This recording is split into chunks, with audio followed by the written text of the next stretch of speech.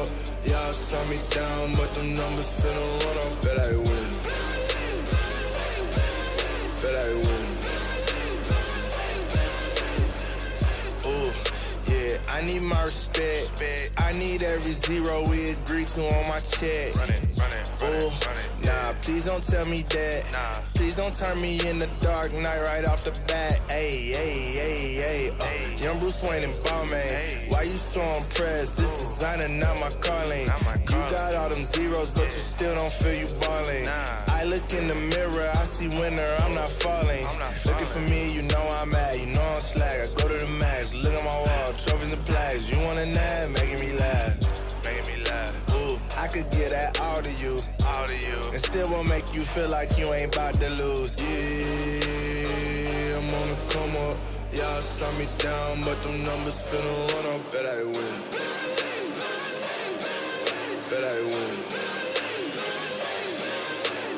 Yeah, I'm on the come up. Y'all saw me down, but them numbers finna run up. Bet I win. Bet I win. Yeah, I'm on the come up. Y'all saw me down, but them.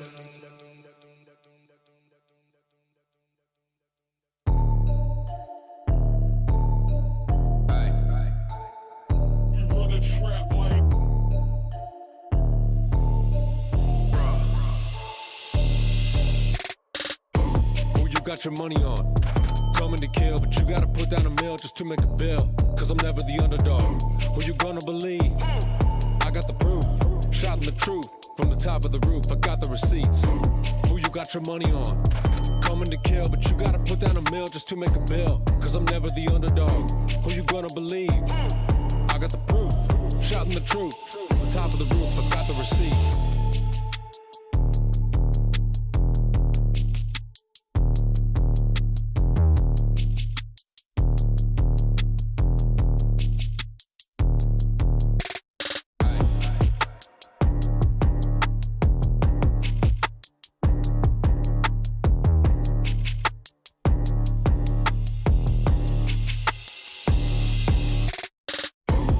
Got your money on, coming to kill, but you gotta put down a meal just to make a bill. Cause I'm never the underdog. Who you gonna believe? I got the proof, shouting the truth from the top of the roof. I got the receipts. Who you got your money on? Coming to kill, but you gotta put down a meal just to make a bill. Cause I'm never the underdog. Who you gonna believe? I got the proof, shouting the truth from the top of the roof. I got the receipts.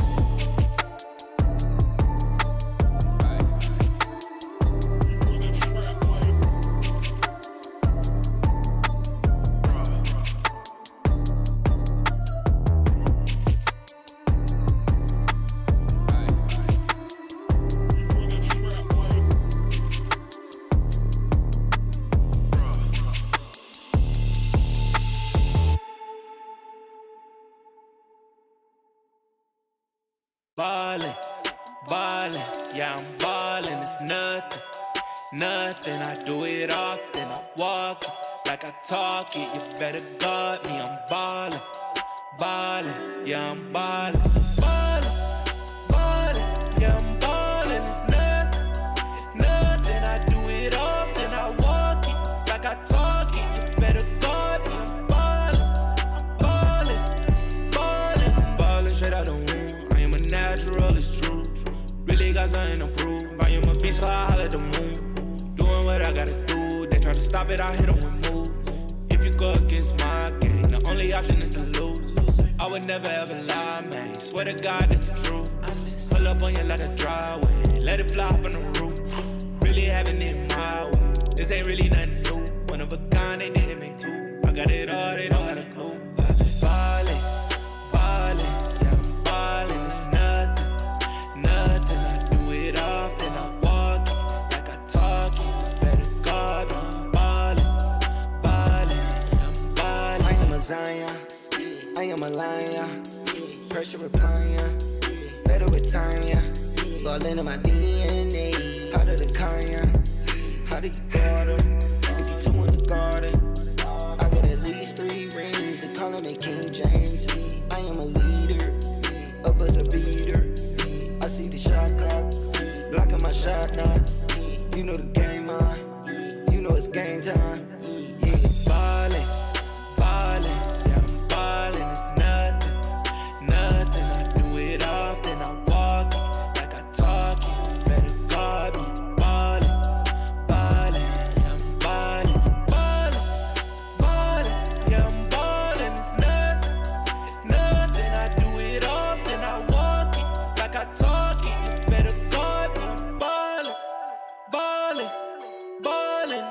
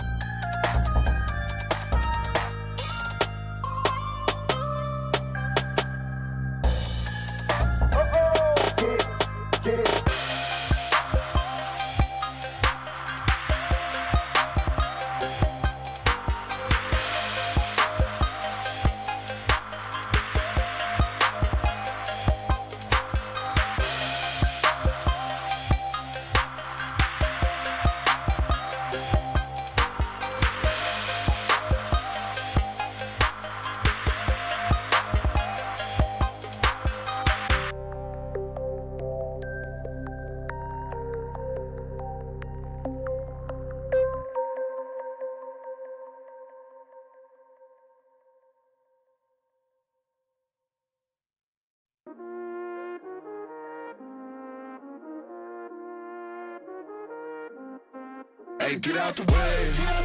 Get out the way. Hey, get out the way. Get out the way. I'm going in. I'm making plays. So get out the way. Get out the way. Hey, get out the way. Get out the way.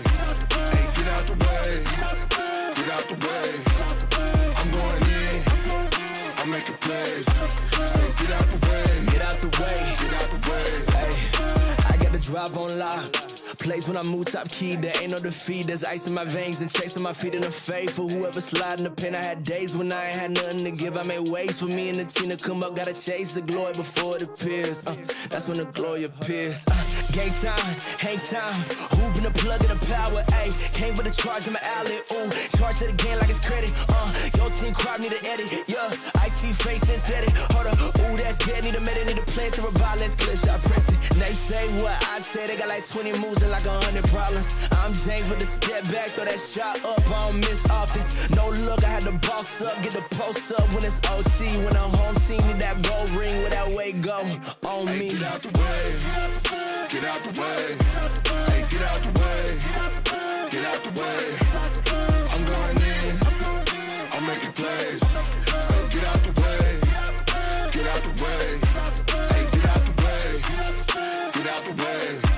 Hey, get out the way. Get out the way. I'm going in. I'm making plays. So get out the way. Get out the way. The way we move, no, it's insane. No, I cannot lose with the pin game. In my membrane, I'm a big chain. You a small dog, let me kick game. Cause I'm harder than Iron or Iron Man. I got those hammer I use when I spit it. Can't nobody tell me I'm lesser than Thanos when snapping. I'm strange, doc, I'm in the end game, in the rent pay. They know I had to learn to hustle in the 6th grade. Life is a lover of space, but never a time. She sends you that girl crazy. Better be with me, you're kinda for me. I can set this place up like a horror story. Ain't this rapping, ain't nothing I'm teaching with y'all in my classroom. It's a Montessori with your problem. My team only prepping for winning speeches, losing ain't an option. We got circumstances, know that some of us can't return empty-handed. We don't play the bargain at the whole team. Getting one shot, then it's time to get it, watch the news. I got little homies trying to win the game, cause he try to get his little brother some shoes. Hey, get out the way. Get out the way. Hey, get out the way. Get out the way. I'm going in. I'm making plays. So get out the way. Get out the way. Hey, get out the way. Get out the way. Hey, get out the way. Get out the way. I'm going in. I'm making plays. So get out the way. Get out the way. Hey, get out the way. How hard can you go? How hard can you go? Go. How hard can you go? How hard can you go? Go. How hard can you? How hard can you? How hard can you? How hard can you go? Go. How hard can you go when the beat drop?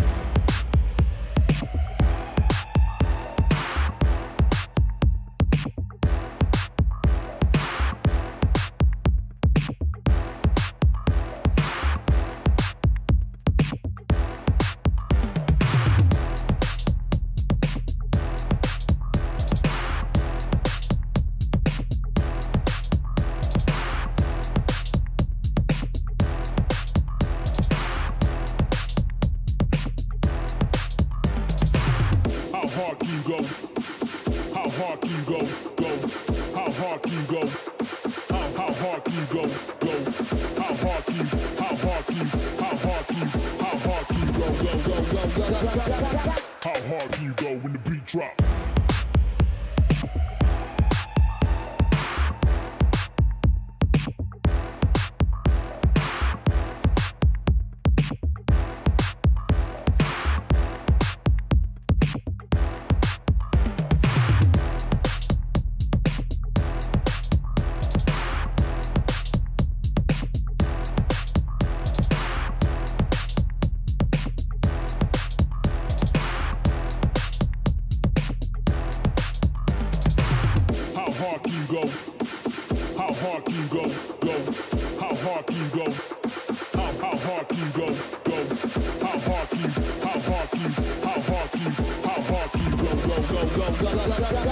How hard can you go when the beat drop?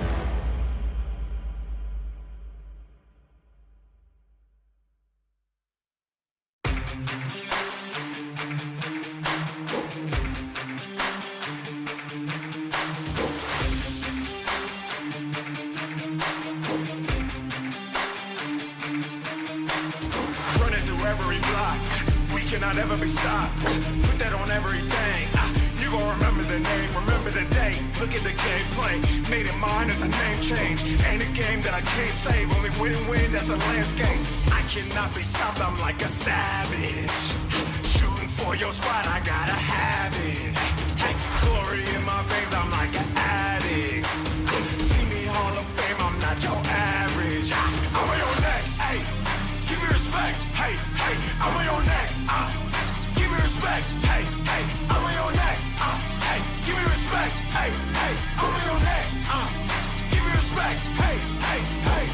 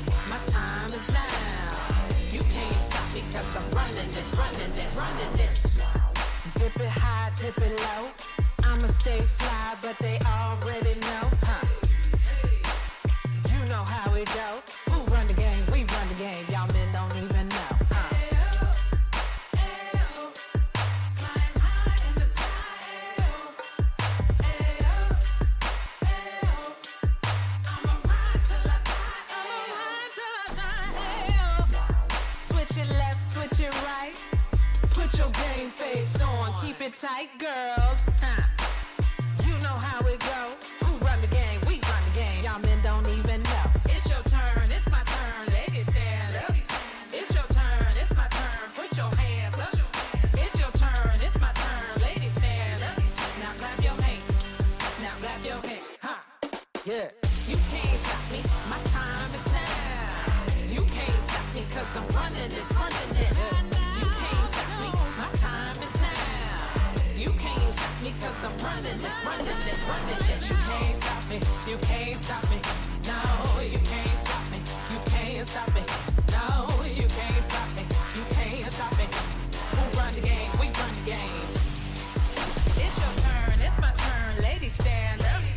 It's your turn, it's my turn, put your hands up. It's your turn, it's my turn, ladies stand up. Now clap your hands, clap it. Now clap your hands. Flying high in the sky.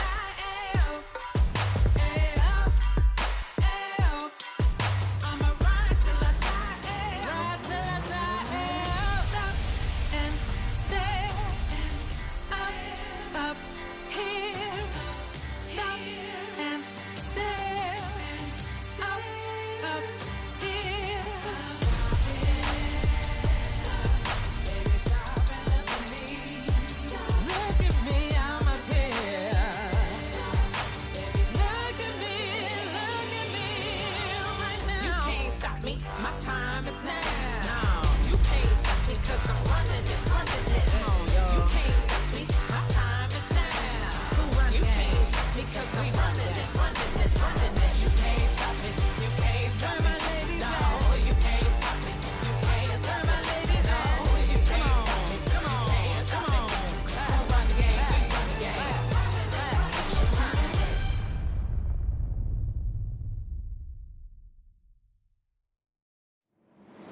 Yeah, the bag and put a meal up. Yeah, they gas me, don't need to fill up. Yeah, my Uncle Rich, his Uncle Phil was. Yeah, they hate to love me, yeah, that's real love. Yeah, went to Buffalo to get my bills up. Yeah, when I'm gone, they miss me like a free throw. Yeah, I've been wildin' since Ben Wallace. Yeah, I'm hard body, man, I've been solid. Yeah, winning ship, champagne poppin'. Yeah, I manifested, I've been body. Yeah, in the center of it like Theo Riley. Yeah, Shaq Diesel ballin' been a habit. Been body, man, I been body. Been body, man, I been body. Been body, man, I been body. Been body, man, I been body.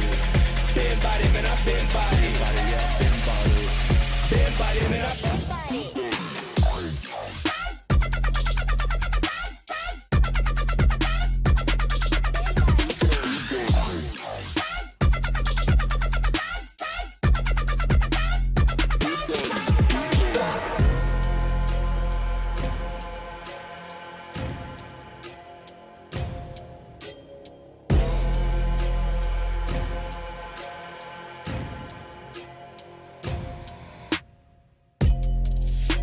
Body, man, I'm talking Ben. If I shoot my shot, then it's going in. Never fold, man, I never been. Been solid like O'Neal. Nail in the coffin, that's overkill. Might shoot the three, I might windmill. Might walk him down like I'm Holyfield. On a new level, let's be for real. I'm about to max out a new deal. Working my wrist like I'm Shuttlesworth. Get in and shoot it like Lou Will. Snatch your heart, I know it hurts. I got the skills to pay the bill. Coach, I just caught a body. I really don't feel bad about it. I thought that I told you we body. I thought that I told you we body. I thought that I told you we body. I thought that I told you we body.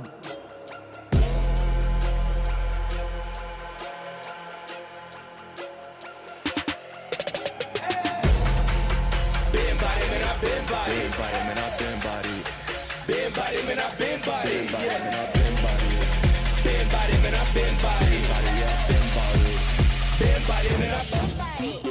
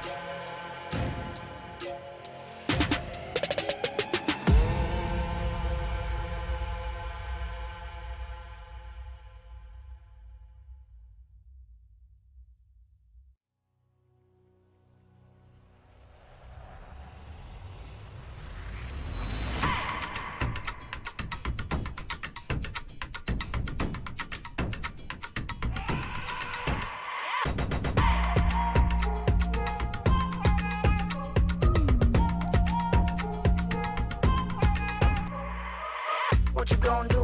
Who you gonna be?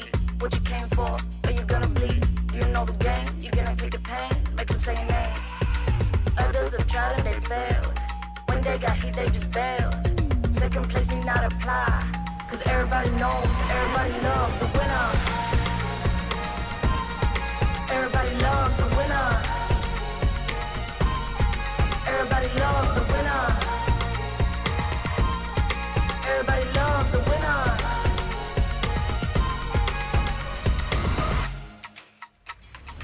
1, 2, 3, 4, 5. Rat-ta-ta-ta-ta, it's gonna be mine. Get out the way if you ain't gon' play. I ain't messing around, ain't got all day. Others have tried and they failed. When they got heat, they just bailed. Second place need not apply.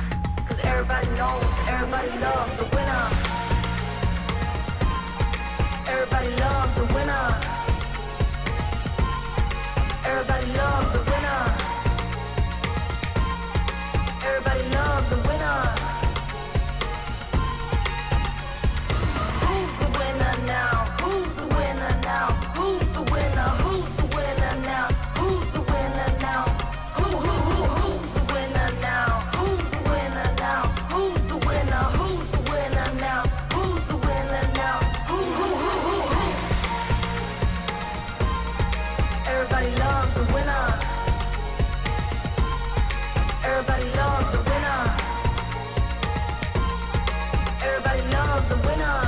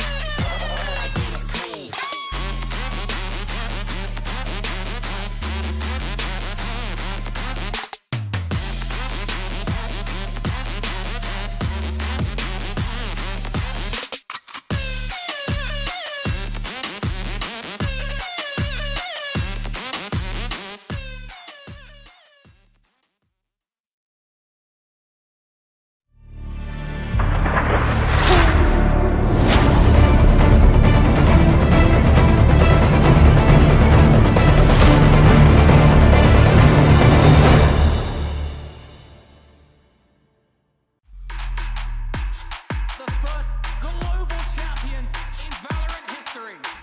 El Diablo himself, his confidence is right where Envy needs him to be. He gets well killed. Oh, right click. Oh, no way, Hiko. He's the.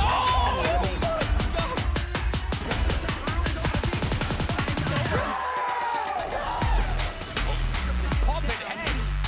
Right now, and we get plays coming through Tens. Straight into one. Oh, he's got Tens. Shanks, and speaking of. Oh my goodness!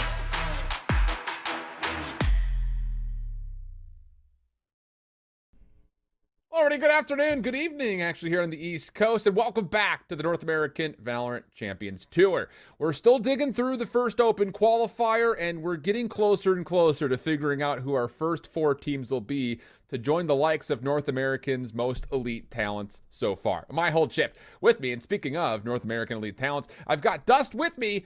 Brother, how you feeling? Feeling pretty good, man. I see you got a new backdrop there. That's pretty awesome how you just keep Change the rotating colors. through new stuff.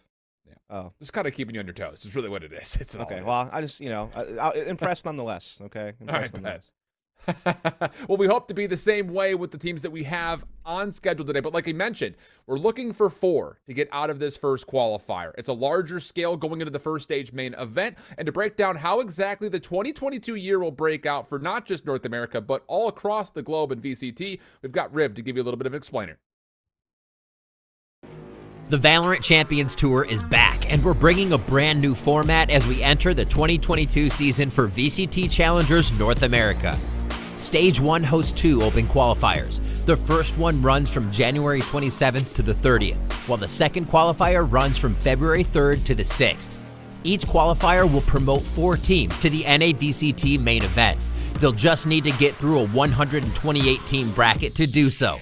Seeding for both qualifiers were determined by the VCT circuit points of 2021 and recent performances in non-VCT competition. The qualifiers will be single elimination until we reach the top 32, where the double elimination bracket will be implemented. All matches are a best of 3. The second qualifier will run in largely the same way, with one exception. The teams that finished 5th to 16th in the first qualifier will be seeded favorably in the second Open Qualifier.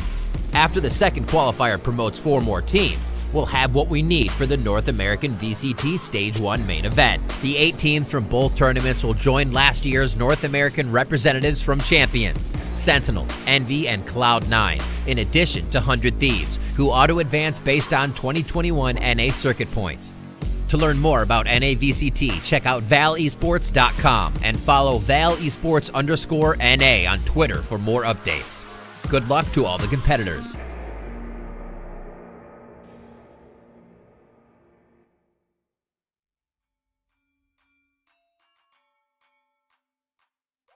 Yes, sirree. 128 teams started off this Open Qualifier, and yesterday we actually started to dig into the double elimination portion of the bracket. We caught a really early look at TSM and FaZe on day 1 between you and I, Dust, but I don't know if you had a chance to look over the results at all, but surprise, surprise, FaZe and TSM have been knocked down to that lower bracket, already losing their matches yesterday, which came as a bit of a surprise, I think, for a lot of the faithful after the establishment of what they were able to do in day number 1.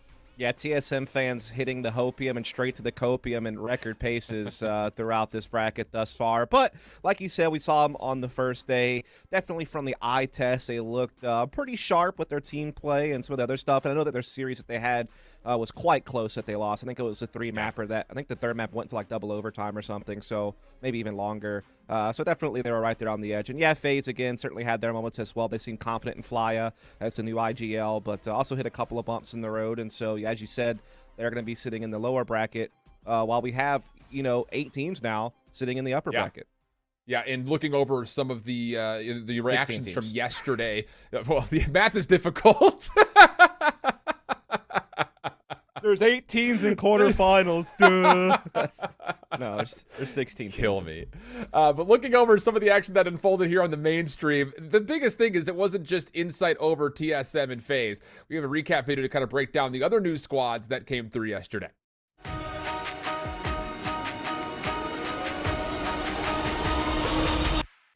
Tur is just waiting for a ping so he can end up pulling out the nano. And it works out! The meat grinder for Nex was his trap and it ends up going down. No way! No way! Nex! Spike down A. 1 enemy remaining.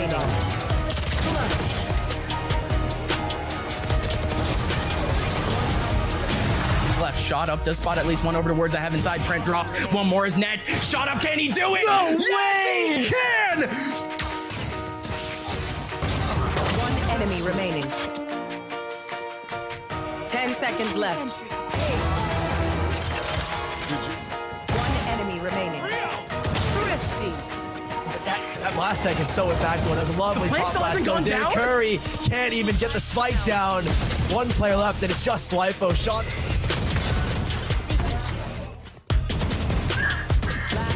Standing. 1 enemy remaining. Pull up. 1 enemy remaining.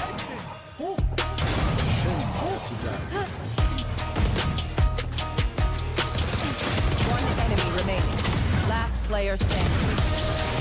He's given a chance to creep on through. Now it's up to Nat. He's holding down to the lower bomb site. He's got one. He's got 3 nades. 3 for 4.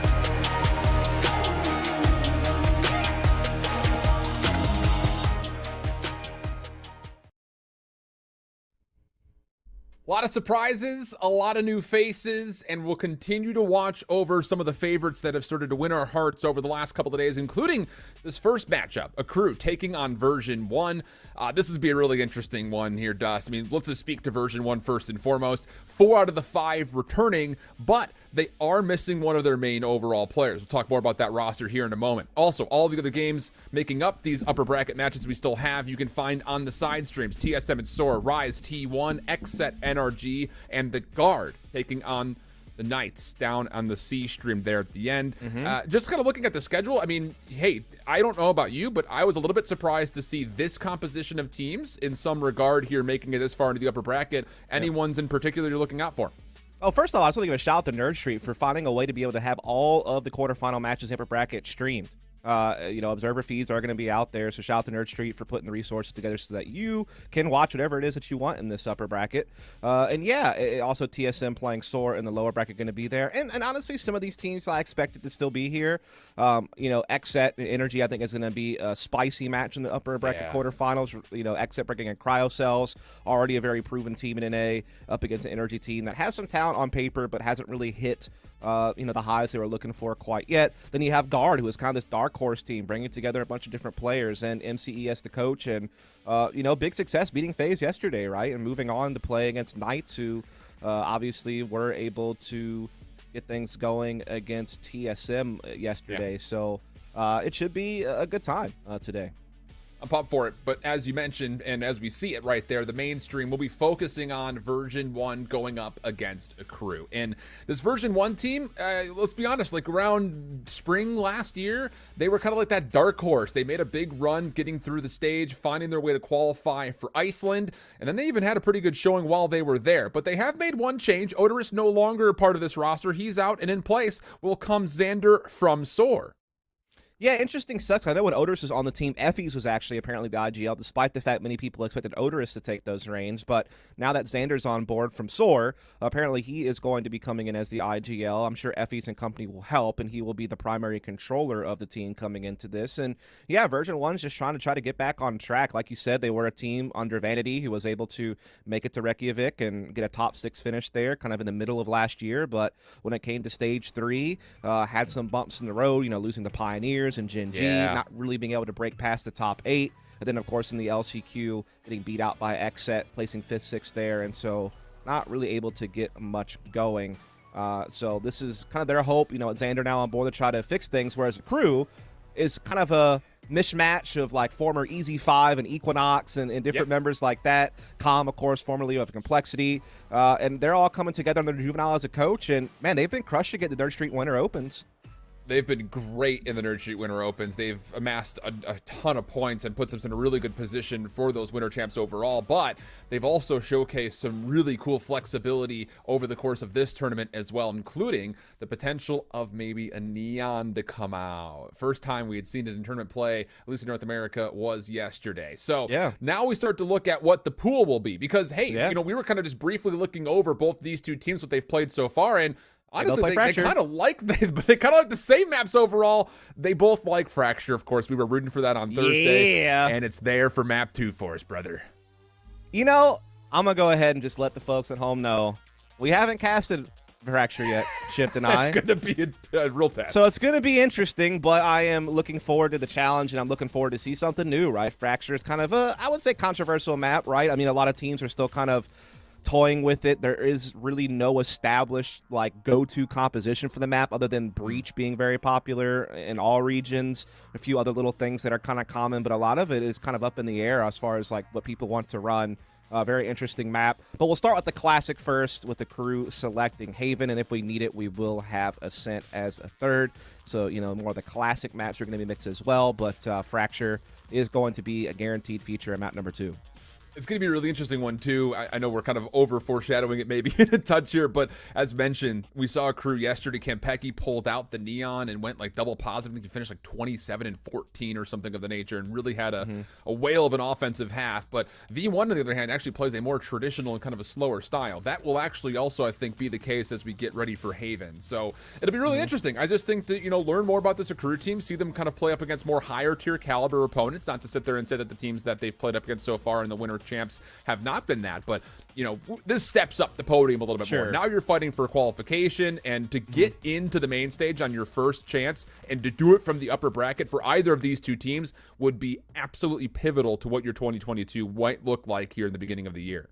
Yeah, exactly. I mean, we talked about how Accru's been doing pretty well in some of the winter champ stuff for Nerd Street, constantly getting some first place finishes, some of those weekly opens, getting some wins over teams like Radiance and the Pioneers of Kansas City, and a few other teams that you would certainly recognize, Soar being in that mix, and seemingly on the right path, seemingly doing all the things they need to be doing to kind of get themselves established. But like you said, they haven't beat one of the big names that we're used to seeing on an in-and-out basis towards like the top 10 end or something of North America. So this is a chance for them to finally get to do that. They certainly have some talented players.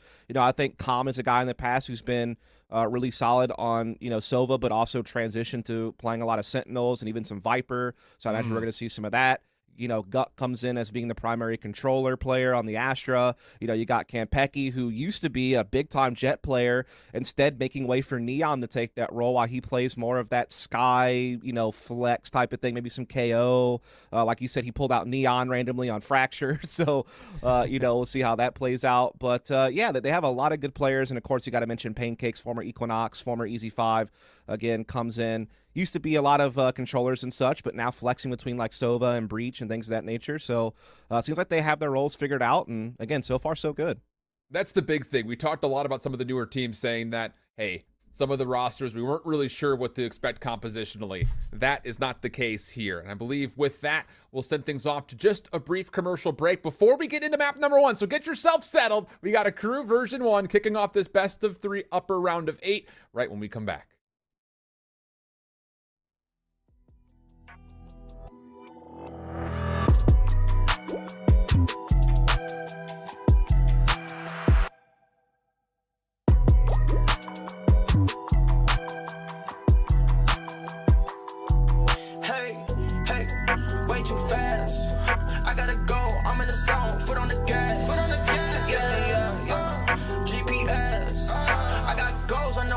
So I never crash. Hey, way too fast. I gotta go, I'm in the zone, foot on the gas. Yeah. Hey, GPS. I got goals, I know where it goes, so I'll never crash.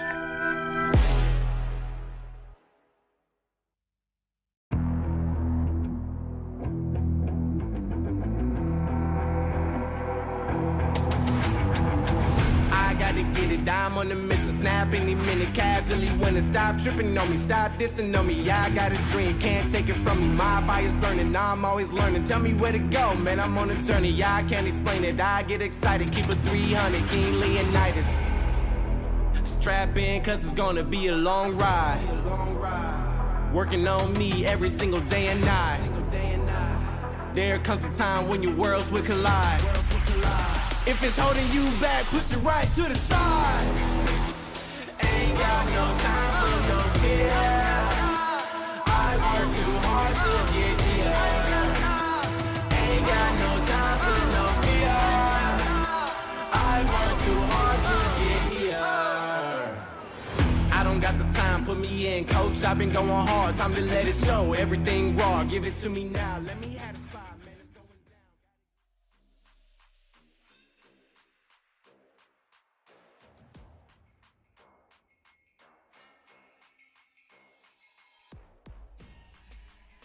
Welcome back, everybody. We're just about ready to go for Agent Select. We really kind of framed up a lot of what to expect from Accru, but version 1, we kind of hinted at it a little bit. Some maybe expectations based on what they had done yesterday, playing up a complexity on this map. And hey, I think both of us looked at Zelsa saying, is that KO going to stick throughout the entirety of the tournament? Yeah. I think our initial thoughts would be probably yes, based on how he played it yesterday.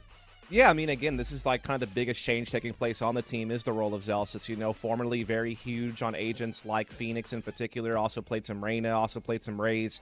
Always kind of there with Penny in that double duelist type of mindset. But we've really seen kind of Penny lock in the solo duelist role. We've seen Zelsis picking up a lot of KO or Viper. Yeah. And obviously he's even had a pass of playing some Killjoy, though with Whippy on the team. I doubt that he'll be doing too much of that these days, as, you know, Xander comes in as the controller. And, of course, Effie's is still kind of playing a lot of the same agent pool he's played in the past. That hasn't really changed too much with the Sova and some Breach. So, yeah, I am curious to see how they want to approach it here on Haven. We did see some Chamber brought out on Haven by a couple of different teams, so may or may not see that. But, yeah, these are the exact agents I expected to see from version 1 for the most part. Yeah, Zelsis picking up the KO. Again, that's kind of been his thing. So no shockers there. On the other side, again, this is basically what I expected. You know, Calm has been playing some Sentinels for quite some time now. Pancakes coming in with the Sova. I imagine Guck will come in here and pick up an Astra in his own right. And all should be what you expect. The interesting thing about this accrue roster is not only are these the roles we expect them to play largely, and including all the stuff we've seen through the Winter Champs, this is the composition they've played. It's almost been kind of a hard stuck comp outside of a couple of maps where you obviously don't find favor playing them. And it is. It's kind of like the old tried and true in a way, right? I mean, especially with Astra single back in the duelist, flashes, have your controller, you have a Sentinel of some kind. Obviously, Cypher was always the classic.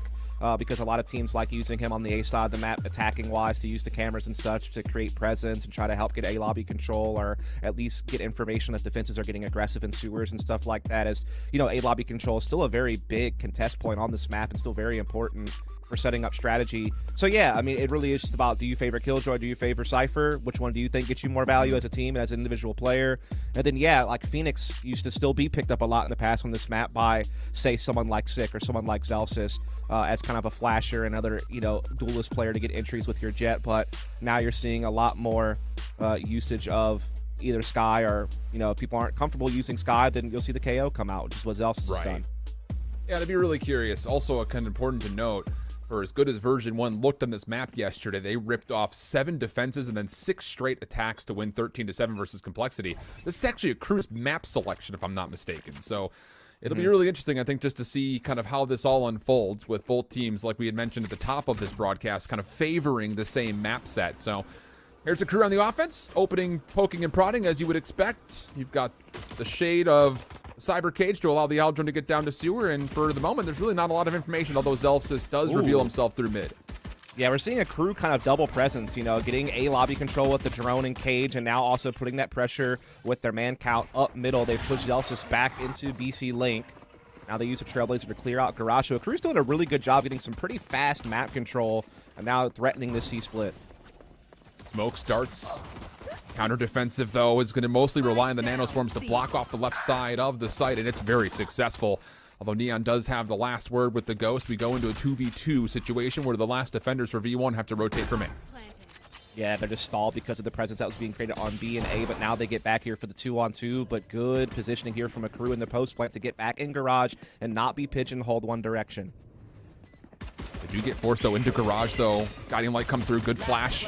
But Campeki cannot find the elimination. Now 2v1. They know exactly where Neon is. Shock Dart will finish the job. Beautifully placed from Effie's. And the retake, just, you know, how much do you credit the fact that the recon bolt doesn't get shot for the first 5 bullets of the Ghost shot that comes out, and it pushes him into Garage?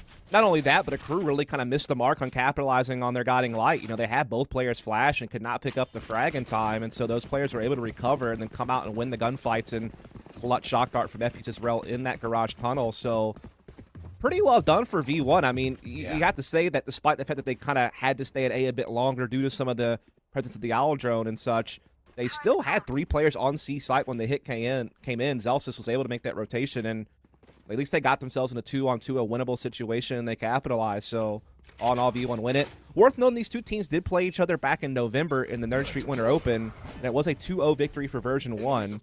However, different maps were involved in that series and different players, I imagine, as well, as Standard was not yet on V1. Another hit from a Crew that goes right into the teeth of the full setup of Whippy. Nanoswarms will chew away at 3 different offensive members, but it still allows a chance for Guck to get in and drop the spike. So retake required. Again, just pistols and a couple of shorties here for a Crew to try to hold. And actually, how about this? may try to re-flip this, and I'm not sure about the call with these shorties. First blood good for Zelsis on the re-break.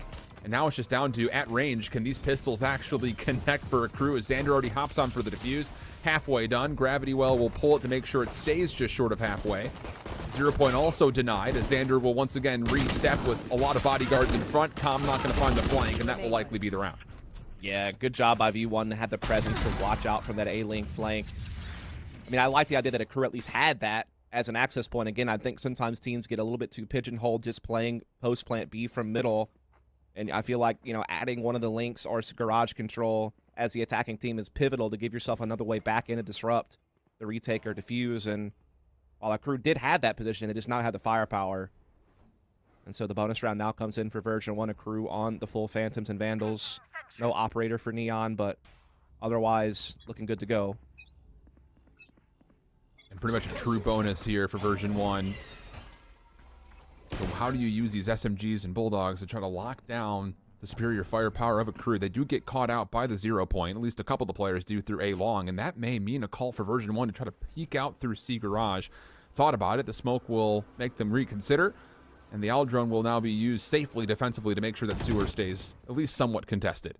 Yeah, and they do pick up on one player there outside of sewers, so they know that there's at least some attention being paid here by a crew towards this side of the map. Smoke goes up to block the recon bolt from getting additional information towards long.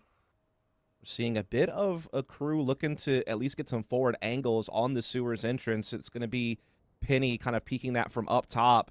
Again, this is their bonus round, so they have to be a bit careful. But again, they at least invested in some Bulldogs, and that has been buffed prior to this tournament, so definitely a lot more viable. Here comes some garage pressure right now. Trailblazer leads the way. Trailblazer denied, though. Yeah. Also, the recon bolt doesn't fully get inside the garage, so not a lot of information there for a crew. And on the flip side, for V1, you also catch the spy cam that just got placed by the lurk, the long lurk of comms. So honestly, for V1's bonus, they've got a really good read on this. Yeah, V1's been swatting a crew back all across the map right now. Now, they still haven't gotten their full rotation yet over to C for this attack, but now you can see it's coming. Guiding light through, but these nano swarms still so good. Same place they were in round number 1. Whippy makes known his position. That'll be good for the second elimination. And then the third, fourth at range confirmed by Zelsis. And oh man, this version 1 defense locked down, and it's just a really good counter of all the utility that a crew were trying to send through mid. Yeah, and they get to upgrade all of their weapons, so 3 free rifles come in. The 2 Bulldogs are upgraded. They toss away a Spectre. They get a free rifle on that person as well. That's going to do wonders for the economy.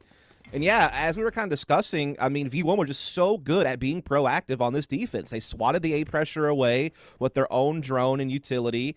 They were able to have their full setup on C with the nano swarms, and they were able to rotate just in time to be there to fight, and they won those battles, and that's a big bonus to win if you're version 1.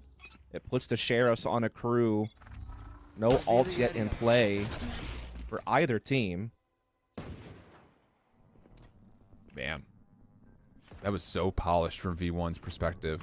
Oh, absolutely. Now you have to be feeling super confident about what you've done defensively. Again, just to re-hit it, if you're joining us here late, this is a crew's map pick, and version 1 decided to start defense. You have to think a lot of that was because of the 7 defensive rounds they pulled versus complexity yesterday. Yeah. Also just mention how well they contested that initial garage push as well. Yeah. I mean, they shut down the Trailblazer early. They didn't really allow them to get value with that or the recon.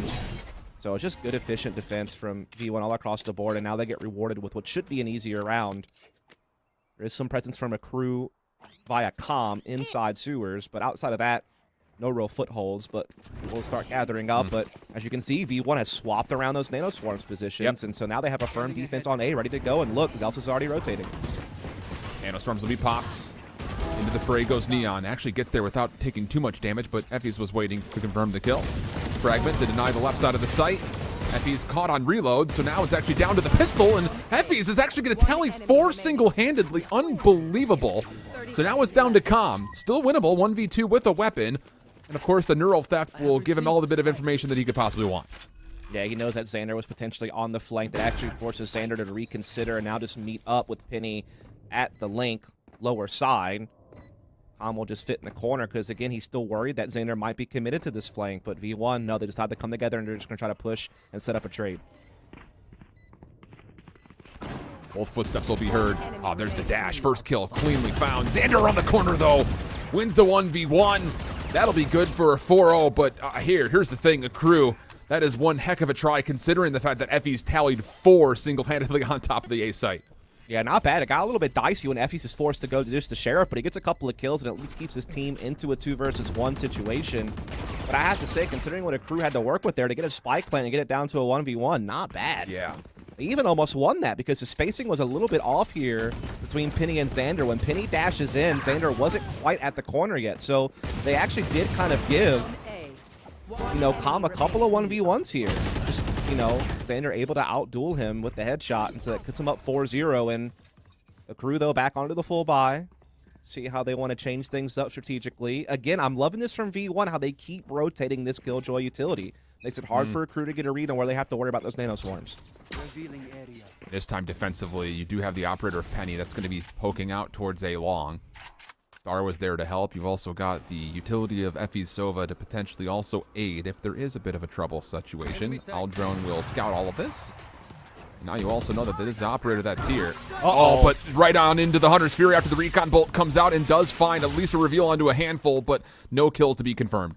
Again, I'm liking the reactions from V1. Yeah, maybe they had Penny get found out by the Aldrone, and they respond with their own recon and ult, and it really doesn't allow a crew to play off of that information. Trailblazer, though, at least able to clear out Garage. I don't know that they spotted Xander on logs, though, inside C site. But either way, at least they're able to get some presence towards Garage. Still, though, very much back in their spawn. They still don't really have too much map control. It's really just Calm, maybe setting up for a late lurk through B, while the focus will be still put on A side, smoking across to get into sewers. But Penny is here. Yeah. All it takes is one shot from Penny to potentially put this round a bit more out of reach. However, V1's actually going to just kind of mindfully fall back. So stars will be placed for the attack. 30 seconds left. Guiding light will essentially be the green light. There's the go call. Penny stuck in a W. Blind shot will not connect, and with that, a crew will just stroll on in for a plant. Yeah, going to be playing for retake as V1. Shock darts coming in, though, at least taking some chip damage away from that planner. But the spike does go down. It's going to be the classic 5-on-5 retake that you can sometimes see on Haven. Cosmic Divide going to come in, though, to try to block some of those routes back in. And everyone looks at Whippy, says, all right, place your lockdown, please. We're looking to go.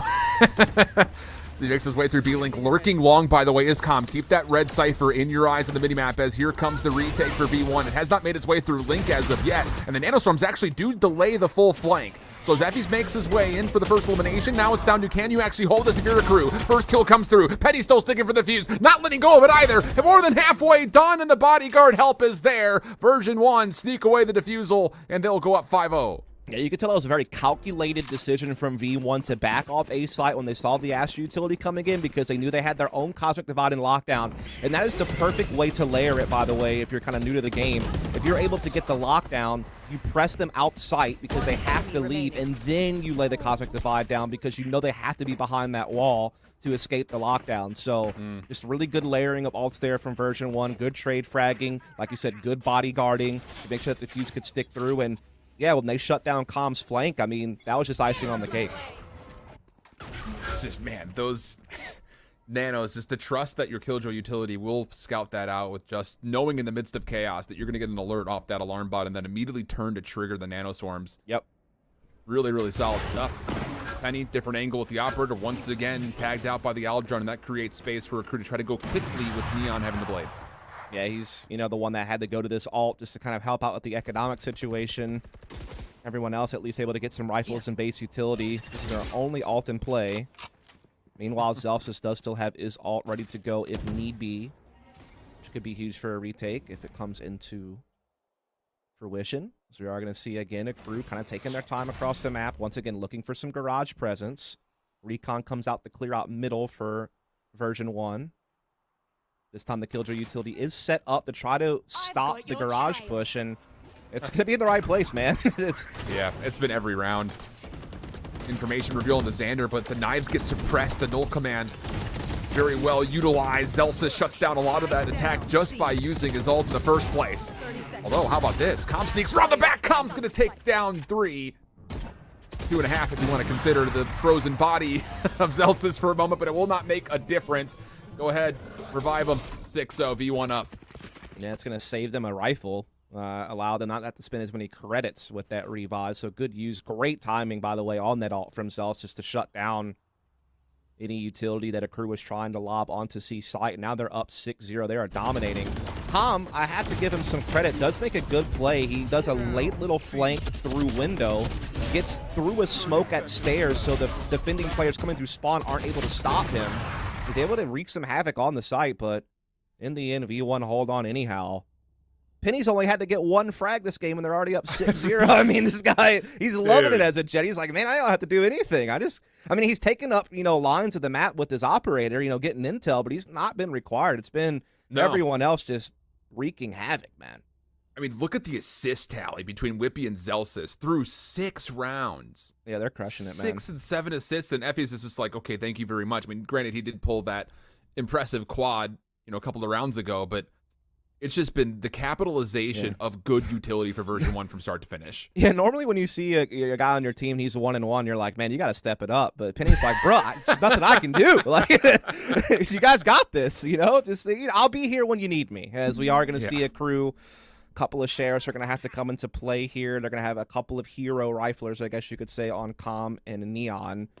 Pancakes does have the Hunter's Fury. Calm also has a Neural Theft, so they have a couple of alts to put into play if need be. Version 1, no alts going to be a factor in this round.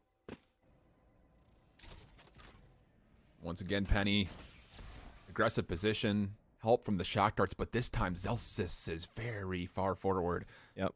Penny sees anything. Yeah, exactly. It'll be a little bit of a peek off of the initial shot from the operator, as there is a bit of an engagement. It's roughly through a position over towards C garage, and really, once again, V1 have stopped a crew from getting in. Exactly. Again, they've shut down that Trailblaze. I think a Gravo was kind of a part of that. Then they had Pancakes right there. Or excuse me, Xander right there to get it, as we are going to see Penny still trying to hold a little bit of a forward angle on Sewers. Guiding Light comes in, and he has to turn away from it. That gets Calm the entry. Alt comes in. Zels is trying to do what he can before he gets pinched, and so far he's gotten one. He's trying his damnedest to keep stalling them. Eagle-eyed. Wow. Well, the Nebula does keep him alive. The problem was Calm once again has lurked around the back. And all of a sudden, V1 are a bit trapped here at A-Long. Or are they? Calm whiffing some shots, and now Effie's, he's feeling the hot hand. A little bit of a heat check possibly coming through as Zelsis takes the long peek. Neon denied. And now up and over. Classic denied. What a shot that is from Effie's! Looking for maybe one more, but Kampeki will deny, and we go to a 1v1. What a play again from Effie's, man. He just played that so well. Again, they maintain long A control. He uses that as a foundation to launch from and get some kills, but can his team capitalize? Indeed they can. Xander able to come in and catch Kampeki in the 1v1 and still a crew so close, but not quite touching that finishing tape. It's going to be 7-0 for version 1. Effie's has been just so clutch throughout this half. Even if he's not, dotting the final I's and crossing the final T's, he's the one that's like getting the script right to that point. In a couple of these rounds, and his teammates are able to close out in some of these 1v1, 2v1 situations that he sets them up for. Beautiful stuff. And let's not get it twisted here, ladies and gentlemen. A crew is a really solid team. Like, they've put together some really solid looks. It's just the utility play for version 1 has been near flawless. So much information here for Penny. The problem is, do you know one more player is close? May not make much of a difference. Effie's trying to deny the recon bolt, and with that, it will kind of be his demise as we go 4v4. Pancakes throwing through the Hunter's Fury. It will not connect, and Penny has dodged away from a large majority of the damage. Yeah, Effie's kind of the sacrificial lamb, but at least they have a 4-on-4. They already have 2 flanking through long C. There are some trap wires out there that would detect this flank, but at the end of the day, even if you know it's there, you're pinched. Like, you're stuck in Sewers and long A right now. You can't really back up. Penny's still in sight with Op. This is a buy round. You really need to win, and that's a great entry from Calm. Penny misses and gets caught. That's huge for a crew. So now it's down to this long flank. And Kampeki is going to at least get a read on one. Did they see the second of Whippy, though? Oh, maybe no. not. Surely not. This is a 2v4, now a 2v2. The post plan is trying to adjust, but Pancakes already in a position to potentially get a recon bolt or either of these shock darts down, because Whippy still potentially could sneak through this position, and that's trying to be the case, but no. Backside of boxes, Neon Pancakes will hold, and that'll be the first round for a crew. It is, but not the confident win they were probably looking for, Shift, if we're honest. That one got real dicey. Really took a lot of effort there. Now, you think when you get this favorable entries from Calm, you think that you should be good to go, but this flank comes in big, and the 2 versus 4 gets a couple of kills, stresses them out a bit, but Neon and Pancakes able to hold on at the back of the site, and so that will be the first round for Accru. They need to connect a second, though. Their credits are very low. You do not want to see a big reset here. Let's see what they got. And to be fair, just to kind of tally the total economy for V1, they're not necessarily as healthy as we Oh, think boy. 7-1, but FEs with the combination of Penny, they just hard gas over towards A Long. Penny maybe a bit over aggressive, goes to the Blade Storm after the first shot had connected, and that will be his end. And honestly, for Accru, they're not done. They want to keep going. The problem is Xander cuts off the back, and now it's all left to Pancakes alongside Guck inside the middle of the map. First kill will be there. Hiding in the corner, though, was Effie's, and they have not checked this yet. As they will, though, they do find the kill, and we go 2v2. Yeah, I feel like Effie's missed his timing to blindside someone there from the corner position. You're still worried maybe someone might be coming sewers, though. Lockdown comes in for the retake, forcing them off the site towards Long. Xander's actually waiting right there for them if they commit all the way to him. He does swing out, finds the kill. Trade attempt from Pancakes. It won't be there. Xander with the hat trick. And Diffuse comes in for Whippy. And the success of Accru is very short-lived shift. It's going to be 8-1 for Version 1. Yet again, Version 1 are doing so many good things on this defense. We've seen their retake be really good when they had to layer, you know, the Cosmic Divide with the lockdown a few rounds earlier. We've seen them rotating their Killjoy utility to keep the attack guessing. And now we've also seen them be aggressive on multiple fronts to set up these quick rotations and flanks, and Accru just has not had a consistent response to this dynamic defense that V1 is playing. It's just been a war on, it feels like, multiple fronts, which typically we say about the defense has to fight a war on multiple fronts. Right. Not been the case at all here on Haven.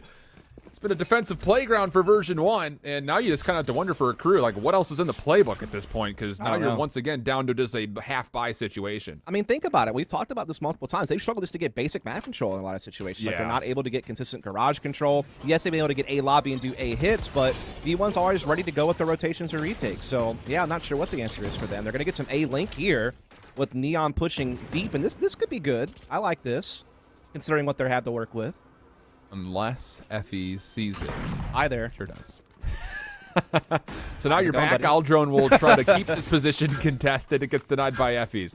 The only thing different about Version 1's defense this time for the post plant is they do not have anything on the flank, and what was initially really good chip damage off the Nanostorm has now been rehealed by the regrowth. Cosmic Divide's going to come out, though, and shut down some of these routes back in for the attack to try to stop this retake. Whippy already cutting off that garage control into window room. Guck able to trade back, however. Andrew's going to stick this to halfway. I think he actually does get it just past halfway, so it should be locked down for that. Yeah, sure is. Penny now hopping over the top of it through the Cosmic Divide. No one else for Accru can get here. Com still looking for a lurk. Was just a little bit too late. And after 10, we've got a 9-1 tally. It's been a very convincing V1 defense still. Yeah, again, we discussed a little bit earlier how these two teams had played against each other back in November in the Nerd Street Open. It was a 2-0 in favor of V1, but this map was not played, and the rosters were a bit different. V1 still had Odorous on the team, I believe, at the time, as opposed to Xander. And I believe it was Pancakes hadn't yet joined Accru. They had another player kind of filling in that Sova slot. So a little bit different, but the results are looking scarily similar if you're an Accru fan. We'll see if they can try to dig deep here on this next buy and figure something out. Only a couple of rounds left to go, and they need a heck of a lot more out of this attacking half. And Penny's still just at like 3 and 4 or something. He's just been having a half where you almost kind of worry, is he going to start getting cold because he hasn't had to even shoot this operator too much. But he will get pushed back out of sewer. That's apparently good enough for Accru as they back away and try to look somewhere else. Yeah, Aldrone now comes out as well from V1 to clear out long A position and just get that added bit of intel. Penny still holding an angle on sewers. Another recon bolt's going to come out towards long A to allow Effies to feel a little bit more comfortable rotating towards B, which is the intended target here for Accru. Several members coming in, Spike also coming in, but now we're seeing some defensive Asher utility try to come in and scramble them. Nefes gets one through. That's Hunter's Fury taken off the tables. Pancakes was a little far forward. Trailblazer in. Neon good for one is able to contest C. Link and Tally 2. Really good, but now where do you go for your post plant? You don't really have the ability to play over to the window, and oh no, Xander from Garage snuck around. Completely took 2 players unawares. Now the third inside the site is Guck with the classic. he will not be able to find more than just the one. So now Effie's 1v1. Caught on the flank, read beautifully by Effie's, who locks down a 1v2. And version 1 continue their dominating defense. Oh my goodness, man. You feel like if a round win was in a cruise buy menu, it would cost 10,001 credits. It just wouldn't be there. For real. It would be just out of reach. Because they have had so many close calls. This is probably like the third or fourth round that's come down to some type of clutch situation. And Effie's just gets the gut check call on comms rotation through C-Link. And, I mean, what can you really do? I mean, the crew are out here struggling. That's all I can really say. Meanwhile, version 1 are playing a pretty picture-perfect defense when it comes to, you know, constantly changing things up, not getting content, and just being very proactive. Seekers coming through, and this will be the first time we've seen a C hit since the opening 4 rounds for a crew, and I think you're starting to realize why. You've got nanoswarms galore, although Pancakes will actually take care of Whippy. Xander in the site, denied. The null command just a touch late as Celsius also falls, but oh boy, Effie's from across the map. Gets one. Penny still contesting. Only able to find one of their own. So now the spike will go down, and surely a crew can take this 3v1. Yeah. If this doesn't work, you kind of wonder what will. Last round of the half here. Effie's in a tough spot. Recon Bolt in 3, though, also still has a shock dart, maybe. Decides to play it close, and goodness, they nearly line up for Effie's. Oh my God. My head in my hands because I think we both almost expected those 3 kills to come through. Oh, man. Wow. That would have been absolutely devastating. But they do clamp down. They get that second round. That gives them something. But, man, if they don't win this pistol, you feel like it's a GG on Haven. I mean, hey, V1, last time they played this map for complexity, the only things they lost on their offensive half were their pistol and the follow-up round. They took 6 in a row after that to take the 13-7 win. So a lot to ask here for a crew, but hey, this is a team that has been tested in the past. You never know. We've seen crazier things on Haven. We'll find out if another one is up for grabs when we come back after this small break.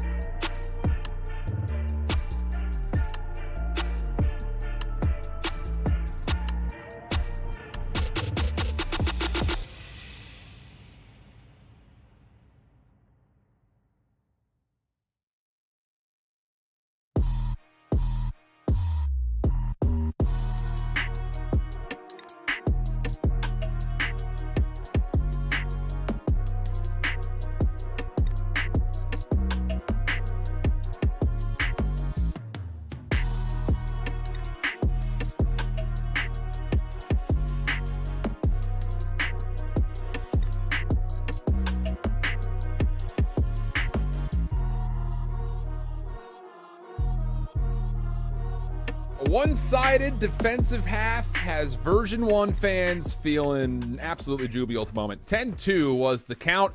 We swapped the sides, and you got to keep in mind that this was a crew's map pick for what it's worth. Yes, that is a good point, as we are going to see version 1 looking to load up the box that is long C, and if the crew, poor crew, they've gambled wrong. It's the old rock, paper, scissors, and V1 brought a nuke. It's a nuke versus a spy cam. Yeah. That's really all this is. However, the spy cam has not been utilized yet, so this is going to be a little bit of information on what the plant situation is going to be before a crew have to commit. The problem is, look at the forward utility from Whippy. They already got a nanoswarm set up on block. The take is coming quickly. The pistol shots are landing, and, well, really, for a crew, it's just you're hoping that you find headshots, because we go back and forth. A crew is still trying to play this from the defensive spawn, and the shots are not connecting for V1, so even with the defensive setup, it turns into a 1v1. 6 bullets for Effies, but a healthier pool of overall health. Means it's just down to which direction do you guess. The snap comes out. The shot's, though, just a bit of miss, and Kanpeki will win the pistol. I'm kind of surprised that Effies didn't back off. I think he had a couple of shock darts still left.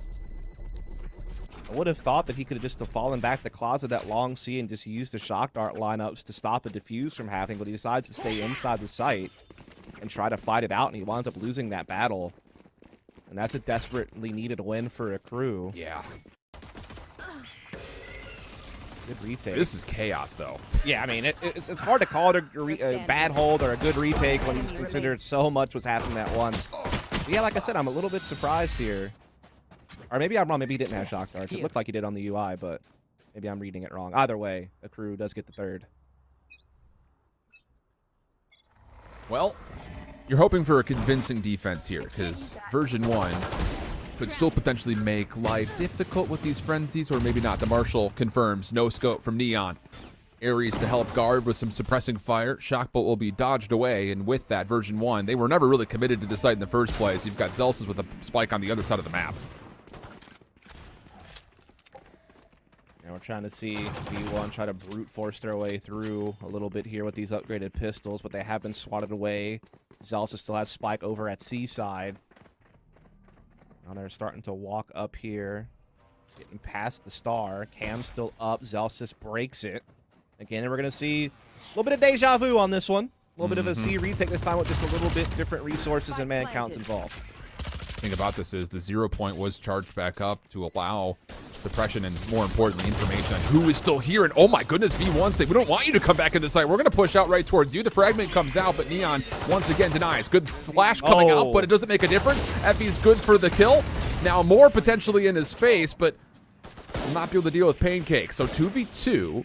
Sentry turrets providing kind of another defender here for this post plant for a long while. Whippy deep. Shot misses for Neon. At least initially, more no-scopes coming out. One more inside, and it's Neon for 4. None of those eliminations were scoped in. And a little bit of a highlight reel as the crew do save the second round of the half. Neon no-scopes. That's the new name. My goodness. I think you're right. I don't think he scoped in for a single frag there. Maybe for one of the hits he got on the long C player. But yeah, there's a no-scope to open up the round. Does get damage on Whippy, but finishes him off with the no-scope, and then Zelsis is going to meet the same fate. Very tight round, though, I have to say. That was very stressful for a crew. I thought V1 were doing some good things, putting that pressure on defensive spawn with the fragment, with some of their other utility, and again, got that one really close despite having low firepower. So again, a crew hasn't had a stress-free round yet.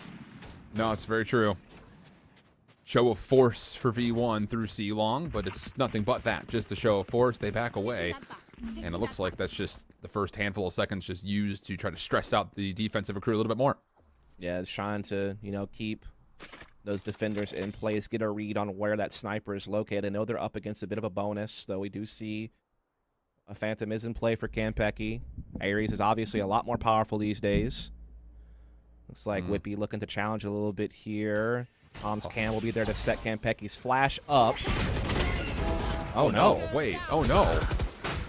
I think Com got challenged and had to put down the spy cam, was not able to help out Kanpeki, who, as you noticed, and shout outs to the Obs team, was saying, hey, he's holding on to this guiding light, just waiting for that call from the spy cam, and it never comes through because Com gets pressured through A long. So now the spike goes down. Weapons are not great here for a crew, and for the large majority of this retake, it's going to have to fall out of heaven. This is a tough ask here for a crew, especially considering that you've got V1 members littering this site. Pancake's next one up, or should I say potentially down, as he's going to have to come off this window, and the shots are going to land, at least for a time. Pancake still finds the win. Into the site comes Guck, but that's it. 3-1 on 11. Yeah, It's one of those things where even though the cam got taken down, I feel as though Campeki saw the barrel of the gun but did not get a chance to swap back to his own weapon, so tried to send the guiding light anyway. Yeah, you killed it right there on calling what happened. Calm got disrupted from keeping the cam up at just the worst possible time for his teammate. And then, yeah, you see here, he just gets caught on a timing, so that was really unfortunate for a crew, and their bonus goes awry, and now they need to win out to avoid extra time. And even this buy is still not really what you'd want. Yeah, they're hoping Neon can get his ult out. Yeah. The thing is, they're not trying to play for it at A long. They're just playing off the shorty kills close. And wait, they're coming towards the shorty kills close. Although the flash is even better for Penny. Now the reveal, trying to chase things down. Campeki, though, keeps the play safe. Hunter's Fury now a bit of a problem as we go dancing with some lightning. Effie is able to find another elimination as Whippy gets into the site. And it's all on to Pancakes to try to hold. It'd be a 1v2 situation for him. Whippy down to a single point of health, essentially. And haha, Pancakes up for the task. Now down to Xander for the 1v2. And hold on here a second. It looks like Xander does want to go in quickly. Pancakes denies. And a crew, hold on. Big round there for a crew. A little bit low on weaponry. Neon didn't have his ult. Had to rely on just a shorty. He goes down early. You're thinking V1 are going to start piling on this C site. But good play from Campeki. Yeah, he goes down to the Hunter's Fury, but he takes two with him. Gives his team a position to win, and Pancakes and company able to come up with it. And so finally a crew are starting to piece together a little bit of something here. This is really their biggest confident win we've seen. Of all the rounds they've won, that's the one that felt the cleanest, and now they're rewarded with an eco. Yeah, looking to get aggressive, still holding on to the judge. Does, of course, have the blades if needed as well for more long-range pressure. But how about this? Version 1, show 4. Seekers come out to try to deny, and oh my goodness, they actually connect, I think, through the nebula. 2 kills early for a crew. Shock Darts Trailblazer, that's maybe going to find information on these 2 V1 members that are locked up just outside of B. I'm not sure if they had been spotted or not, but nonetheless, the crew are in a 5 versus 3 with superior firepower, and they know where Penny is, and now they know that the 2 players are in the corner, but Whippy takes down one with them. They're still stuck here. Pancakes is trying to catch them crossing out. Spike is down, so V1 still have to keep playing forward here on B to get that back. Recon Bolt comes out for some good intel as well here from Pancakes, and V1 are getting trapped right now. They're getting pushed on all fronts. Oh, there you go. Pancakes is activated. Uh-oh. You've got weapon collection there for Xander. And a Spike plant. And he's still on a Spectre. Spike could get planted. This is a doable 2v3 here, Dust. It is. They have weapons. They still are pretty healthy. There is a chance. Absolutely. Daggers come out for Neon. They've cleared out a lot of this site.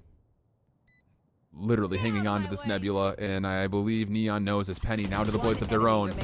Shots will not connect, though. Just down to Xander, 19 HP. No, spammed from behind. And a crew still staying clean through their defense so far. A long way to go, but hey, they're making the first step at least. Yeah, a couple of confident wins here. You know, surviving with 3 members or so in these last few rounds. Starting to build up a little bit of economy on some of their players. But here comes the full buy from Version 1. This will be their best buy yet this half. No operator for Penny, but he'll have a Phantom. You can definitely see the fragging favoring Version 1. Yeah. Effie's way up there Effie's near almost 30. at 30. That was my little sigh right there. It's like, goodness, like Effie's is he's popping off. He is tearing it up, that's for sure. Zelsis with 15 assists. How good it is to see KO back. Yeah. Like, do you remember back watching over Berlin Masters? I forget who it was that was trying to force KO, and it just was like not working. And I was like, oh, what are we doing? Yeah, it's tough because for me, I feel like, and this is hard to just objectively say, but for me, I feel like Sky has more overall value. I think the flashes are a little bit harder to use, I guess you could say. Take a little bit more of a skill curve to master, but they can be super good if you do master it. And then I think the Trailblazer just provides a little bit cleaner ways to gain information as opposed to the KO knife, though the knife can also suppress and give you some information. But the Trailblazer is more exact, I guess you could say. That's fair. And it's a stun. So it just depends on what you think is better. Then it comes down on the ult where, you know, do you think that the mass suppress that the KO can provide is going to be better than that of a Seeker's. But then you compare the healing that versus the fragment. I don't know. Like it kind of just depends on your style. Here we go. It's going to be that null command to send out this execute over towards C. Nobody was really there to be suppressed outside of Pancakes, who will not be able to kind of search for any information for at least a little bit. So now it's up to V1, trying to get a post plant set up. Cosmic Divide will also make life very difficult, so the Hunter's Fury will be called, maybe hoping for something blindly. And actually, they do tag one in the back of the site. Doesn't quite finish off the elimination. It was Xander who was tagged. So now they start to set up a position. A 4-man retake from the defensive spawn. Trailblazer was denied. Com also playing off the flank. But attacking Lockdown has made this a bit more pressed. And the detainment actually does come through, at least onto one. Gawk able to respond. And trying to get out of dodge here is V1. And, oh, they're very fortunate to find Com in the back. The problem is a defensive Cosmic Divide has come through. Pancakes is sticking for this defuse. There's a Nebula trying to block him. Can Penny get here in time? They do! It's a shock dart that finds two from Effie's. Back to halfway goes the defusal, and Penny makes sure nobody else can touch. Version 1, map point. Man, that was a crazy round to break down. I would recommend watching the VOD and kind of looking at how that played out, because what it is version 1 just layering ults to control C. It starts with the null command to start taking the site. Then they throw a Cosmic Divide down to help reinforce some of those choke points. They're kind of playing around that as best as they can. But then you see the counter Cosmic Divide out from a crew to set up what was very close to a successful defuse, but great shock darts from Effies, as well as a well-timed peek through the wall to get that defuse taken care of. And so that is V1 now on map point. But again, it cost them so many ults to do it. The lockdown is also involved on that. So they just kept layering ways to stop a crew from being able to get back in the site between the Cosmic Divide and the lockdown once they cleared it with the null command. So it was just so many things thrown at it there from V1. And now all the ults are pretty much gone except for Effie, who was kind of close to Hunter's Fury, but not quite there. No ults on the other side either, to be fair. Except for the Neural Theft from Com. There's really not even a weapon to play with, too. You've got two SMGs you still have to work with. He has to get a pick and, be able to get on a body to make it work. Well, we'll see, because Com is playing up close and personal here on the C garage doors. 3 members defensively for a crew, trying to put some pressure over towards A main, but they're starting to recognize that, nope, it's not coming this direction. It's all going over towards Com. And actually, Com will just back away. They're not even going to bother trying to contest this initial take.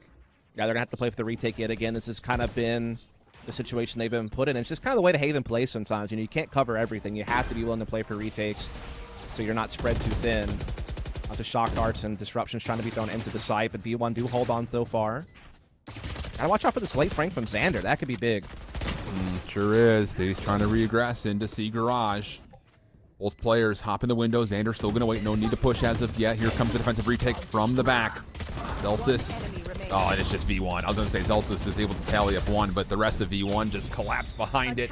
And it's version 1 who take map 1, which was a crew's map selection. 13-6. Again, I don't want to put too much emphasis on that because, like we mentioned, these two teams like to share the same map pool. But regardless, V1 just set themselves up for greatness with that unbelievable defensive first half. Yeah, I mean, they went up 10-2 in the first half. That doesn't really give a whole lot of breathing room for a crew to come back. You almost have to play flawless at that point. Definitely needed the pistol just to have a chance, and they did get that. But again, some of those rounds are quite labored. You never feel like they actually found their footing consistently. They had a couple of clean wins towards the middle of that second half, but eventually V1 were able to get their economy back in order. Once they got all their ults, they were able to make a very strong C push that was really well layered with, the null command and the lockdown, then the Cosmic Divide, like just constantly slowing down any type of retake attempt. And then they come out and they close in the very next round. Very dominant win for version 1. Looking sharp with Xander on board, calling the shots, and new agents for some of these guys, particularly, Zelf is really adopting this KO lately. And it all came together for them. They did a really good job. I think their dynamic defense is probably the biggest thing to praise. They were constantly shuffling their Killjoy utility. They were constantly being proactive, pushing, setting up quick flanks, and their retakes are on point. It also helps when your Sova drops 30-plus kills. That does help, yes. 3.0 plus KD, no problem here. And just really good layering of the utility. Obviously, super slow-mo on the last second shock dart, by the way. Yeah, that was you called that absolutely right. I mean, you're banking on that Cosmic Divide to allow you a chance to get that defuse, and boy, did it, but Effie's other designs in mind. Unbelievable stuff, and that's going to be a game worth remembering if you're an Effie's fan or just Effie's in general. I think you've got enough multi-kill rounds in there to make up your next highlight reel for the next year. That's the scoreboard you print out and hang on the fridge, you know? As he definitely popped off there. 30 kills, 3.3 KDA, combat score way up there. And again, his teammates popped off when they needed to. You know, even Penny, who wasn't called upon much, still had a pretty good game. I think he was 1-1 through like 7 rounds or something like that. But, I mean, he just never really had a chance to shut his stuff. But, again, when he was needed, he came up big, and really everyone performed well. And, you know, the other thing, just to kind of keep this in mind, because if we're going to continue to see this composition from version 1, no matter the map in the future, just the amount of help that is found with this composition, the assist tally is something that we haven't seen numbers like that in a long time. It was double-digit assists for both Zelsis as well, I believe, as what we saw from Whippy. So that's great news overall. You're finding good value out of the utility, not just executability off of it, but you're finding good damage and good securing of these eliminations. So far, version 1 in a great spot. But the thing is, now we go to Fracture. At least for map number 2, we've seen both teams play it. And for a crew, I think we all have a little smirky smile on our face because it was a neon for Kanpeki yesterday, and it was a great one. We'll wrap up more of that when we come back after the break and get you set up for map 2 Fracture right after this. Don't go anywhere.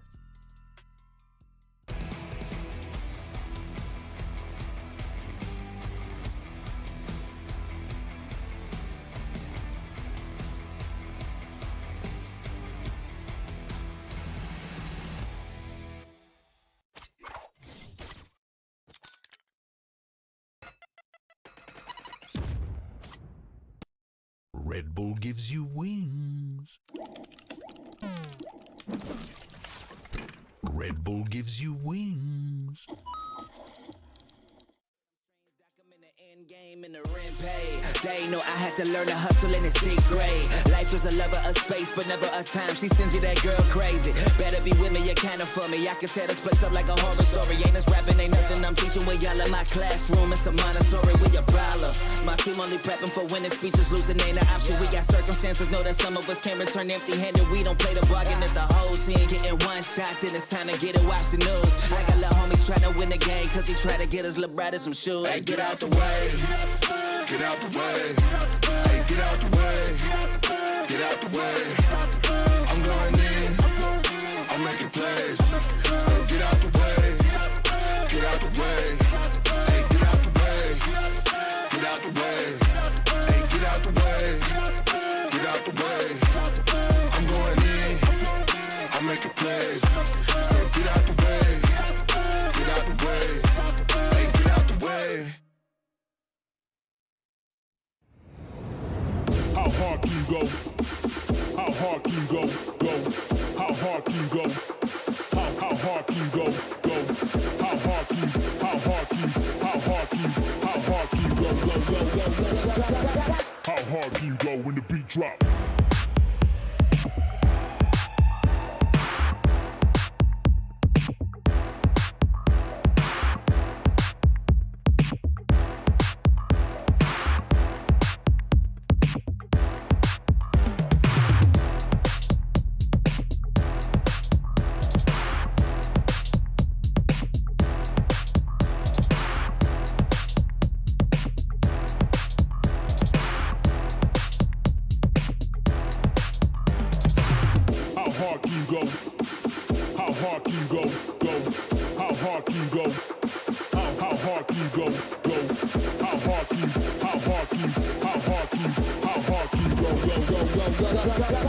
How hard can you go when the beat drop?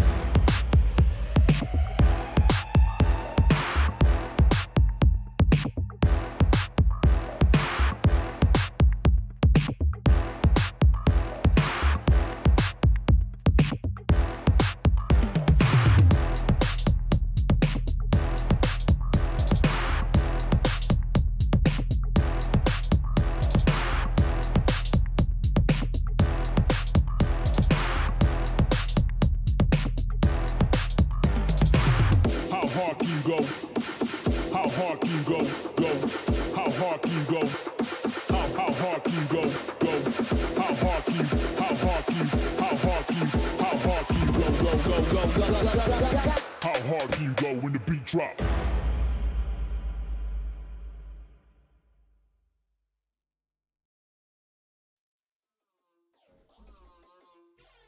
Welcome back, everybody. A dominating first map showcase, largely from the defensive half from version 1. And now a crew have to bounce back on Fracture. But before we get into all of that, of course, major shout-outs to some of our presenting sponsors here throughout the VCT in 2022, especially here for this first qualifier. One of them being Zowie, one of the signature partners for VCT NA 2022 season. Zowie is a brand dedicated to creating pro-ready esports equipment by providing gaming monitors suited to the best performance possible. The Zowie XL2546K gaming monitor with 240 Hz refresh rate has been the product of choice for Valorant's top-tier players globally, and has won a gaming monitor trusted by more than half the world's premier FPS tournament organizers out there. To learn more about Zowie and their XL gaming monitor, check out zowie.benq.com for more. Yeah, and I own 2 of them.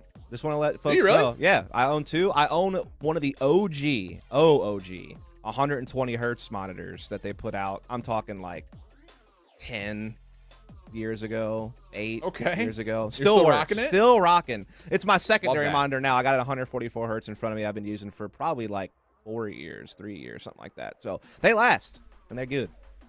Well, I'm not gonna lie. I do not have a 240 Hertz. I don't either. I'd love one. So, but I got the old ones, and they're rocking it still.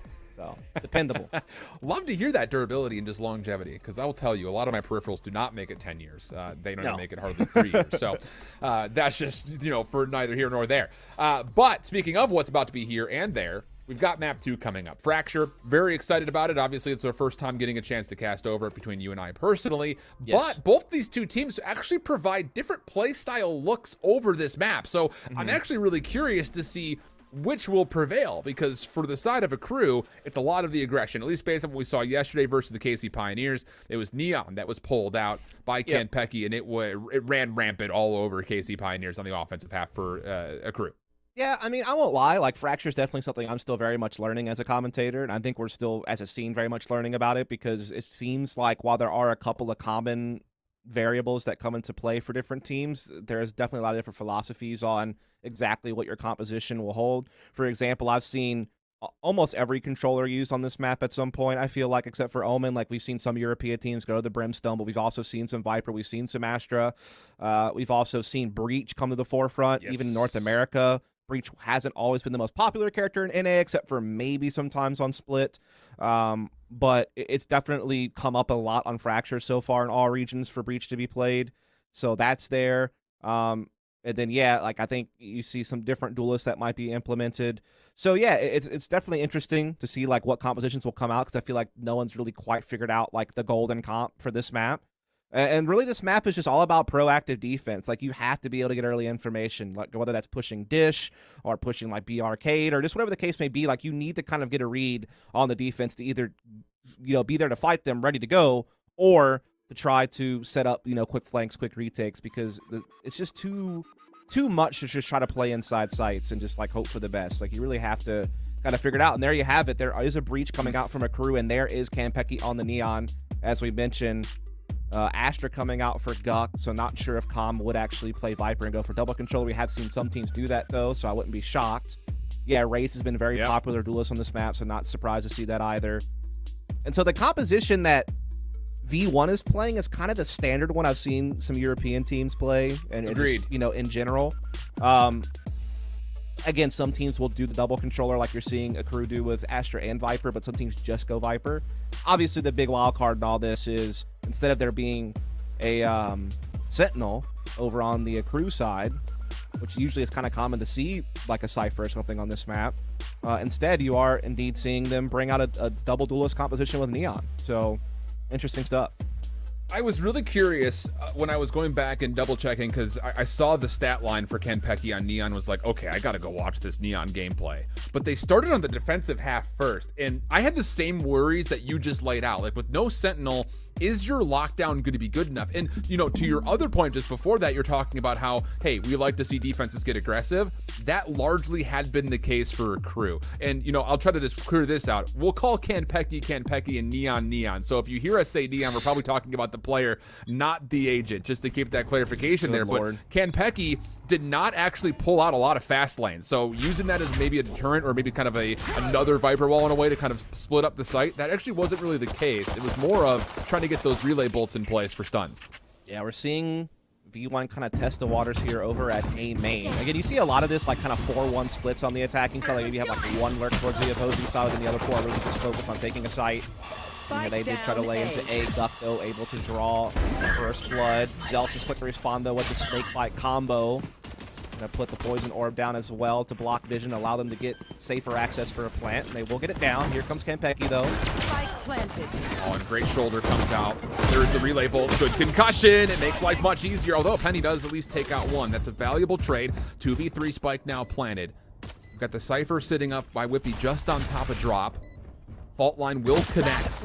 On the take, here comes Pancakes, and yeah, great fault line execution. That's the thing about this breach. You know, we like you mentioned, we saw it on split, you know, for a while, but honestly speaking, both of these spike sites are all pretty level and flat, so you're going to get a lot of value off of things like the Rolling Thunder and the fault line like that. Yeah, that's one of the reasons why Breach is used, and that's kind of one of the things that can make Neon, I guess, at least viable on this map is, you know, you do have those stuns as well, so it allows you to kind of clear out a lot of different corners, try to flush people out of position, make them feel uncomfortable, set yourself up between the flashes of Breach and the stuns of Breach and Neon together to just be able to feel a little bit more confident paving through different lanes. So certainly help them out in that situation. Again, apologies. This is our first time commentating Fracture, everybody, so bear with us. We're learning. We out here. We out here live, doing it live. Yeah. Same defensive setup. Expect to see this, I think, from a crew.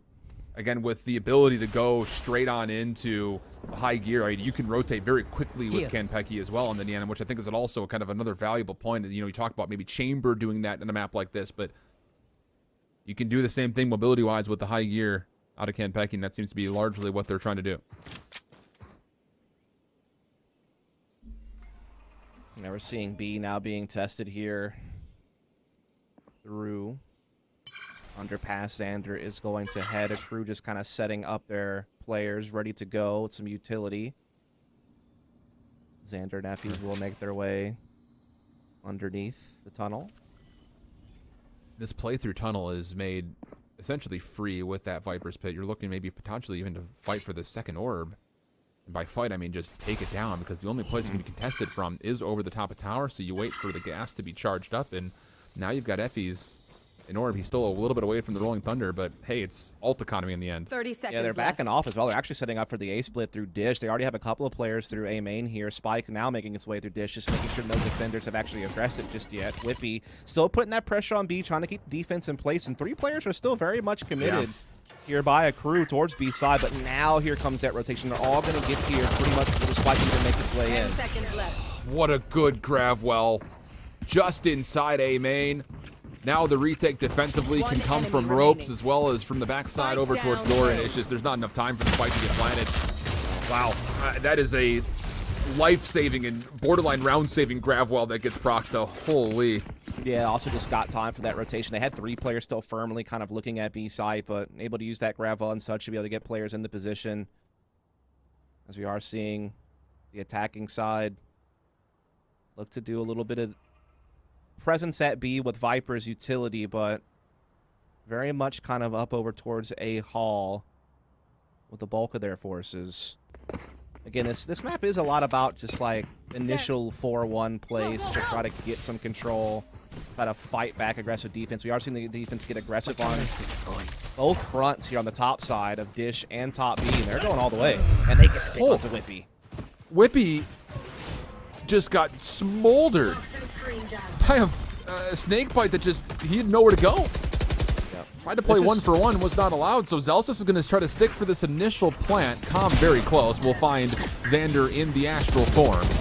Spike does, though, go down. Penny, Effies, Zelsis still trying to hold this. The problem is they just are not finding enough eliminations. Just down to Effies. He's been good in the past. He would have to be incredible now. You can wallbang through that orange piece of the Radianite crate, but it doesn't make a difference. Pancakes just swings. 3 kills and a crew. Wow. Yeah, again, it's just showing you the importance of having the proactive defense in these early rounds. You know, being able to capture part of the map and be able to get intel on where the attack is setting up. And then on top of that, you get the bonus of being able to get a kill and set up the quick 5-on-4. And you're already ready to pinch a site before the Spike even starts to plant. So really good stuff there from a crew defensively. Again, you're going to see that a lot from these defenses. Is they're going to kind of pick, what do we want to attack? Do we want to attack Dish? Do we want to attack the arcade? Like, you just want to try to push a little bit of something, at least 1 or 2 places to get that intel early. Another quick pass coming over, and Whippy does nothing to do. Whippy just has to sit there and take it. Oh, man. This accrued defense is, again, it's early, and this is a round you expect them to win, but V1 have not had a response, really. I mean, they've gotten onside a couple of times, but this opening push in the last 2 rounds for a crew has been nonstop. They've been so successful on just pushing those. There's like basically 4 chokes on the map early in the round when the force fields drop that you kind of want to get defensively to get that just much needed information in space, and it feels every choice a crew has made has worked for them. They've either gotten a kill and gotten the space, or at the very least they've gotten the space for free if there's no one there, and they've been able to use that to good effect. Up 4-0 now. Version 1's economy back in order, so they'll be able to get some purchases going. They do have Rolling Thunder available on FEs. A couple of other players are very close to their ults as well. Meanwhile, we do have a Viper's Pit available for comm, so you can use that really nicely to lock down something or to set up a retake. We'll see how it all plays out here, as yet again it looks like V1 want to focus here towards A halls. All 5 players here, basically. Some Asher Stars there, though, that could kind of mess with them. Yeah. You've got the Rays of Neon now playing right in front of A door. So this is a defensive guess saying, we'll flash, we'll peek, and we're, again, just going to get aggressive on you through the A spawn. But this time they do not find anybody, and now the defense will have to at least try to adjust in some way. Viper's Pit will be earned off of this. Rolling Thunder's going to get called. They're going to go. The Viper's Pit gets called in response, trying to at least keep some players safe. And Kampeki over on the backside, closer to B-Link. No problem there for first blood. And Version 1 is now going to have to dry peek on into this Viper's Pit, and Kam is having himself a heck of a time. Does only get 1 elimination for now. Zalsa's counters the Viper's Pit of their own. Problem is Spike has been dropped. It will get collected, and Whippy will use that as a chance to plant. Indeed he will, but they are still a man down in this situation. Xander, though, has a decent spot, could get something going, but certainly that neural death's going to help things along here for V1. They really need this round. They still have their Viper's Pit up. The defense is not really able to get in, and Xander's doing a great job just maneuvering backwards and finding a way to still be able to be impactful later, but he needs to hurry up because the crew's starting to catch frags. Pit's down. 1v2. Xander, gets the headshot in the transfer. Unbelievable, and a well-found clutch. Version 1 needed that. They absolutely did. You felt like Xander was playing smart the whole time, just slowly fading backwards, trying to set himself up. Got a little bit scary, though, and the crew just went on a wipe inside the site, clearing the Viper's Pit, but Xander, ever patient, able to come back and win out the clutch. Problem is, that was very costly. You're having to see V1 go to some Bulldogs here, so, I mean, their credits are quite low. As you can see, the new UI can kind of tell you the full overall value each team has, and the crew definitely has them beat out a little bit here. Well, as I say that, they dropped one of the Bulldogs and actually picked up another rifle, so a little bit better. Here we go. Overdrive has been called for Kampeki. Stuns coming out. There's the fault line. Oh, no! It's murder! But it's only 2. Thought for a second it was just going to be chain lightning inside of halls. It does get denied, and Version 1 have largely survived. The problem is now they're a bit trapped. Yeah. We're going to get a 3v2 favor the defense. They were trying to use Cosmic Divide to get onto A site, but the Viper utility has stalled them out in this doorway. Now they finally get to come in, but again, it's at the cost of a player. Now they have to play a 2 versus 3. Xander again trying to do something a little bit tricky here around this Cosmic Divide. And he's going to have to pop off yet again. Rolling Thunder comes into the retake. However, there's nobody on the site for that Rolling Thunder to connect with. So now the offense is able to reposition some stars right around this Spike 2v2. Pancakes has to clear. Has a fault line remaining and a flashpoint. There's the flash. Not going to be successful. Xander denies. Neon now forward.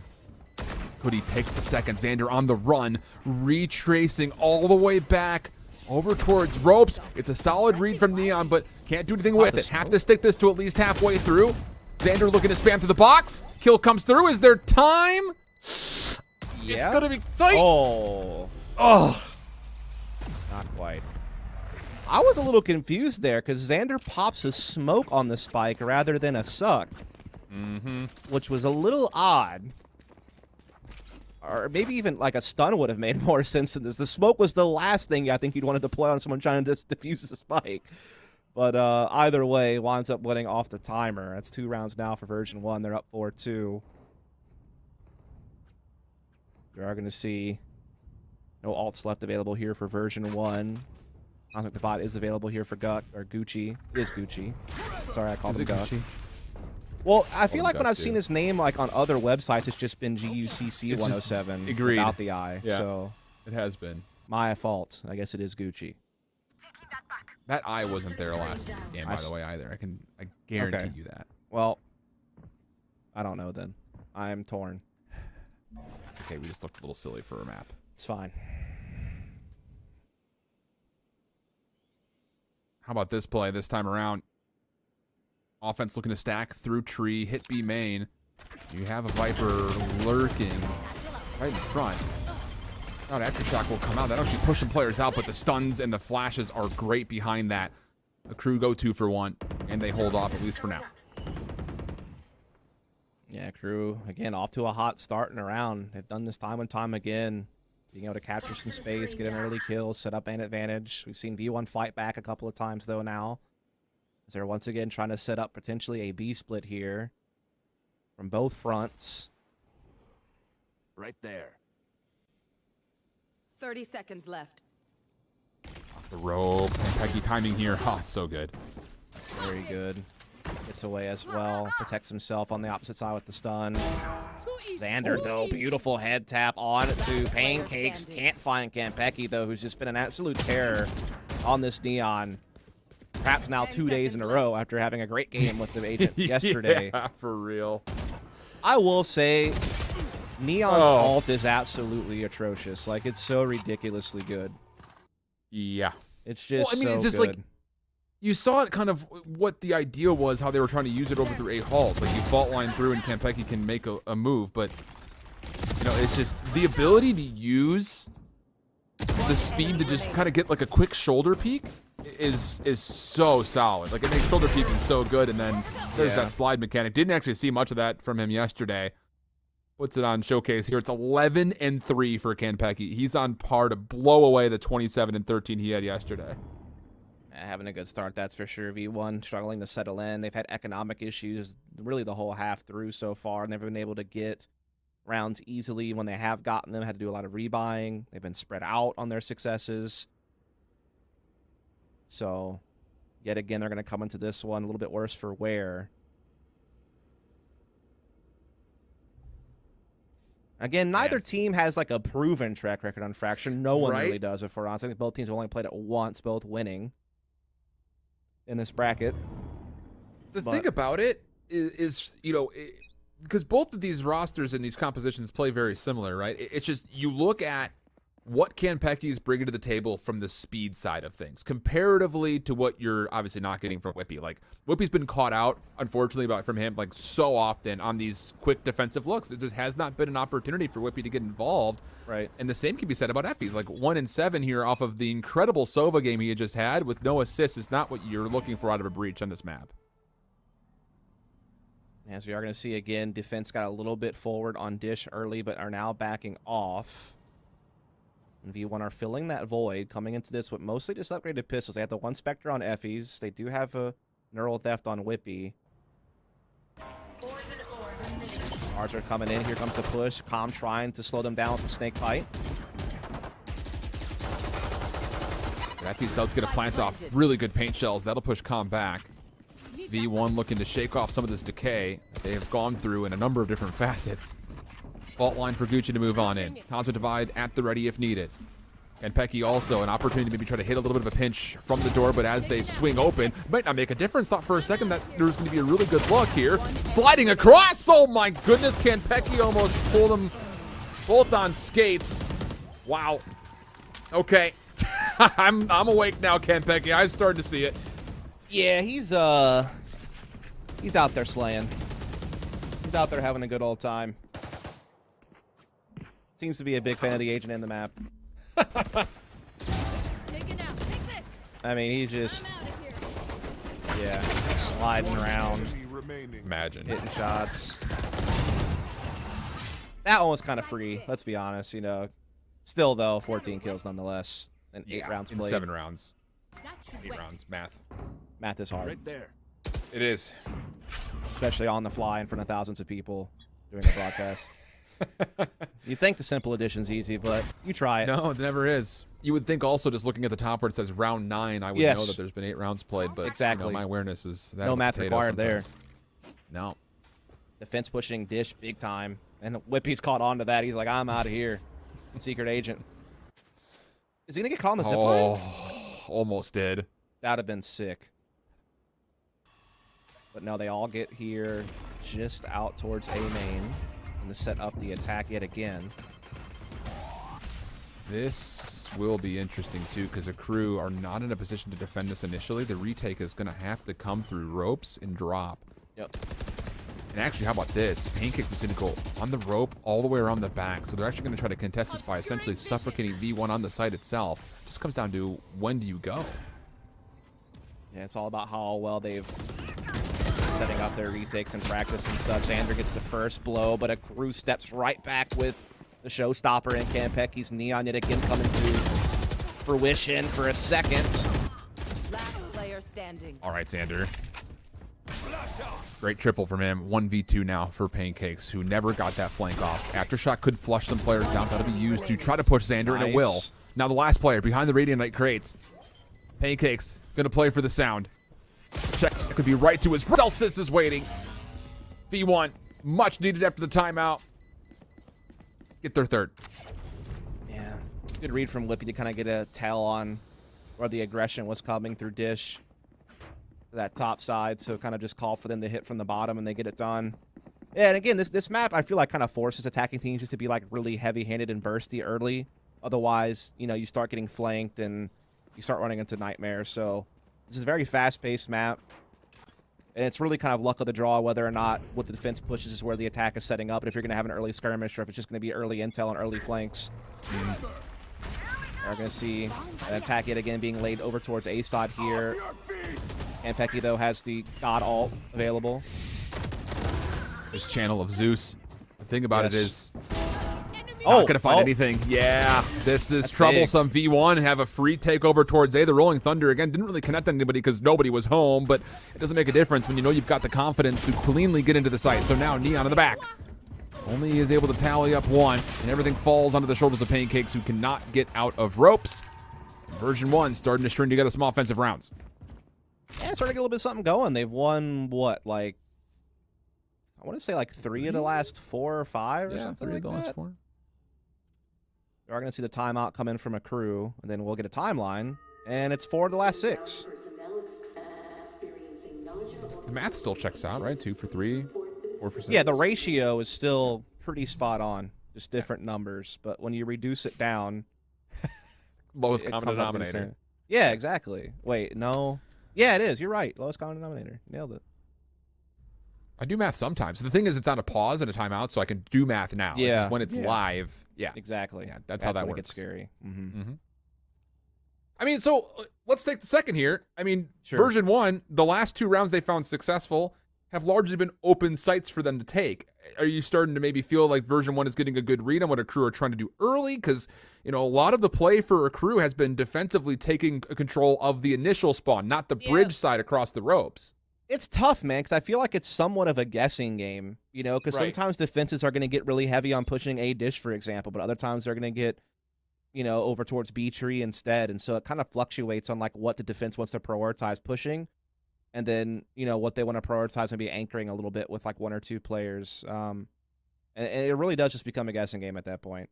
On if the defense happens to push the spot the attack is setting up at, whether they find an empty lane that they can set up a quick flank. So that's how it feels to me, at least. But again, I'm very new to commentating and watching Fracture. I've only, you know, seen a handful of games on it. There really isn't that much information out there on it. When I've even tried asking like coaches and stuff, like, what's the deal? And they're like, we don't know. It's the Wild Wild West out there right now on this map. So it's like, all right, well, I guess I'll just fly by the seat of my pants. Speaking of flying, Penny's able to get the B tower defensively. Rolling Thunder comes out. That actually does connect these players up top. The problem is this is a 2-way hit, and the players on the bottom side have at least allowed a chance for those caught on tower to shake off the status effects of the Rolling Thunder, and the spike will now get planted. It is just chaos with green smoke everywhere. At the moment, this Viper's Pit that Celsius has been able to utilize to clear off some major space. Almost backs up to an aftershock. That would have been bad news. Regardless, it's a 5-on-2, and you really don't hold out much hope for Campeki or Neon. I mean, Campeki's been good, but it does seem like a bridge too far.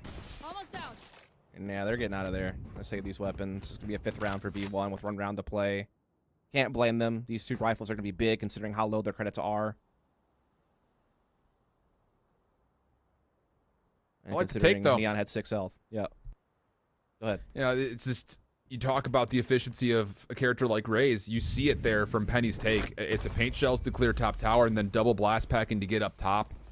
It's just a really good, clean take. And look, I mean, there's a couple of key positions that obviously you're going to want in this map. One of them being on the offense, clear out, if not take B tower on one side, and the other would be clear out, if not take A ropes. The whole middle defense, or rather the whole defense has to rotate through mid. So if you take away those key spots, you're feeling pretty confident. And then if Vipers sit behind that, yeah, absolutely. Yee. Yee. Last round of the half. Last chance to dance. We are going to see a crew be able to get together. A pretty decent buy. A couple of Spectres, a Judge. Got a Bulldog on Campeki. Phantom for Neon. Full bot, though, is V1. Looking once again. They've been really favoring this A hit. And you can see why. Oh, blast pack straight on in to the showstopper, but the crew got a Judge inside the Nebula, shuts it down before the trigger can get pulled. So we go to a 4v4, and all of a sudden, Com has now moved this Judge into a very dangerous position if V1 commit here. How sad do you think Penny is about that Very showstopper? sad. Yeah, that's what I feel like. A tear was shed for sure, as we are seeing V1 kind of slow it down now a little bit, and the defense is weary that they could be backtracking, so you see them rotating Pancakes and Campeki over to B side. They wouldn't be wrong for doing so. It seems like V1 is considering that option right now as they're looking to get over towards tree position with the bulk of their forces. They have left Whippy behind still over towards A main. We are going to see Xander and co start to, again, continue to push out tree position. Toxin screen down. Might start testing the tunnel. You know what? I don't know what they're doing. I'm going to be real with you. I'm not gonna lie. Seems like they're now backing off towards A again. Guess they were just hoping the defense might try something. Right. Didn't really get a response, and so now they're just gathering back up for the hit. The thing about this play is they're actually going to the more dangerous side at the moment because of this Judge. Because on the other side, Campeki and Pancakes have really no utility to hold this. So now Com in a corner with the Judge. No, gets nothing! Xander swings, finds the free kill. Now Pancakes in, trying to challenge the spike, but will not be able to find an angle, and once again it rests with Campeki. Yeah, and he's been found out by the neural theft, so he's going to have a hard time just trying to brute force his way through all this utility and manpower. He's getting some decay, tries to put the fast lane up, and, well, into the awaiting arms of Zelsis, who will tie this game up. So a slow start, 4-0 beginning for a crew, but V1 eventually settle in there and get themselves 6 rounds, so not too bad. It's actually really, really good because really the large majority of the rounds that a crew found were because they were finding easy kills at the beginning of the halves, or pardon me, of the rounds themselves. But with that, we find ourselves at halftime. We'll take a small break away, come back with the second half.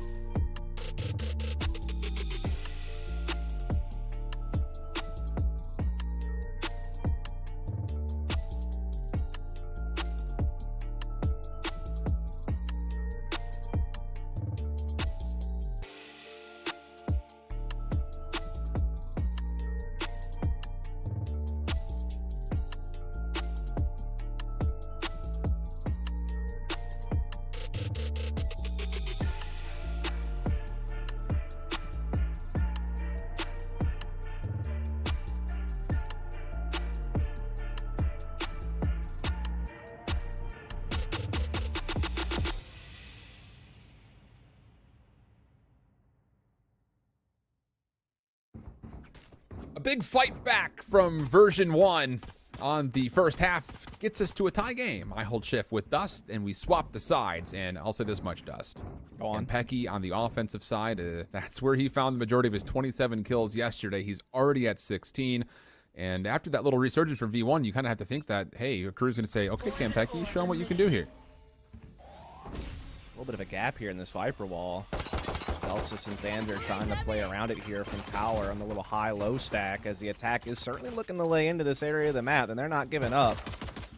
Zelsis tries to back off with the snake bite there. Xander collects a kill onto Neon. Whippy now going to come into the fray. V1 are fighting pretty well here. Yeah. Yeah, this long flank from V1 is just such a good stall out for Zelsis. So now you're behind the play, and V1 had to be feeling like this is the time for this flank to just win us the round. Yep. Kenpecky's still working, though, around the backside of the B site. Point of contact is going to be everything. Who sees who first here? Penny's around the back. Yep, that's an easy shot. Kenpecky is completely stuck. Actually surprised that Kenpecky's even still alive. Okay. Oh, heavens. My God. If he would have gotten that second kill on Zelsis and somehow broke free, that would have been insane. But yeah, V1 got the quick flank, won some key battles on the side itself with a little high-low play from Xander and Zelsis, and they do break into the first round, so up 7-6. Hoping to get a freebie on this one with the crew. Obviously not looking to invest really into this. You can see there just 1,650 credits spent total between the entire team going into this. The 16,000 over from V1. Casual investment. Big push at Dish. Kenny Flash spots peek, it. Escapes the stun and gets the paint shell. Oh my gosh. That is so good. That was so close to being dire for Penny, but he found a way to avoid the stun and gets 2 kills, including a good landing of the paint shells. And Effie's actually had the aftershock up. I thought it was going to be a flashpoint to try to keep Penny safe. Fault line may have been thrown into the mix as well. It was just a lot of utility at once. It's awkward. It's awkward. Everyone's got knives out. I was hoping they would just knife fight, you know? That'd have been sick. That would have been sick. Like, just for honor. Doesn't happen, though. Stakes are too high. Of course, winner of this moves on to the upper bracket. Oh, my semis. fault line. Oh, yeah. That. Oh, and the suck and the grenade. Oh, my God. Wombo combo. Yeah, didn't see that from from Penny's POV. Great job with the replay there. Really got us the full picture of what the heck happened. And now it makes a lot of sense. Yep. Because initially it just looked like Penny was trying to hold on to that little rock in front of him and saying, I'm just here for a good time, maybe not a long time. A 2-for-2 exchange, quick, and how about the early flank once again from V1? Yeah, I mean, that's just how this map can play out sometimes. It's kind of a guessing game in a way, but if the two teams meet on one of those choke points right off the rip, you can see these quick early skirmishes, and Whippy comes in for a double. And that's going to be all on Calm now. Still fully healthy, but so is Penny and Effie's, and they're on equal firepower. Spike is down, so that is bad news for Calm. I'm trying to rethink. Go on. At my old age, my memory is not what it used to be. How old are you? 33. Oh, wow. I thought you were younger than me for some reason, because I'm also a boomer. I know. We're big-time boomer cast. We're massive boomers. But for a crew, I don't recollect them hitting through B Arcade a lot on their offense yesterday. Okay. If I'm remembering correctly, a lot of it was Kenpecky trying to kind of force things, maybe even through main and tunnels. I don't really recall them hitting over through Arcade a super amount of long time, but this time it's been almost every single hit's been through Arcade. And I mean, those boxes are really just there as a figment of your imagination. They're barely a deterrence to any sort of damage, as you can wallbang through all sides of it. Yes, Calm's trying to sneak his way around again here with the spike. Oh boy. Thanks. Timing of that. Not in his favor. 9-6 now for V1. And again, after being down 0-4, they have made quite the comeback, quite the resurgence, and now they have a crew back onto yet another low buy, a chance to jump up to 10. And again, we were kind of talking about this. The winner of this moves on to the upper bracket semifinals to be played later on this evening. And if you win that, you're in the main event. You're done having to play qualifiers. So a lot of weight lifted off your shoulders if you can win this series and then go on to win the upper bracket semis a little bit later on this evening. Otherwise, you have to fight in the lower bracket. As again, 4 teams qualify through this first open qualifier. They have a second one next week that will discover 4 more teams to meet the 4 that are already sitting there waiting. It'll be 12 teams total. Another setup through arcade. Stuns, nades. That will allow a chance for Neon to get up top into tower. Viper's Pit immediately used defensively to respond to this potential play. Thing about it is, you've got the counter Viper of Calm trying to sneak through B main. At least for now, the defense has largely rotated, saved just one. It's Whippy who's still holding, and there's no reason for him to rotate as Zelsus and Penny combine for 3, and the spike has still sat up top at tower. I'm able to get one there, but Zelsus is just continuing to mop up inside of his pit, leaving Calm now all alone with a stinger and a dream. Oh boy. Yeah. Wow. So 3 straight hits through arcade. You kind of have to wonder, like, you know, when they were playing this map yesterday, did they just not get countered on their offensive looks over towards drop? Because the opening fault line grav paint shell combo has completely changed the dynamic of what this recruit team was trying to do versus KC Pioneers. And tough to say. Obviously, this round they didn't really have the most ideal purchases to make things happen. And again, I think this map is still so new for everyone. Everyone's still kind of feeling it out. Obviously, there's been probably a lot of practice play, but it's different than getting official reps in. And you have to still kind of figure out what works and what doesn't. And again, there's still a lot of experimentation. Not only is it because it's just a new map and all the kind of just natural things that happen when a new map comes into play that you're trying to learn, but then on top of that, this map is just so far different. Yeah. Like all the normal concepts you would bring to the table when you're trying to establish how you want to play a new map as far as like, oh, this is how we want to take mid control, or this is how we want to do this. Like, this map just doesn't play like any other map out there. In TAC FPS, period. Yeah. Not even just this game, but literally any TAC FPS. There's been no map like this one. This is wild. So, yeah, I think there's still a lot of learning going on here on all fronts. You know that there's somebody in the Riot map development team that heard you say that. It's and Volcano. Said, I already know it is, Sal. Yeah, you're welcome, Dust. Sal. Old Sal Garuzzo, old veteran. That's an FPS family right there, the Garuzzos. Or Sapphire, right, here we go. Working for Dignitas and also an observer. So there you go. Then Heather's brother also used to be a huge Counter-Strike player named Juan. So you were just a source of knowledge. Yes. The source isn't the right term. Encyclopedia of knowledge would be what I was really looking for. Here we go. Fault line, or pardon me, not fault line. It's going to be the fast track in. Whippy, queued to defend. Unable to take one. Penny, though, over towards A ropes, does find one in the take. Not going to stop the spike from being planted, though, as it does get down successfully. Paint Shell's trying to contest this play through halls. Kenpeki has gained a little bit of space here just up close and personal. You've also got Kam, who's even further in front of this and does tally up Celsius. Showstopper forced on in. Goes right into the Cosmic Divide wall. That's not going to find value. So now Penny goes to a bit of a different look, and oh boy. They work their way through, and they come back to finish off Neon, and Version's 1 retake was unbelievable. Pretty good. Dabbing on the haters.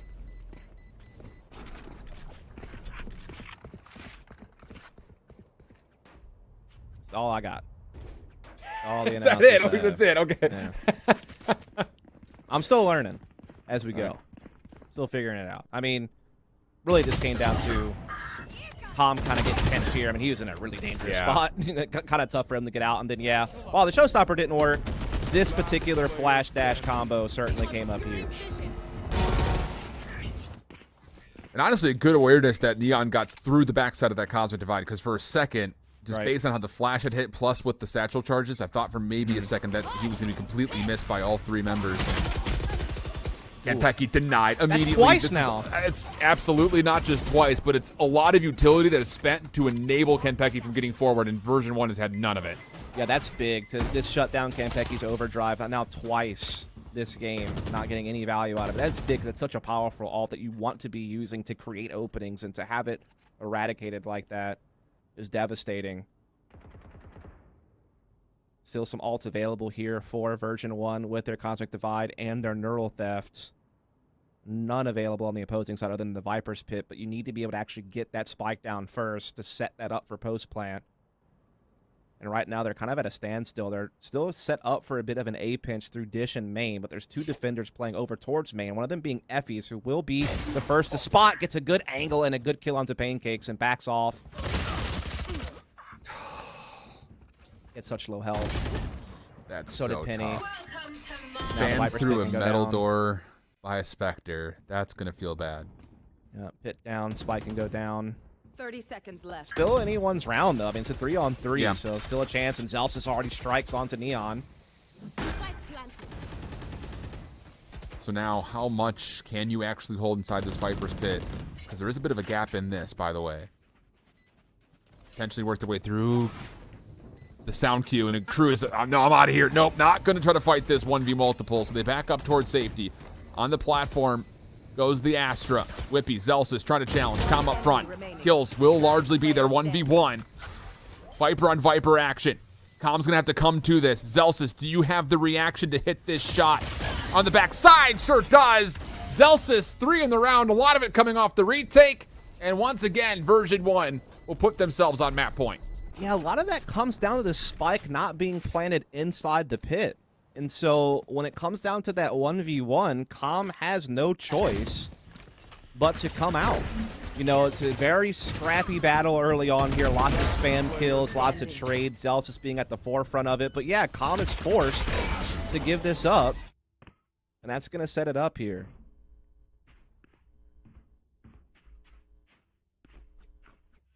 Do you think this bear bought a balloon of himself? I don't know. I always get really... I know I shouldn't, but I get a little bit creeped out by some of the animals in this game. I don't know. Do you really? Yeah, just some of them are a little odd. Some of them are innocent enough and fun. Some, I don't know. A little scary. Here we go.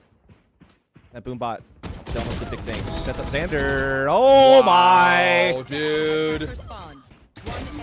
Neon, decent attempt for the response. The problem is the flank was there. It's the same version 1. Fault line, grab well, paint shells, pushes back a crew. The flank is there to pick up the pieces. For a moment, you thought a crew maybe did enough to keep the play alive, but now the spike is down and Calm has to deal with a high-low stack. Unreal. Well, you might get Whippy for free, maybe, if you can shoot him in the back of the head. Then it would just be the 1v1. I don't know. They're both looking... You would think Whippy would turn around. Look the other way. Surely. He's about to back up right into Surely. it. Oh, my God. Oh! Did not see that coming. You know... Credit work. Wait. No. You know, it should have been that. It very much should have been that. Yep. It should have been. 2v1. You got both players. It's a Red Bull clutch instead from Calm. This is what we want. Yeah, I am shocked no one thought to look the other way. There's a lot of time on the clock. It was just in the timing that Whippy decided to start to back up. It was... Yeah. He was still so focused on the play coming from A side. Yeah. Oh, well. They still have a good cushion. Yeah. Viper's pick goes And down crew the still don't have control. full purchase either. Yep. Oh, boy. Here we go again. Yep. Ooh, good evade there from Penny. He almost got in some trouble, but able to satchel out. Here. Oh, the defense has made a headache of this round for a crew who would essentially only find freedom if they use the ropes to get over towards bridge side. Rolling Thunder offensively comes through. That'll actually hit A ropes. Neon up top. It does connect. Counter Rolling Thunder, though. Is there any follow-up? That's the question. The aftershock is in such a good spot. Campecchi's in trouble. Does stay alive, but if only barely. Oh, my goodness. Even Penny going to add a little bit of insult to injury with the blast pack. Yeah, Campecchi down to a single shred of HP, and we've got ourselves a defensive 4v3. Yeah, they're basically forced onto A because Viper's Pit's locking down B. But Campecchi's low underneath. There's still 2 defenders ready to fight here. It's going to be Penny and Effies just holding angles, waiting for the press in. Heck, even Xander's starting to consider rotating over here towards A because he feels like Zelsis can kind of hold this on his own towards B. And the crew certainly are looking to go... Hey, they don't want to mess with that Viper's Pit. They're starting to make their way in, starting to get some space. Again, V1 patient. They have man advantage. They know they have health advantage as well at Campecchi low, so they're just kind of biding their time for this retake. But that's a big kill from Campecchi. That maybe helps things along. Thing is, Penny's right above him. As Campecchi Found himself a corner that maybe does not go check. That would pretty much need to be the case here, or he needs to just pop off for an incredible headshot. Cosmic Divide comes into the offense. Pancakes around the corner, runs into 2. Barrel is seen. Kempeki confirms. Now down to the 2v2. Mad dash away. Still a lot to play with, including the fast track. Gravwell up top. The counter. Good angle here on where the spike is, but now the poison cloud comes out. There's the spam. Celsius does not get checked in the right corner. Celsius is going to hold this. Xander are able to find the double. Time for the defuse. It'll be tight. Close. That was so close, man. So close with the orb down. He wasn't getting spammed initially. He got it past half pretty convincingly, pretty easily, but in the end, a crew hold on. A lot of credit to Kempeki with low HP, still having so much impact throughout the rest of the course of that round. That's just a couple of big kills and keeps his team in the hunt. Now they're only 4 behind to set up an OT, but again, that was costly. They're having to come into this with a Spectre on comm. No ults available here for either team, actually. So very much just going to be down the base abilities.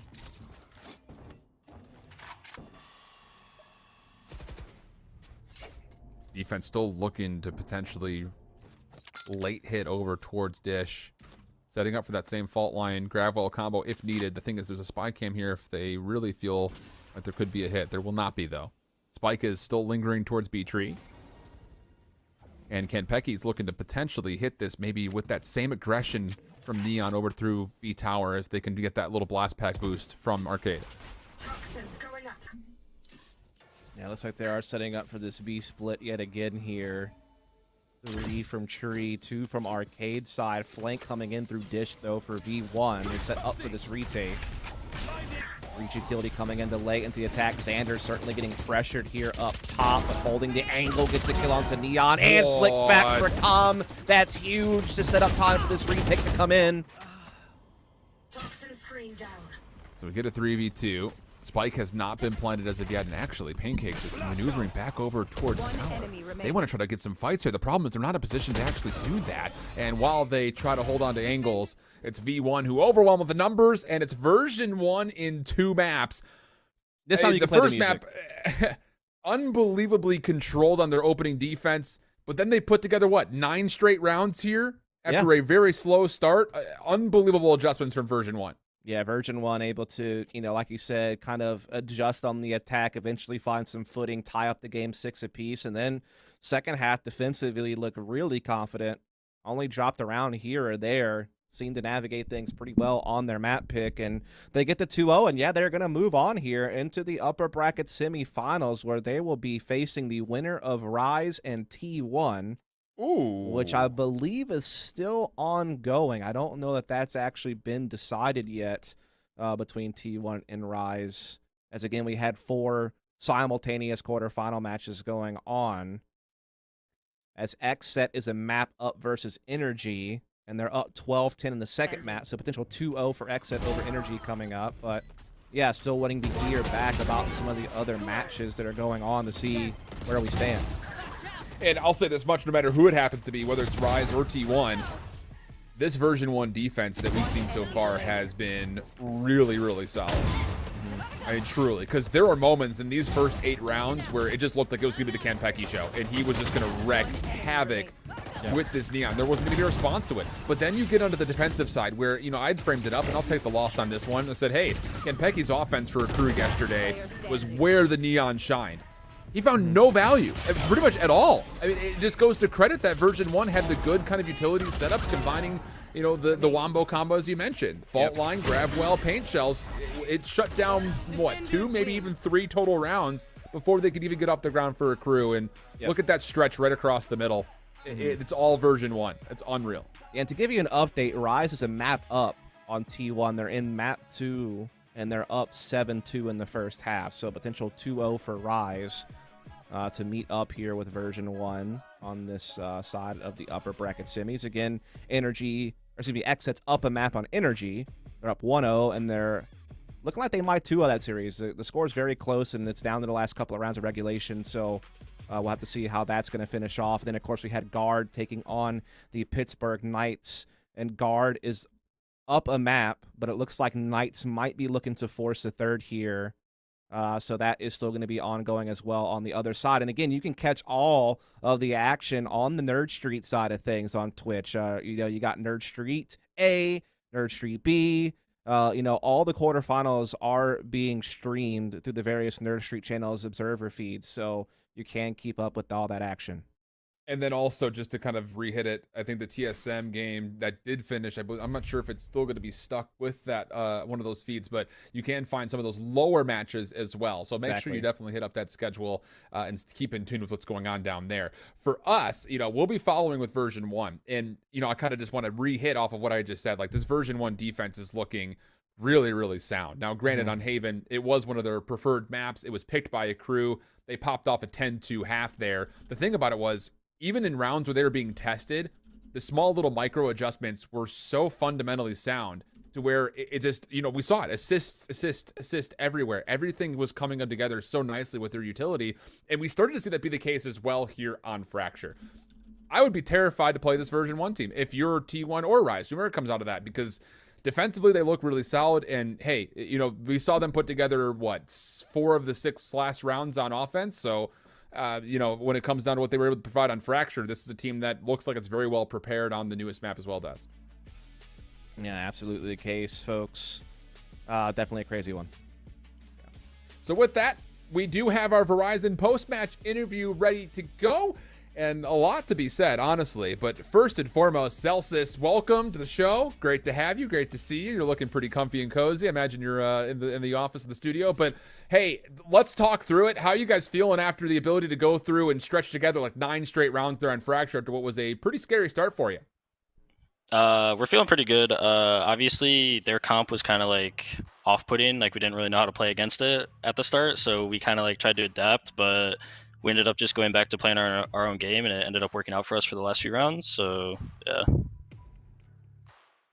Yeah, what can you tell us about, Xander coming into the team? Obviously you guys had Odorous for a bit there. I know there was like a period where Effie's was kind of in-game leading after Vanity departed when Odorous first got picked up, even though there was speculation Odorous would call. And, now Xander's here. I believe he's calling for you, if I'm not mistaken, or maybe you can correct me on that. But, like, kind of what's the leadership like of the team, and how have things changed since Vanity's left, like as far as like the style of the team and your philosophy on the game?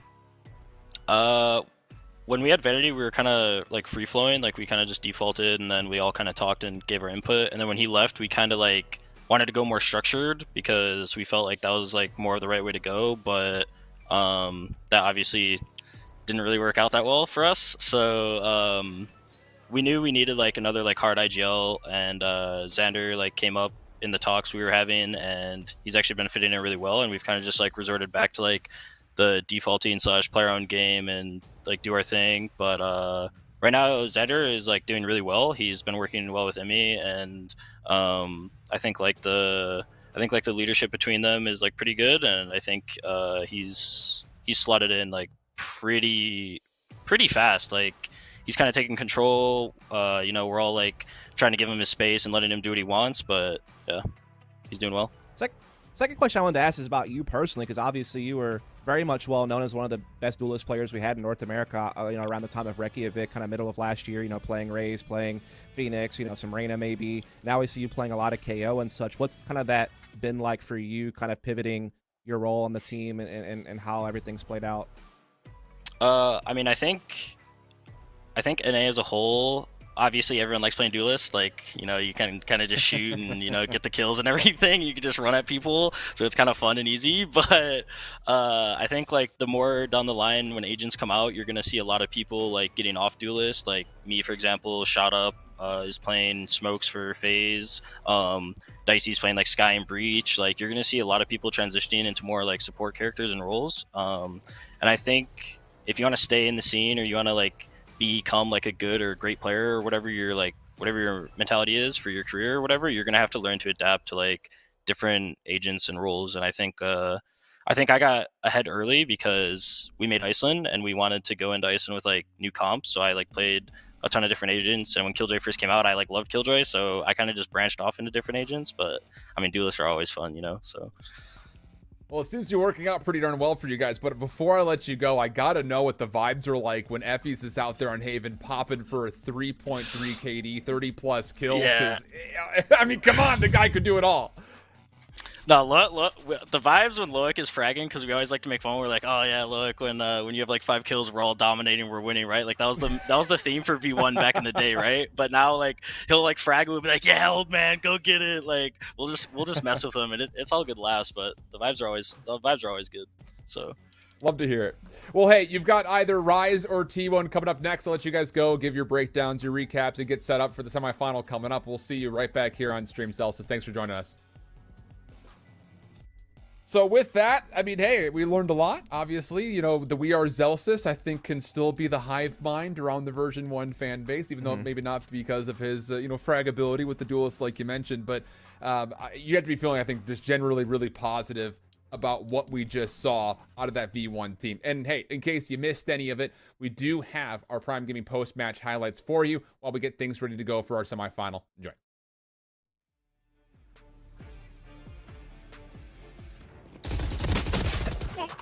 Thirty seconds left. One enemy remaining. Last player standing. One enemy remaining. Can't use that. Grounded. One enemy remaining.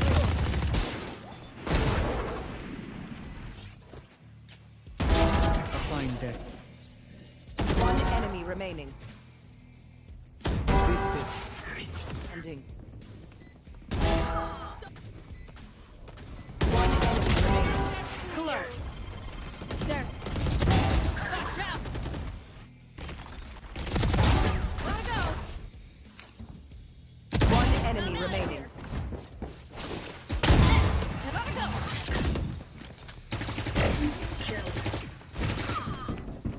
Last player standing.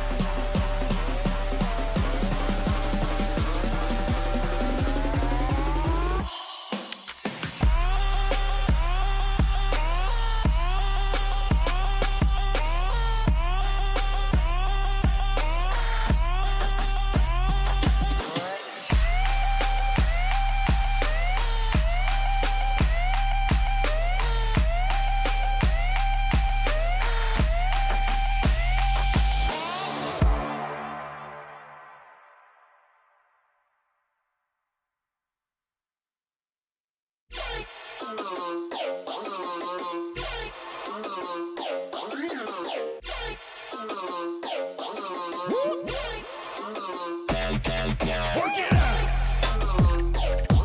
Put 'em up. Work it out. Put 'em up. Work it out. Put 'em up. Work it out. Put 'em up.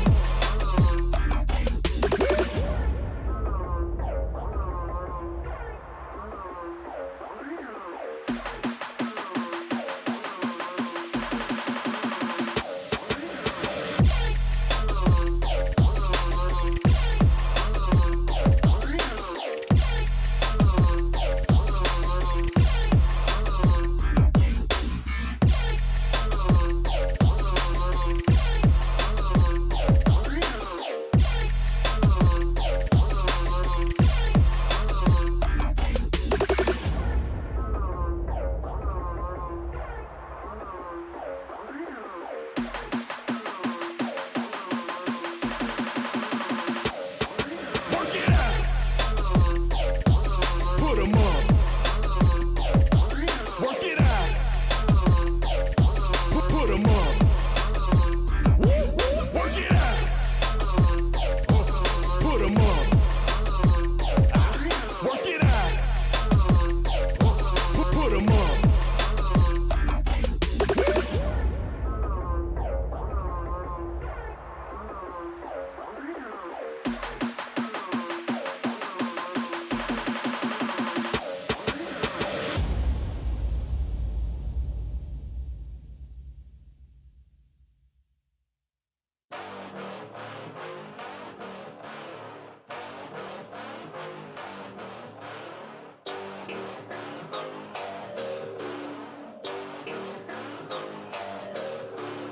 Yeah, I'm on the come up.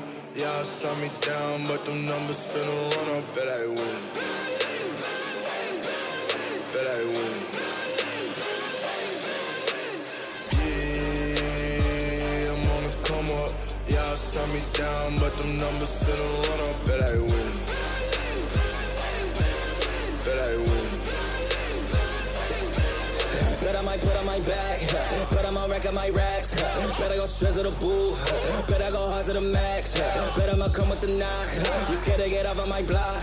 This can I might come at you loosely. I'm killing them sound like a Fuji. I'ma just have them like, oh my god, so hard they call up the cops. You cannot walk in my shoes. You cannot fill up my socks. You don't know half of the truth. You ain't got half of the plot. But telling us lies, but I'm surprised they mimicking none of that guy. I'm so authentic. Oh, society I call me a menace. Whoa, but this is just the beginning. Oh, I was broke for the record, no Guinness. Whoa, y'all little suckers so strange to me. Y'all don't really wanna play games with me. Y'all lovers never been the same to me. They don't go win cause I came to eat. Yeah, yeah. Yeah, I'm on the come up. Y'all shot me down, but them numbers finna run up. Bet I win. Bet I win. Yeah, I'm on the come up. Y'all shot me down, but them numbers finna run up. Bet I win. Bet I win. Ooh, yeah, I need my respect. I need every zero we agree to on my check. Ooh, nah, please don't tell me that. Please don't turn me in the dark night right off the bat. Ayy, ayy, ayy, ayy. Young Bruce Wayne and Balmain. Why you so impressed? This designer not my calling. You got all them zeros, but you still don't feel you balling. I look in the mirror, I see winner, I'm not falling.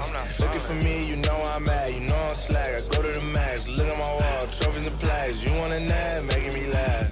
Making me laugh. Ooh, I could get that all to you. All to you. And still won't make you feel like you ain't about to lose. Yeah, I'm on the come up.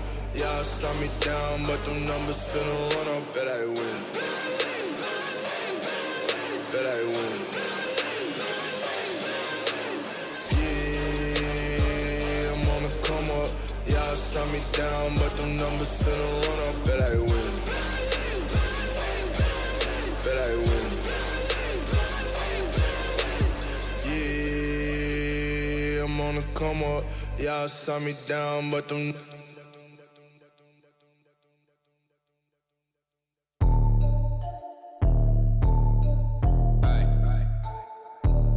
Who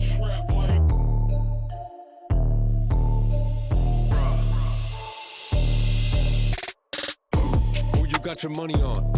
Coming to kill, but you gotta put down a mill just to make a bill. Cause I'm never the underdog. Who you gonna believe?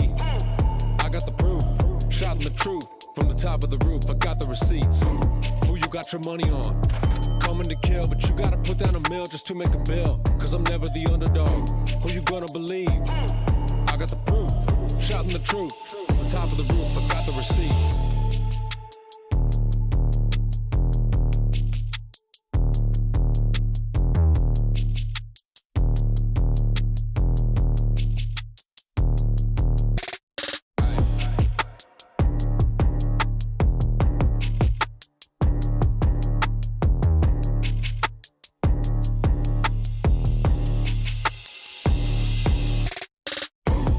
Got your money on, coming to kill, but you gotta put down a mill just to make a bill. Cause I'm never the underdog. Who you gonna believe? I got the proof, shouting the truth from the top of the roof. I got the receipts. Who you got your money on? Coming to kill, but you gotta put down a mill just to make a bill. Cause I'm never the underdog. Who you gonna believe? I got the proof, shouting the truth from the top of the roof. I got the receipts.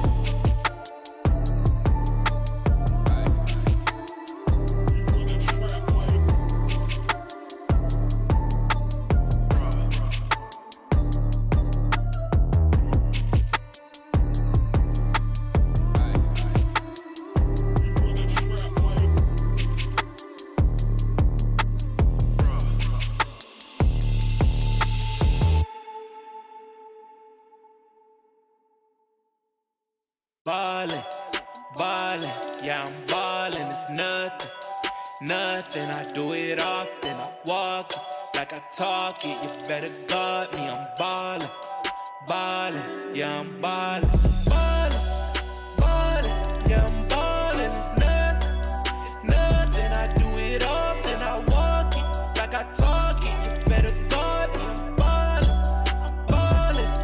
ballin', ballin', straight out the womb. Natural, it's true. Really got something to prove. I am a beast, so I holler at the moon. Doing what I gotta do. They try to stop it, I hit them with moves. If you go against my game, the only option is to lose. I would never ever lie, man. Swear to God, that's the truth. Pull up on you like a driveway. Let it fly from the roof. Really having it my way. This ain't really nothing new. One of a kind, they didn't make two. I got it all, they don't got a clue. Ballin', ballin'.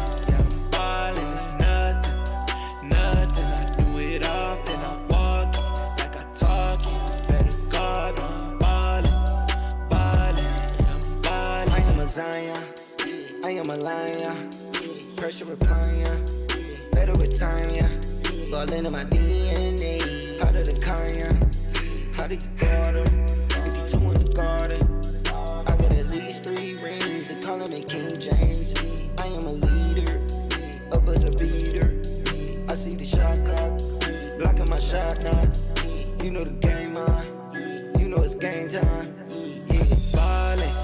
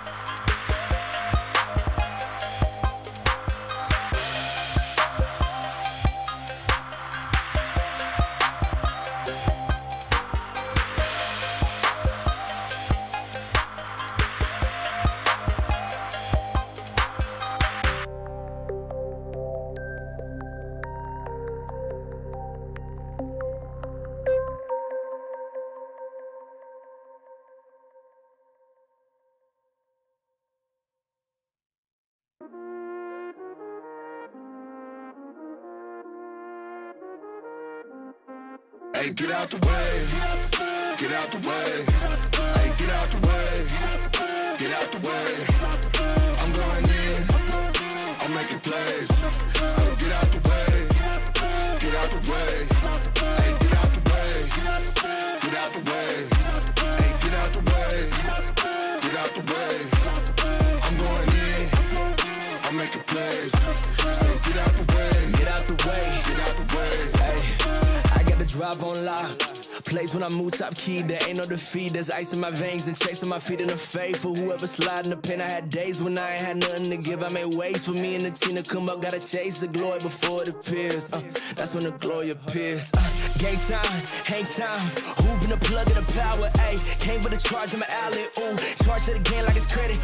Your team crowd need an edit. Yeah, I see face synthetic. Hold up, ooh, that's dead. Need a minute, need a plan to revive. Let's glitch, I press it. And they say what I say. They got like 20 moves and like 100 problems. I'm James with the step back, throw that shot up. I don't miss often. No look, I had to boss up, get the post up when it's OT. When I'm home team, need that gold ring with that way go on me. Get out the way. Get out the way. Hey, get out the way. Get out the way. I'm going in. I'm making plays. So get out the way. Get out the way. Hey, get out the way. Get out the way. Hey, get out the way. Get out the way. I'm going in. I'm making plays. So get out the way. Get out the way. The way we move, no, it's insane. No, I cannot lose with the pin game. I'm a membrane, I'm a big chain. You a small dog, let me kick game. Cause I'm harder than iron or Iron Man. I got those hammer I use when I spit it. Can't nobody tell me I'm lesser than Thanos when snapping. I'm strange, doc, I'm in the end game, in the rent pay. They know I had to learn to hustle in the 6th grade. Life is a lover of space, but never a time. She sends you that girl crazy. Better be with me, you're kinda for me. I can set this place up like a horror story. Ain't this rapping, ain't nothing I'm teaching with y'all in my classroom. It's a Montessori, we a problem. My team only prepping for winning speeches, losing ain't an option. We got circumstances, know that some of us can't return empty-handed. We don't play the bargain at the hoes. He ain't getting one shot, then it's time to get it, watch the news. I got little homies trying to win the game, cause he tried to get his little brother some shoes. Hey, get out the way. Get out the way. Hey, get out the way. Get out the way. I'm going in. I'm making plays. So get out the way. Get out the way. Hey, get out the way. Get out the way. Hey, get out the way. Get out the way. I'm going in. I'm making plays. So get out the way. Get out the way.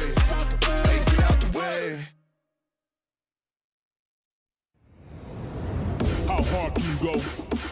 How hard can you go? Go. How hard can you go? How hard can you go? Go. How hard can you? How hard can you? How hard can you? How hard can you go? Go. How hard can you go when the beat drop?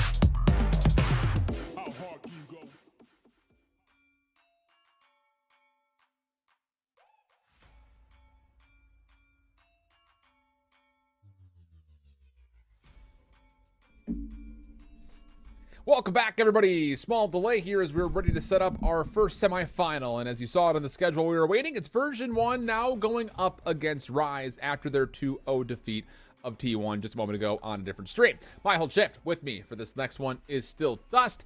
And, the question that we left, just a minute ago, everyone with version 1 was, how do you beat this defense? Because defensively, they've put on a masterclass largely from start to finish, at least in the first series we saw them play versus the Crew just a moment ago.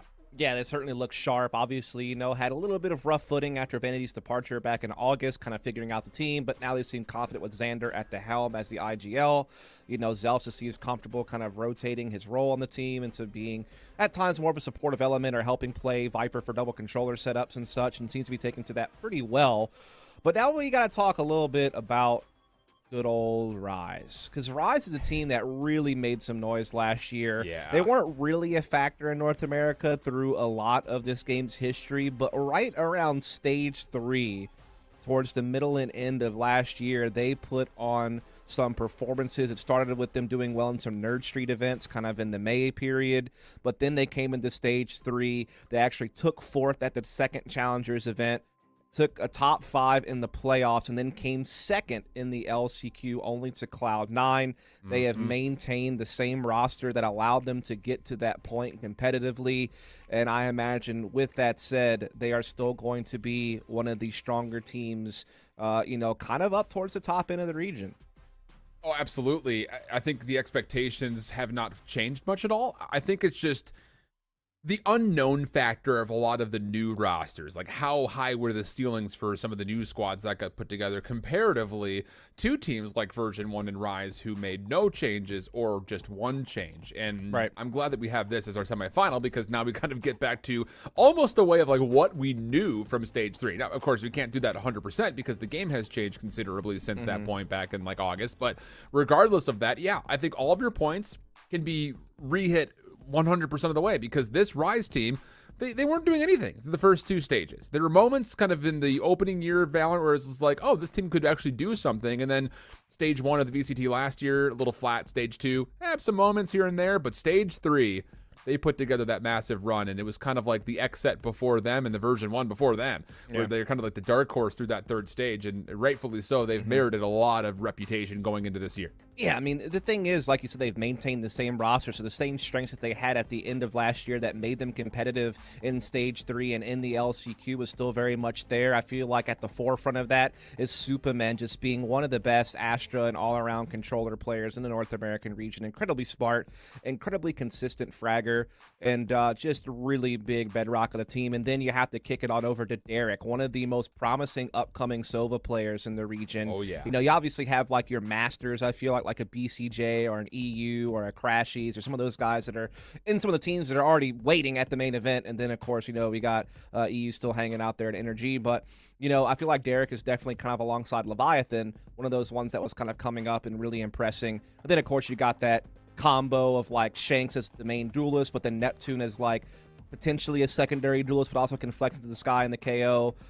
Yeah, they just have a lot going for them on this team. And then, of course, Poise rounds it out, kind of playing the Sentinels. And they still got, I believe they still have Anger at the helm as the coach.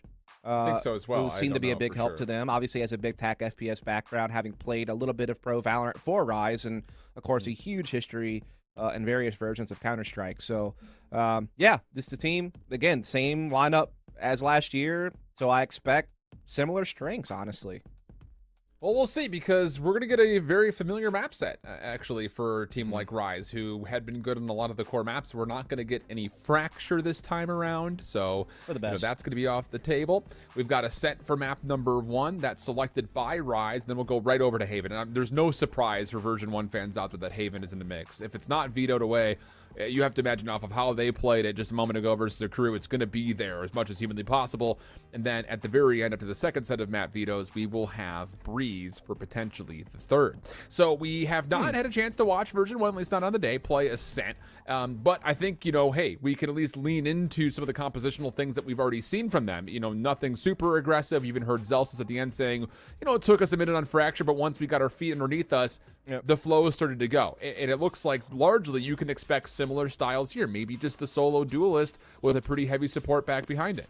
Yeah, I'm kind of interested in this map pick ban just a little bit. I think the bans were pretty much what we expected. With Bime being banned out by Version 1 and Icebox being banned out by Rise. I think that's just kind of both teams realizing maybe some of their weaknesses and the strengths of their opposition. So I think that those two maps being gone makes a whole lot of sense. But for Rise picking up Ascent, that one is a bit more of a head scratcher, because that has always been a very hit or miss match for them. They've lost, the 2 games that they played this year went 1-1, and it's always just been 50-50. They've never won more than like a couple of games in a row on that map.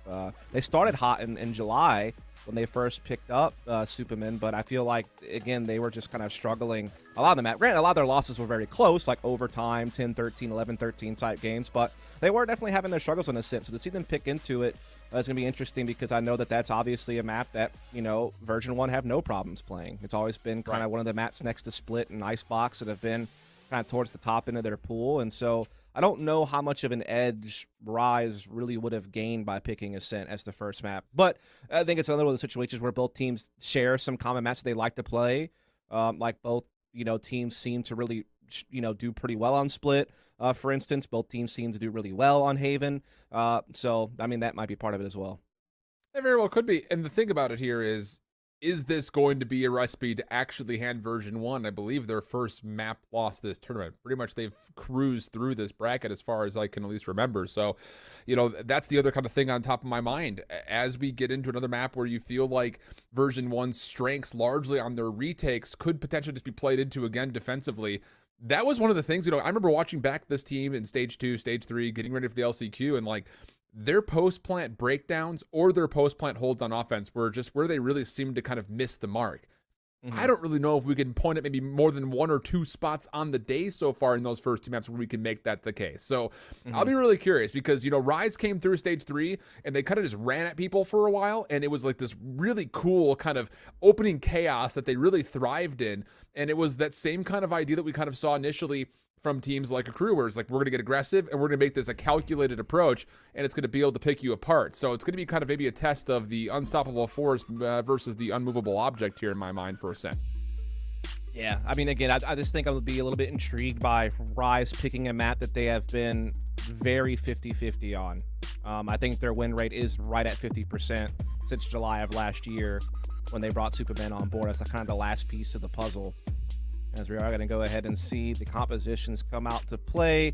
The only real shock here, the only real difference is something we've seen some other people do, and that is go for the chamber instead of Jet on your primary, who would normally be your duelist. So that's been one change. Neptune on KO, definitely no surprise there. Everything else is what you'd expect. Again, it's just Shanks going for chamber instead of Jet. That kind of comes off the page a little bit. Then on the opposing side, yet again, not too shocked to really see any of these agents being picked. This is exactly what you'd expect from this team.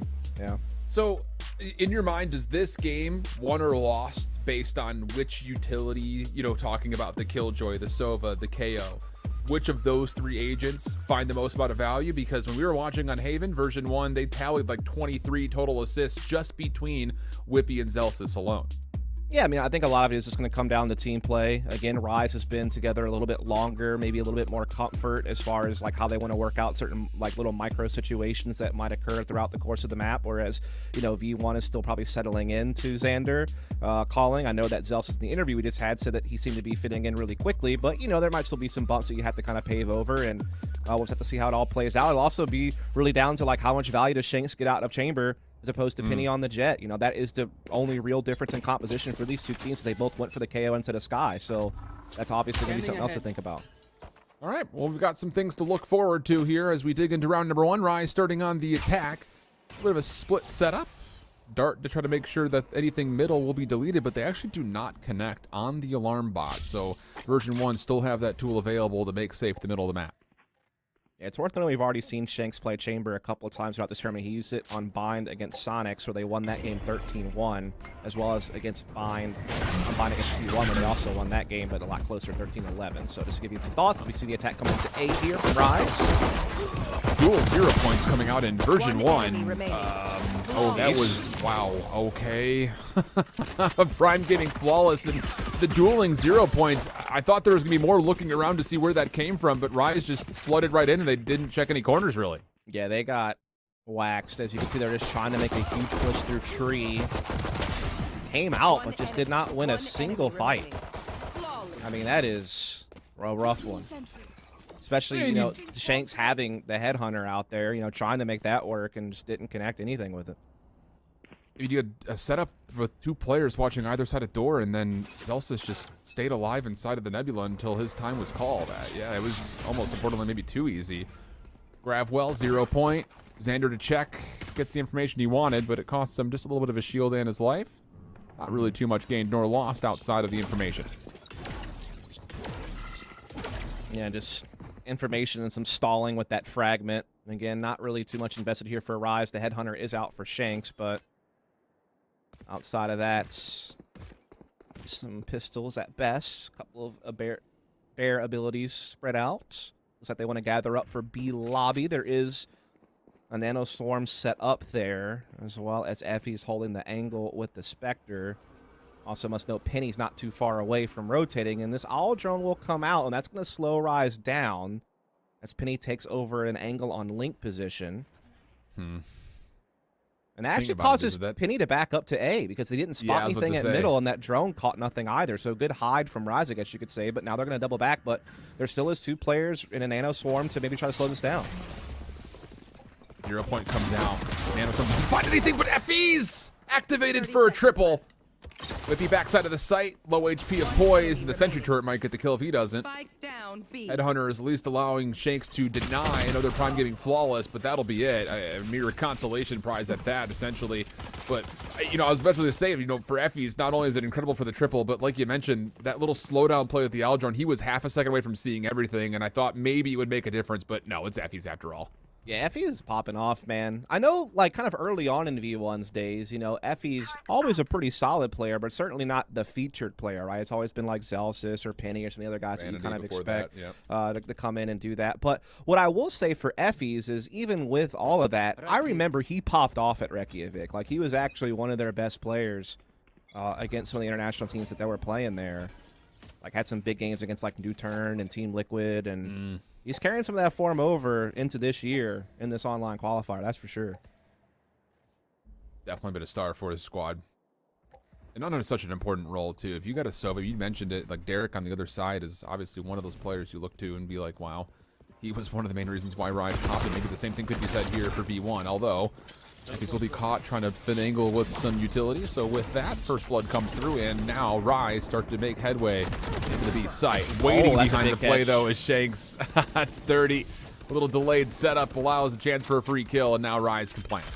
Indeed, they can. They'll do so confidently. 4-on-2 situations. Xander and Zels is split up between market and back halls on this retake. Not a whole lot they're seemingly going to be able to do. It's just such good positioning from Rise here. They still have B lobby control. Players in the site, they have the numbers. This should be a done deal for Rise. We'll see. Xander's starting to set up. Maybe just the play for exits, actually, honestly. The 0 point will reveal 1, but these star placements make you kind of think that these Nebulas are there to maybe try to find kills on the exit. They do catch at least a look for a moment at Shanks. Neptune trying to get out, not able to. On the corner. Enemy remaining. That'll be about all that's found outside of Zelsis, who's able to take the last player inside the site away with him, and then plenty of space to hold on to the weapon. So, not bad. Yeah, not bad at all. That's a bonus round for them. They get 3 kills. They hold on to a Bulldog, which is still very viable. And nowadays, with its buffs it's received to its burst fire and things of that nature, so they'll keep that in play. I'm going to be out for Penny. Shanks is 1 away from his ult to bring out his Tour de Force, so we'll go with the Vandal instead. Looks like we are just going to see Rise set up for maybe some basic mid-control. Kick things off with their star placement. Early gathering of information. You saw the fragment get pulled out by Zelsis' left hand. Would have been down with maybe a grab weld to combo, but not needed here, not net.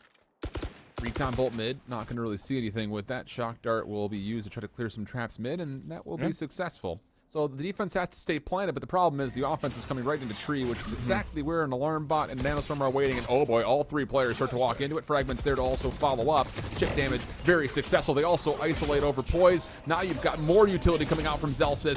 Flashes and nades alike, but cannot make anything useful out of the weapons themselves.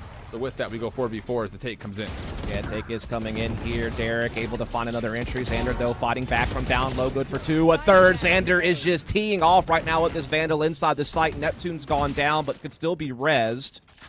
We get into this 2-on-2 situation. Spike looks like it could get planted, but the recon's been destroyed, and yeah, he could just never get comfortable there. Good job from version 1 through and through on that round. A lot of credit has to be given to Zelsis, man. Great utility usage inside tree position. Even though he got sucked and destroyed because of it, he did his job. Oh, 100%. And then even through the null command, as you mentioned, really the Asher utility wasn't going to be useful there anyway, so easy decision for Zelsis just to, or pardon me, for Xander just to keep the weapon up. Tally's up 3 with that. So 3-1 now the current call as we get into round number 5, and Rise are going to be in a weird situation economically. They're going to be able to just pull up a Guardian and a Marshall. Yeah, not a whole lot to say about this round if you're Rise when it comes to their investments. Looks like they might have a duel out towards middle. Neptune Company spotting each other, but Penny has the bigger sniper. He'll get his kill and his dash away. Easy pickings for him. Well. Again, winner of this moves on to the main event in February. Their qualifying journey is over, and that is a huge weight lifted.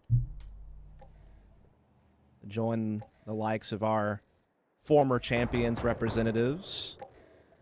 Got Cloud9, you got Sentinels, you got Envy, you also got 100 Thieves who got in through circuit points. They're all waiting. This could be our 15 to qualify coming from this match. This is an interesting stack up. You've got a 3-2 split offensively for Rise. Again, not on great buys. And a Storm and Alarm Bot come through. Effie's don't get caught out here. Uh-oh. That isolates Whippy completely. Time for Whippy to get to work. Get to work. He will for just one. Not going to be enough. You would feel like Rise have a chance to possibly pull off a Thrifty. Spike will be down. You are going to get the tour also coming through here for Shanks. This is a bold call considering that everyone's going to be stuck backside arches. Yeah. In version 1, I mean, you feel like you should play for this, but they're not making much headway at the moment. Yeah, they have a couple of stars and a 0 point, so they'll be able to spot them and get that and trap them back there, but they're still going to have to get the frags with one person on Spike, and when 3 just swarm that one, that's going to be tough to stop. Well, the dart comes through. Zelsis is not pulling off of this. It's all down to Xander. 1v2. Recon Bolt will reveal you've got to challenge through it, and as he does, Neptune makes use of the AR that was picked up to confirm the Thrifty, and Rise all of a sudden right back into essentially what is a level game. Yeah, I think the full stick there was just never going to happen in a 2 versus 3. I think getting to half probably would have been the play, and they just try to play the crossfire and they start coming out. As if, you know, Raj just doing big things with minimal weapons. The Sheriff comes out, a Headhunter comes out, Whippy gets overwhelmed. 3-on-2 post plant. Yeah, there's not much you can do. Even if you have them trapped behind the wall, they can just peek so freely when someone has to get on that defuse. That's going to be Rise. Going to tie this thing up quickly. Well, an important round early here for round 6. Blades are through for Penny. Effie is stuck on the Sheriff. Everyone else can at least full afford weapons. But for Rise, one of their first looks at a full purchase with ultimates to potentially use. Most notably, of course, the lockdown, but you've also got Derek, who is a single orb away from 100 Street, which would be immensely useful. Yeah, Rise clearing out Wine there with a fragment, so they know that they have pretty safe passage into A lobby at this point. Defensive utility as well set up here, though, from Killjoy, as well as a couple of Astra Stars on that initial choke. So if Rise decide to push it there, they could be in for some trouble. They still have some presence at B with their own Killjoy, as well as Superman playing over towards his side. So their options are still very much open, but they don't really have any mid presence. Yeah. And the defense hasn't been super proactive. I mean, they kind of have a forward angle over towards Tree on Catwalk, but other than that, they're kind of playing more back and maybe even having to play for a bit more of a retake depending on this attack from Rise. But again, if that A hit comes, there's so much utility there. And the time's running low. Rise needs to be careful here. Yeah. And the thing is, there's a lot of utility, but also 2A rifles that are going to be here. Drone will tag out one. Xander backing away. Gravwell will slow. There go the traps. Alarm bot as well. Lockdown also into the mix. Whippy not in a position necessarily to deal with it. Penny's still kind of flirting on the outside, but Whippy and Xander, oh boy, they've done it all. They... oh, God. Yeah. I mean, the thing is, the lockdown's obviously a powerful tool to clear out sight and take with, but the problem is they waited to use it when there was only a little under 30 seconds left on the clock, and when you look at all these nano swarms and Astra Stars and everything else that's there, they were stressed out trying to clear sight and get something off the back of their lockdown, and V1 were ready to fight inside of that bubble. They weren't worried about containment. They were looking to scrap, and they came out on top there, so up 4-2, and economy yet again low for Rise. I love that call from version 1 just to stick onto the site. Knife comes down. It actually shuts down the Owl drone. That may be more important than You would normally think, if you're just casually watching, you've got no clearance now over towards Wine. You don't know what's at the front door of Arches. And so for Rise, now all of a sudden you're taking your one hero rifle over towards Tree, which has a bunch of traps waiting. 0 point will come through to kind of get in. Also the Hunter's Fury from Derek trying to clear some space over, at least from the front side of A. Actually tags up Poise a little bit on that last dart. But Rise still at least finds some way to entry for now. Yeah, Null Command comes out to suppress the players over towards Tree, allow them to get into A. It's going to be yet again V1 looking to play retake here. They do have their own lockdown available to push out the sites, force them back into A main or Wine territory with that. Neptune might try to break it. Does it land? You are divided. It does not. No, 2 players detained. For a second I thought maybe, but now Penny can walk forward and watch 2 players essentially sing. What's happening? Derek, though, in the corner. Impressive, but it doesn't matter in the end because the spike was stuck for the defuse, but holy headshots, Batman. It does seem like they were really relying on Neptune to land that fragment on the lockdown and stop it. And stop the containment on those 2 players. And when it didn't finish off the Killjoy's lockdown in time, they lose basically 2 players for free. And while Derek definitely put on some great heroics with this Guardian, you gotta respect the headshots. Don't get me wrong. But unfortunately, it's just a small consolation prize. Wow, that was probably the nastiest single tap. It's probably the nastiest, unfortunately not impactful quad kill you've ever seen. Like, it's unfortunate, really. What's cool though? Style points for sure. Pepe hands. Find 4 headshots, still lose the round. Under straight for Effie's. Hits once and twice. Shanks falls. No chamber on the floor for Rise to work with. Spike still lingering towards B, but this is tough. You're already down to 60 seconds and you don't have any map clearance hardly anywhere at all.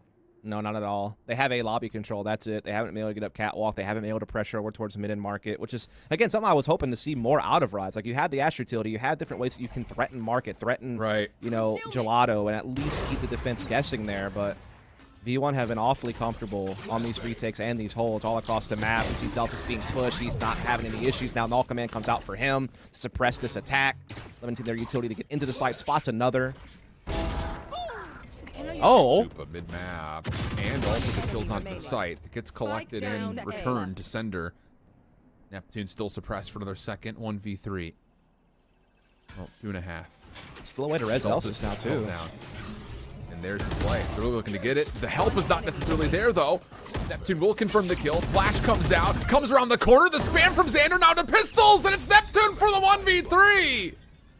Oh my goodness, what a play there from Neptune. You have to feel for version 1, though. They're trying to go for the res. They have Effie's as the bodyguard. When he loses the fight, Xander gets put in a pickle. The clock runs out on Zelsis' ability to be rezzed.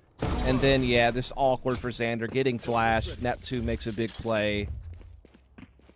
Huge moment there. And that's tough because you have to decide, do we just want to play this 2v1 or do we want to try to res Zelsis? And they just unfortunately caught a rough timing on it. Yeah, and I think if, you know, retrospectively, you're probably just going to play the 2v1 next time around. Yeah. Kind of a greedy call for the res, but nonetheless, Rise, find another lifeline. It was a thrifty earlier, and then that 1v2.5, if you want to call it. Able to allow them to get to 3. It's just a 2-round gap. Effie's holding on to a shock dart. That'll be used with the gravity well, but the timing was not necessarily perfect. Yeah. So a second one will come through, and that will still chew away some of the health bar. Not too much, and obviously V1's still low on weaponry. Whippy trying to play with this Frenzy in the corner, hoping they don't check. They kind of don't, but yeah, even with the flash, it's too much firepower for Raj. But Zelsis and Penny come in! What's happened here? The flash was so good. The flash was so good from Zelsis. So good. I mean, you're sitting there and you're watching just, I'm hugging a corner. I am Whippy and I am staring at this brick wall. But then a 5-man flash. And the kills aren't necessarily great, but the fragment chews away some damage. And then it's just pistols at dawn. I thought they were going to weather the storm of that flash initially. I really did, because they did get the better exchange like off the immediate impact of the flash. But then the follow-up from V1. Devastating. And now it's the shoe on the other foot. Sure the Guardian is. for Shanks, and that's the only weapon they really have other than some Sheriffs. Oh, man. What an unbelievable turn. So now, first pressure towards middle, and Penny does not expect it. So, okay. Hold on a second. Zelsis has to leave side to try to contest this weapon drop. And Supa has not grabbed it as of yet, but Zelsis is obviously still under threat, and with that, there's going to be a little bit of help. Try to double clear this, unless he's backed up completely. And yeah, just trying to juggle the weapons back, and Zelsis will finally confirm Superman, who's completely isolated. Yeah, it's a tough exchange, but both teams still have a crack at this. A lot of Killjoy utility, though, as well as Astra. Stars positioned to defend this A attack. Hunter's Fury trying to pave a way forward onto the site, but look at Whippy just fold. Stays in the pocket, gets a kill. And the Nano Swarm confirms for Whippy again. Still holding backside generator on the spike site. Derek waiting for the peak. Coming from multiple angles, though, and it's just not going to happen, man. Every time, and this happened on Haven. If you missed the first map on Haven that we saw versus a crew, we saw similar heroics, but it was from Effie's. Now it's coming out of Whippy, Zelsis, Penny. I mean, not to take anything away from Effie's because he's been valuable, but my goodness, the single players that have to survive on the site have been great for version 1 on the defense. Really has. It's been kind of a story throughout the day. You know, even in the first game we watched version 1 play, Effie's had a couple of heroic moments on Haven where he was like forced to hold stuff by himself. And so it's nice when you have players who are capable of digging deep and making a stand to buy time. Set your team up on main advantages. It's Effie's gets rinsed there through the wall a little bit, but still standing.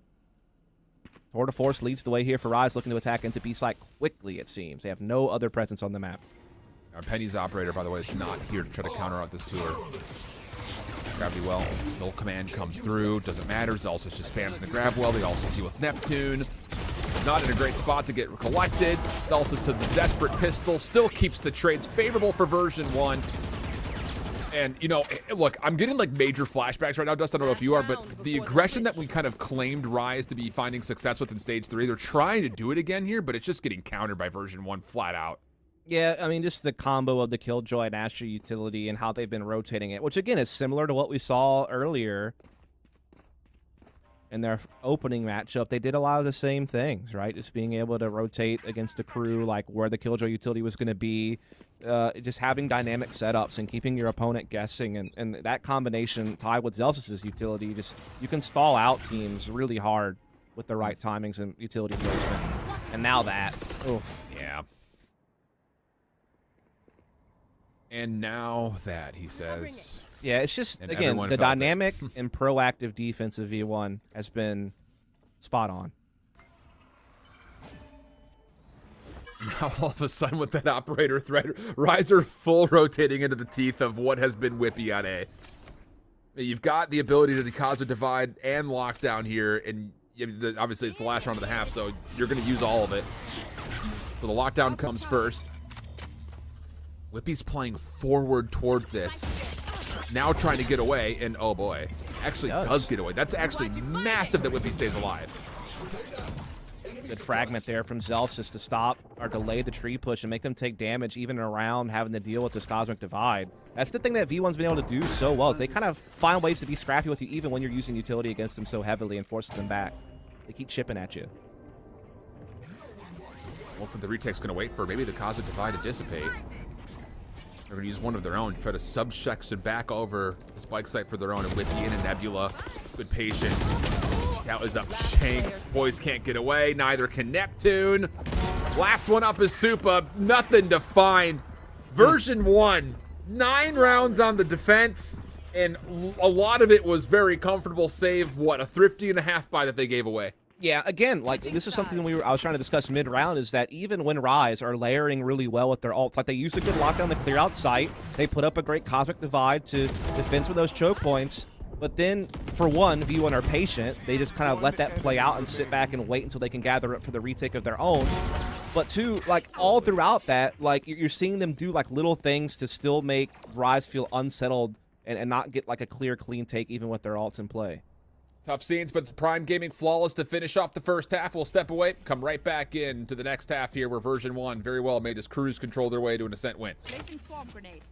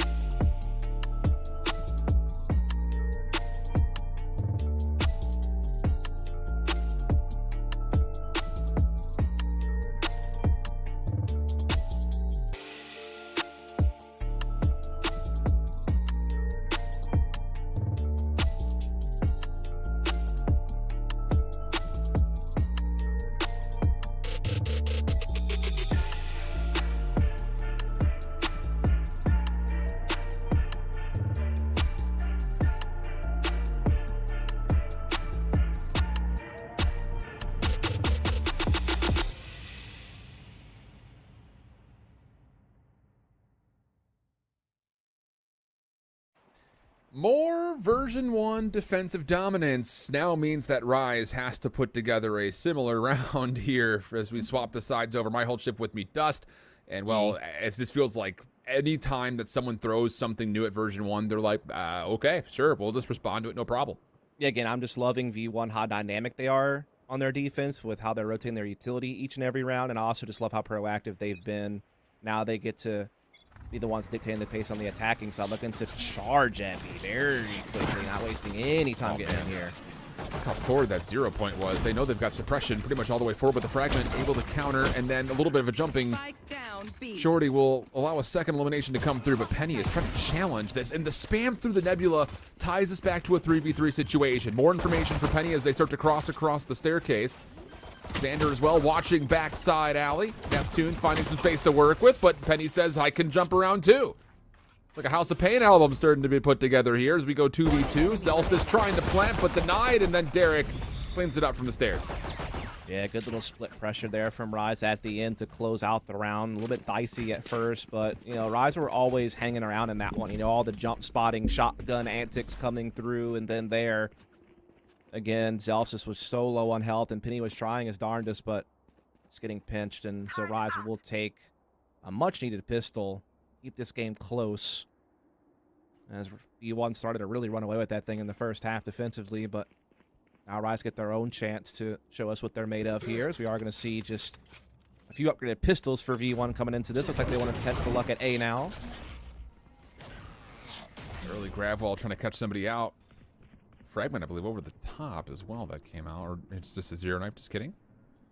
But hey, you mentioned it. They wanted to test it. Test it they did. Didn't fully commit, and I would say more importantly, Poised did not trigger any of those traps, so full defensive integrity still in place. Still in play, but at least they feinted that they could have taken wine control. They still could be a lobby. They're actually leaving a couple of players there to create presence. In the meantime, they're also looking to cause a little bit of a ruckus at B. They're going to get the orb on Zelsis there, so building up his ult for later. And again, it's just them kind of maintaining awareness all over the map, and so it's making it to where Rise don't really feel comfortable rotating just yet. But again, as you noted, if they commit A, there's a lot of utility here to deal with it, and it seems to be where Rise is headed, so looks like this could be very much a slaughter. Look at Neptune just holding on to utility, waiting for this call to come out. Zero knife will connect in the backside. Poise not able to trigger too much at this moment. When it comes down to the gunfights, Xander takes the first, and the flash allows Penny to find a second. The problem is Shanks is still playing through tree and locks down the door, but it doesn't matter. Zelsis is still lurking for a play at B, and Rise are now realizing they've just been caught with their pants down. Indeed, they have. They have a couple of low-health players as well with Shanks, though Penny could be the same thing. And he's got to hurry as well to try to get there and help, because right now it's only Zelsis inside the side. He's got no support whatsoever. He's just trying to delay as much as he can. Oh, he gets but a good kill! flash. It's a good flash, and then the right click. So you thought for a second Derek was going to fall. So now Penny on the way over. You still have shock darts that could potentially delay. Second one comes out. Shanks misses the jump. He can't find the kill, and then Effie's around the corner.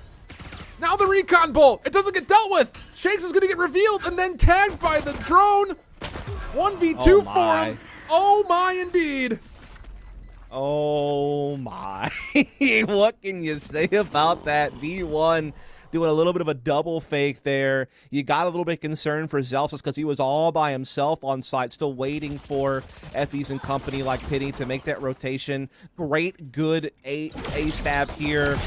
And being able to stop Killjoy from being able to deploy her utility, get some entries, get Zelsis stuck into B. Good use of his fragment to delay a defuse, gets a kill as well from the back. So pivotal. And then, yeah, they close out there. Just Effie's using his utility to perfection, and they steal one away. And that's got to be soul-crushing if you're Rise. Man, dude, all four of the rounds that Rise have gotten, you look at and say, okay, cool. The next one coming up should be casual for you. And then it's not. It's just, oh, man. I mean, outside of the one thrifty they had, that was not casual for them in the first place. But wow. You kind of just sit there and have a deep sigh and say, oh, man, what else do we have to do here? Because it's been heroics for version 1 so many times.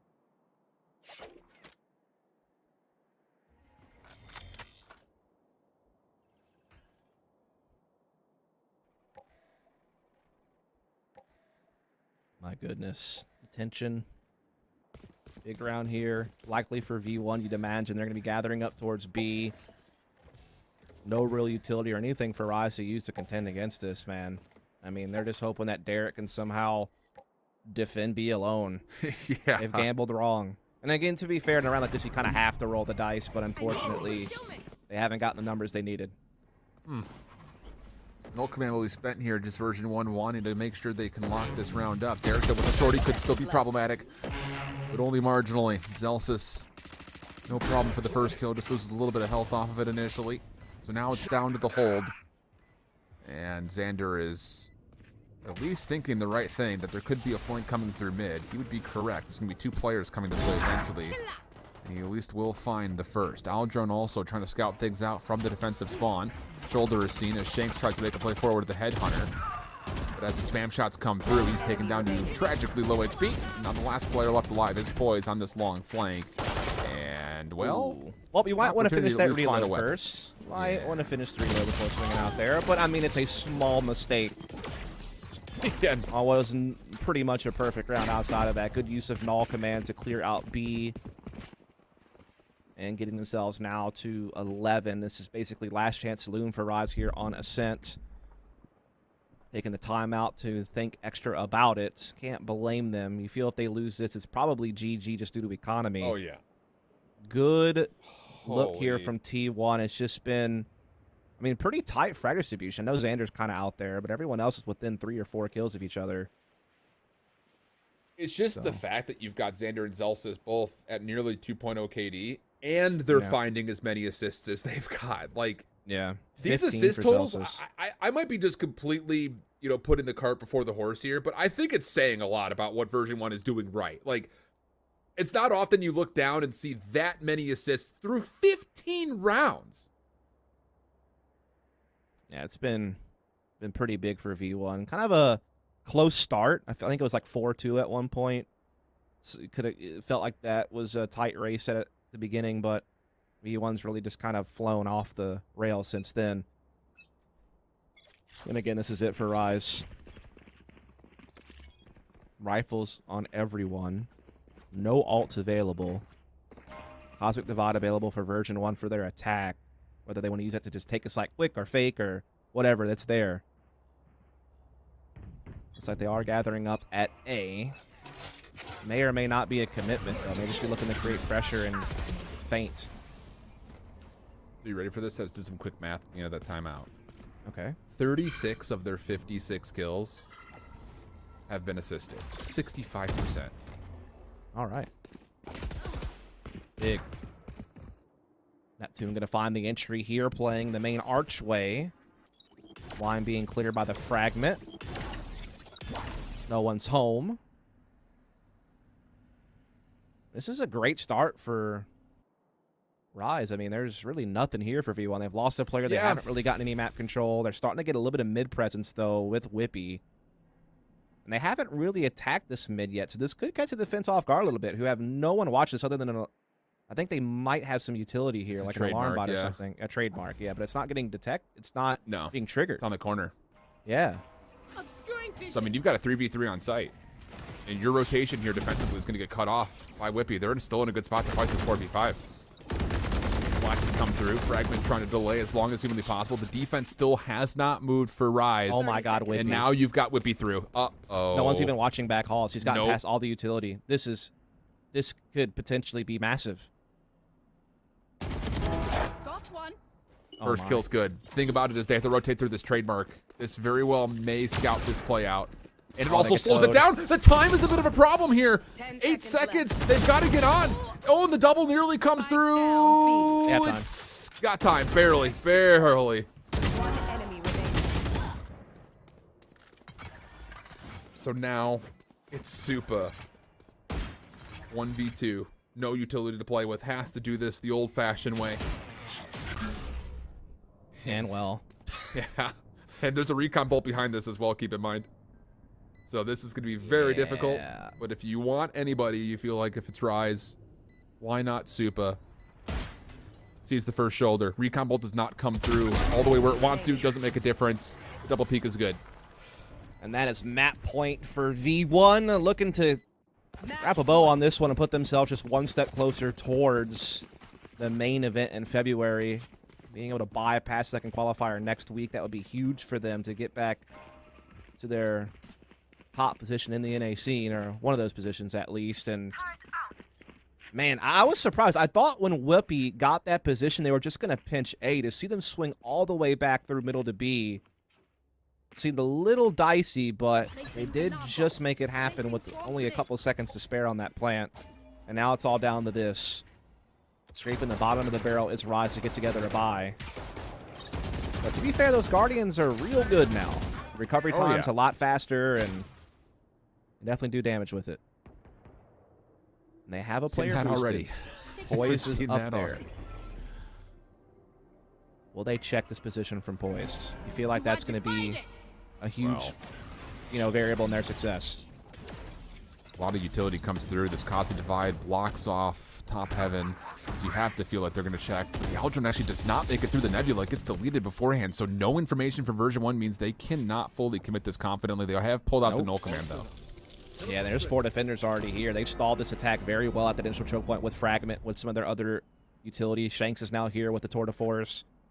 I mean, it just seems like suicide if you want to try to go into this at this point. But they have no other presence on the map. They're having to worry about getting flanked through middle. Like, they are in a little bit of hurt right now. It seems like they're going to have to commit. And, I mean, again, it's going to take brute force now to break this A open because they haven't done anything else anywhere else on the map. Well, you do have a Hunter's Fury to try to open up at least part of this site. The Tour of the Force, I was going to say for a second, Shanks looked like he was a little bit unconfident if he wanted to still hold here.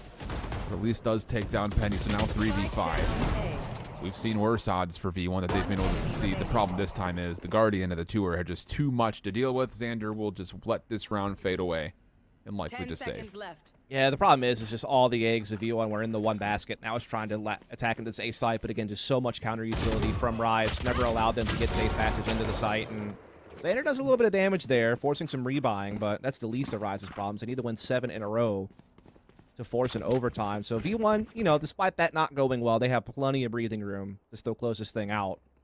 Plenty of economy to still get a full buy into this round. They are very near most of their ults. They already have Hunter's Fury available. Whippy's 1 away from lockdown. They can get an orb and use that to attack a site.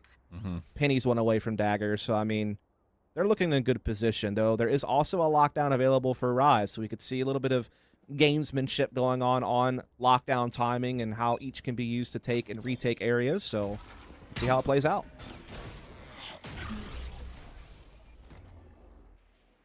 Defensively, it's a passive setup around the A site in favor of stacking more numbers mid for Rise, including the operator of Shanks, who has been peeking there almost exclusively. Poise now caught out, and oh boy, caught out indeed. First 2 kills come through cleanly for V1. No lockdown, like you mentioned, which means that you've got a Hunter's Fury to secure this post. They didn't even use it to take the site, so V1 have it to hold off the retake. This is rough. It sure is. So now Shanks trying for something miraculous. It will not happen. On the other front, the wallbang does confirm a lot of damage from V1. Xander, late flank, denies any play through tree. Up top at glass, nothing there. Version 1, man. Needed. Never needed. Neither was the Hunter's Fury, by the way. Just casual. Unreal. This version 1 team's nuts. Yeah, they just kind of dry peeked their way into A. There was no utility this time to stop them, and they got in there and handled business, man. What can I say? It's that simple. I still question this map pick to begin with. I was just about to go there. I was like, so why do you pick this map in the first place if you're Rise? Because, I'm not trying to sit there and say that, like, this is clearly V1's, like, best map or anything like that. But, we expressed some concerns about this. And, I mean, heck, even our replay package right there didn't have enough rounds to fulfill, like, more than 10, 15 seconds worth because the game was just over that quickly. I mean, never mind, just the flaws at the end. Just kidding. But still, regardless of that point, version 1 is just showcasing dominance no matter what map they go on. I don't know where you play these guys. Yeah, it's just like when you think about Classic Rise last year, like when they were, beefing themselves up as far as their reputation when it came to their performances at the LCQ and Challengers 3, like it was really off the back of being really strong at maps like Haven, having a pretty good split. Their only real concerns was they didn't really have an icebox to speak of. Their breeze was also kind of hit or miss, and obviously Vine got banned. So I just would have liked to see them play more towards Haven and Split earlier on in the series and leave a scent for later since it's been kind of more of a mixed bag results-wise for them. Either way, that's neither here nor there. It really just comes down yet again to V1 having a devastating defensive side as they've been having all day long. And then they did what they needed to do on attack to close out the deal. So V1 now 1 map away from joining the main event. Look, I'm not trying to get ahead of ourselves here, but it's Haven that's also coming up, which if they could perform anywhere near the level they did versus a crew, I feel like if you're Rise, you're kind of shaking in your shoes a little bit. You may even start looking at that lower bracket.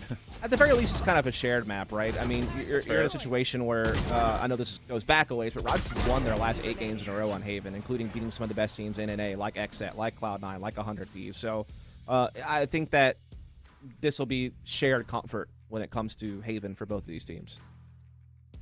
Well, you know, we did say something similar about Fracture as well, and we saw how that one ended up. But for Rise, you know, I'm just kind of curious because you're going to have to pull something off offensively here. And, you know, we didn't really see the same amount of value that we were getting out of literally the exact same composition, save the chamber and jet difference, comparatively what version 1 had gotten. And that level of ability synergy is something that had differentiated teams in the past and is currently, at least in my mind, differentiating these teams right now. We'll have some more time to consider that thought, though. We'll step away for a brief break and then actually dig in to what Haven may provide for both of these two squads when we come back in the backside of the break.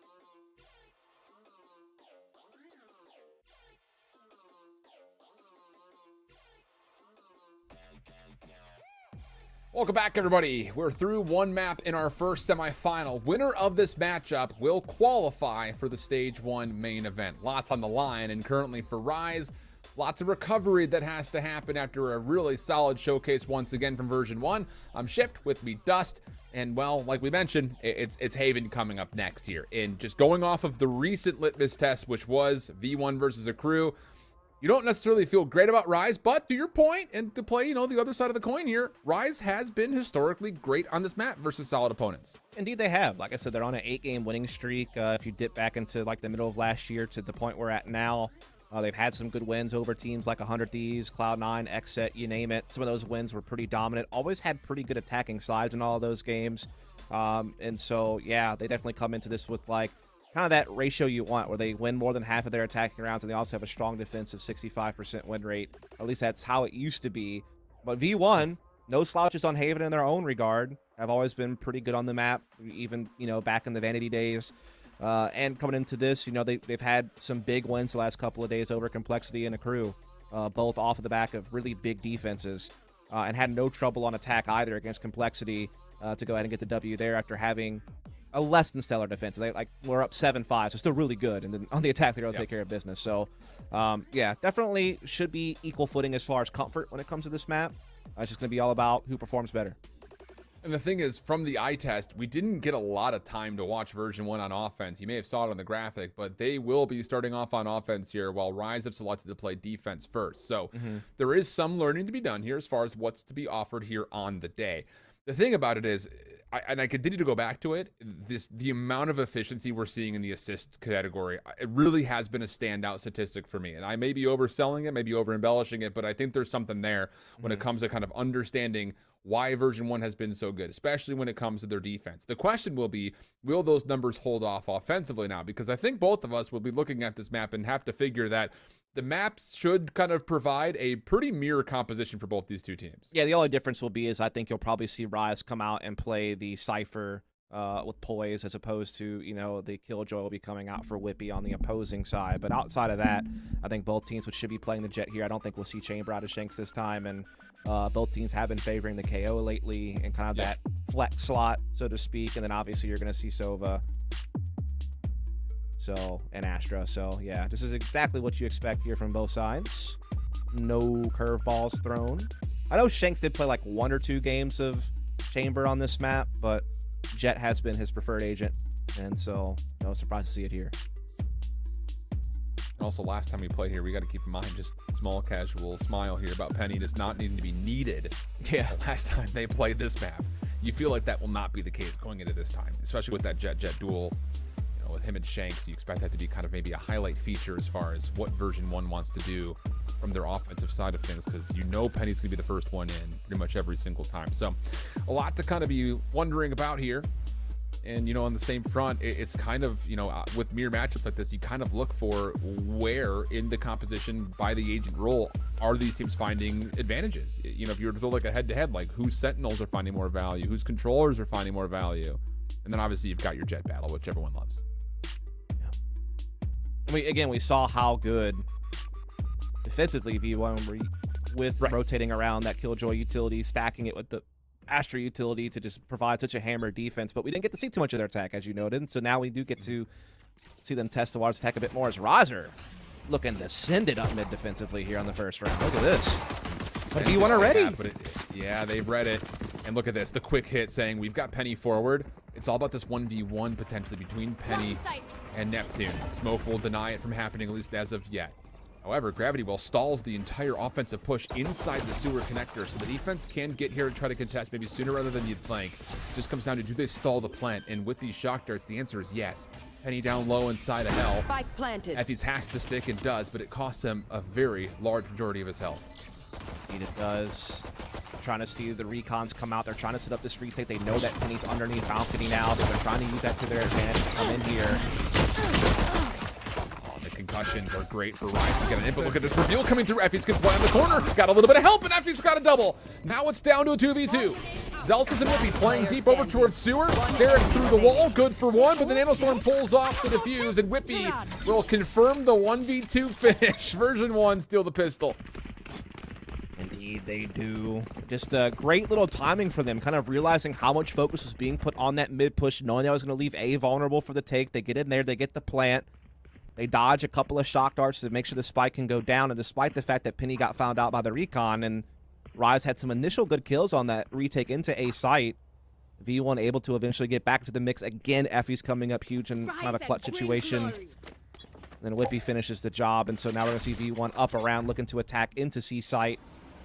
This is where a Marshall is located here, but Superman gets darted and is forced back.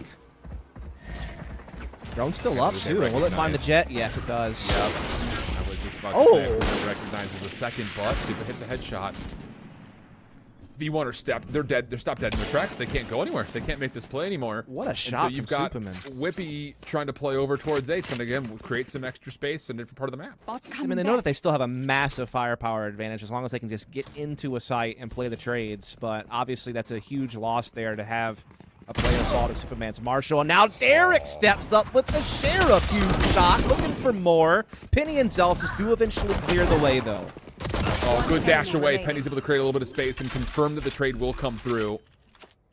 Now, with a spike planted, another 1v2. This time it's on Super with a Marshall. He's going to be figured out. And, well, the shoulder tags are going to be good for Effies. Scary round, It's a dire rotation, but it works, right? Yeah, it got a little bit scary. I mean, you have Superman get the opening kill with the Marshall, and then Derek even hits one with the Sheriff. So briefly a 5 versus 3 in favor of Rise, but eventually Zelsis and Penny able to come up with some big trades on site to save the day. Now up 2-0, now on to... I mean, you can't even really call it a bonus. They have 2 Bulldogs and 2 Vandals into this, just the 1 Spectre on Xander. So, again, you're seeing a lot of teams invest a little bit more heavily on the second round with the Bulldogs to make sure they aren't pigeonholed into SMGs on what would technically be their bonus round. So, pretty stout, almost on equal footing with their opponent, to be honest. Smokes 0 points. Also the vacuum, trying to catch anybody out for the defense there towards Garage. Nobody's home though. And now you've got Nate and Sun over at the backside of the site. Zelsis clears out 1. No problem to finish off on the second with help from Penny. And the last player in the site, once again poised, can only hope but find 1. Spike does get dropped though. So maybe a chance to Rise to still fight this back, especially if Derek can double up like he's had. Now 2v2 comes through. Whippy for 1 and Whippy for 2. Boy, these rounds have been kind of close, but V1 are just staying out in front each time. Obviously, a good attack there, good layering of their utility, great fragment behind the C platform, which really put Rise's defender in an awkward place. A good recon comes out as well towards the back of the site in the midst of all of that. So these players are just getting revealed. They're getting flashed. They're getting shocked. Penny's there to collect follow-up on all the chip damage that was being dealt by the shock darts and such, and it's just a good little push there from V1. They're all on the same page. They're pushing together. They're following behind their utility properly. And great third-person angle there from our production crew at Nerd Street to kind of show you just where that utility was landing and how well V1 used it. Those overheads will never get old. I love them. Say it right now. Nerd Street, the best in the biz. NSG greater than you. Reminds me of, like, what is it? 12 Jump Street or whatever? 21 Jump Street? Neptune just finds a Colette Sheriff headshot to maybe put a Thrifty into the cards here. We'll get back to your 21 Jump Shoot reference in a moment, but we still got a round on hand. Neptune's Sheriff kill definitely takes priority over what I was trying to accomplish with my discussion of 21 Jump Street. Yes, as we are going to see a retake trying to come in here from Rise yet again. Daggers out for Penny. Hunter's Fury doesn't really land the mark. Whippy trying to get a backstab. Doesn't quite, but Xander gets a kill, keeps it even. Oh, poised. What an unbelievable shot to deal with Penny in the sky. Xander 1v2. Guardian and a Sheriff in front of him. There's the first. And the second comes around the same corner. More heroics from V1. Another 1v2. Oh my, this has to be gutting if you're Rise because you keep scrapping with V1 and it keeps coming down to these really intense 2v2 situations or so. I mean, that shot from Neptune, devastating. Penny and company, though, quick to respond, and then Xander gets stuck in a 1v2 and just reads it perfectly. Xander's been so good for V1 today, not only on the calls, but also the fragging in key moments. And again, their fire distribution is very tight across the board. Meanwhile, Shanks has yet to get off the starting blocks, and he needs to get impact with this op here now. Nanostorm will delay him from peeking this angle through sewer. Penny, though, trying to get aggressive through garage. Did not have a lot of help to do this. Flash comes out, and, well, Supa is already spamming through the doorways, and that's actually what ends up I think Dealing Zelsis with flashed Zelsis himself. as he was completely flashed. Yeah, he sure did. I don't know if he flashed himself or if a flash came in from Neptune. Either way, he was real blind in Garage, and that's a couple of easy kills for Rise kicking off the round. You have to imagine this is where they win. They have a 5-on-3. They droned out A lobby and know that that is clear, so they can start making their rotations or maybe even set up an A flank. And I mean, Rise, they have everything at their disposal. V1 got nothing. They got 3 players. They're trying to maybe force something into B here. They've got full utility for both Effies and Whippy, so maybe there's a chance to hold 3v5, but I'm right there with you. This has to be around where Rise gets on the board. Neptune's already found him. frag comes through. A little bit of damage onto Xander. Into the Nebula he goes, and there's the elimination. Effie's looking to at least secure a plant. We'll be able to, but there's not an exit here. Flash through the Nebula, now the retake coming hot and heavy, and yeah, there's nowhere for V1 to go.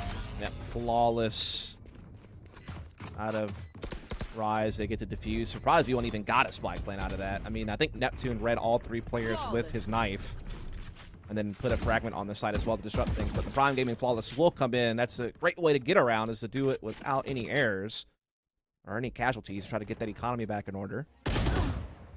This was the biggest part. Was just them. This seemed like the least coordinated attack of all. It just seemed a little bit uncharacteristic from what we've seen from V1 today. To seem like that was a little bit disjointed on that C Garage push. You know, maybe it's just something that you come into the playbook and you say, hey, we put a lot of pressure at A long, a lot of pressure through A sewer, a lot of pressure at C long. We haven't hit C Garage yet, so maybe we can just walk in for free. But nah. Nah. Big no, Chief. So now Rise are in a position to really start to build, like you mentioned, a little bit of snowball in the economy. It's from the defensive side, you really would need and love to see that if you're a Rise fan. You're going to have a barely buy coming through for V1. Not quite a half buy, not quite a save. Yeah. Quasi buy. And you have to, what, you're thinking you have to do this efficiently right here if you're Rise? You know, just don't 100%. try to spend anything we don't have to? I feel like you got to get Shanks just alive here. Like, he has yet to get a frag. He's had a couple of assists. He's meant to be that really impactful jet player that you really need here. You have a low econ V1 coming into this round. Yeah, they got some shares. They got a Spectre. They have a few alts, all right? They got Lockdown and Cosmic Divide. We know how you can layer those 2 things to capture Shite and cut off the retake points. But, yeah, this would be nice to see Shanks tee off with this operator a little bit. Just, you know, get some confidence back. Just get warmed up. Get into the zone. Knife dash, gravity well. Shot hits. Oh. All right, well, that's what the doctor ordered. Nova Balls come through. They're still going to try to commit to this RV1. Derek in the corner. Only good for 1, but now Shanks. Let's get the hot hand going. Double with the operator, and then Neptune, who's there to help, will make sure nothing more happens. Yeah, you could just see that. That was one of those rounds where V1 obviously had low econ, so they're just trying to make something happen. And maybe if they could have gotten the site, picked up a couple of weapons, you would have seen them commit the lockdown or something to try to go ahead and win the round, but made sure to save on to those abilities for here and now. You see a lot of alts now available for Rise as well. You know, dueling Cosmic Divides could come into play here. We have the Nano, or excuse me, the Null command out of Neptune, so it'll be interesting.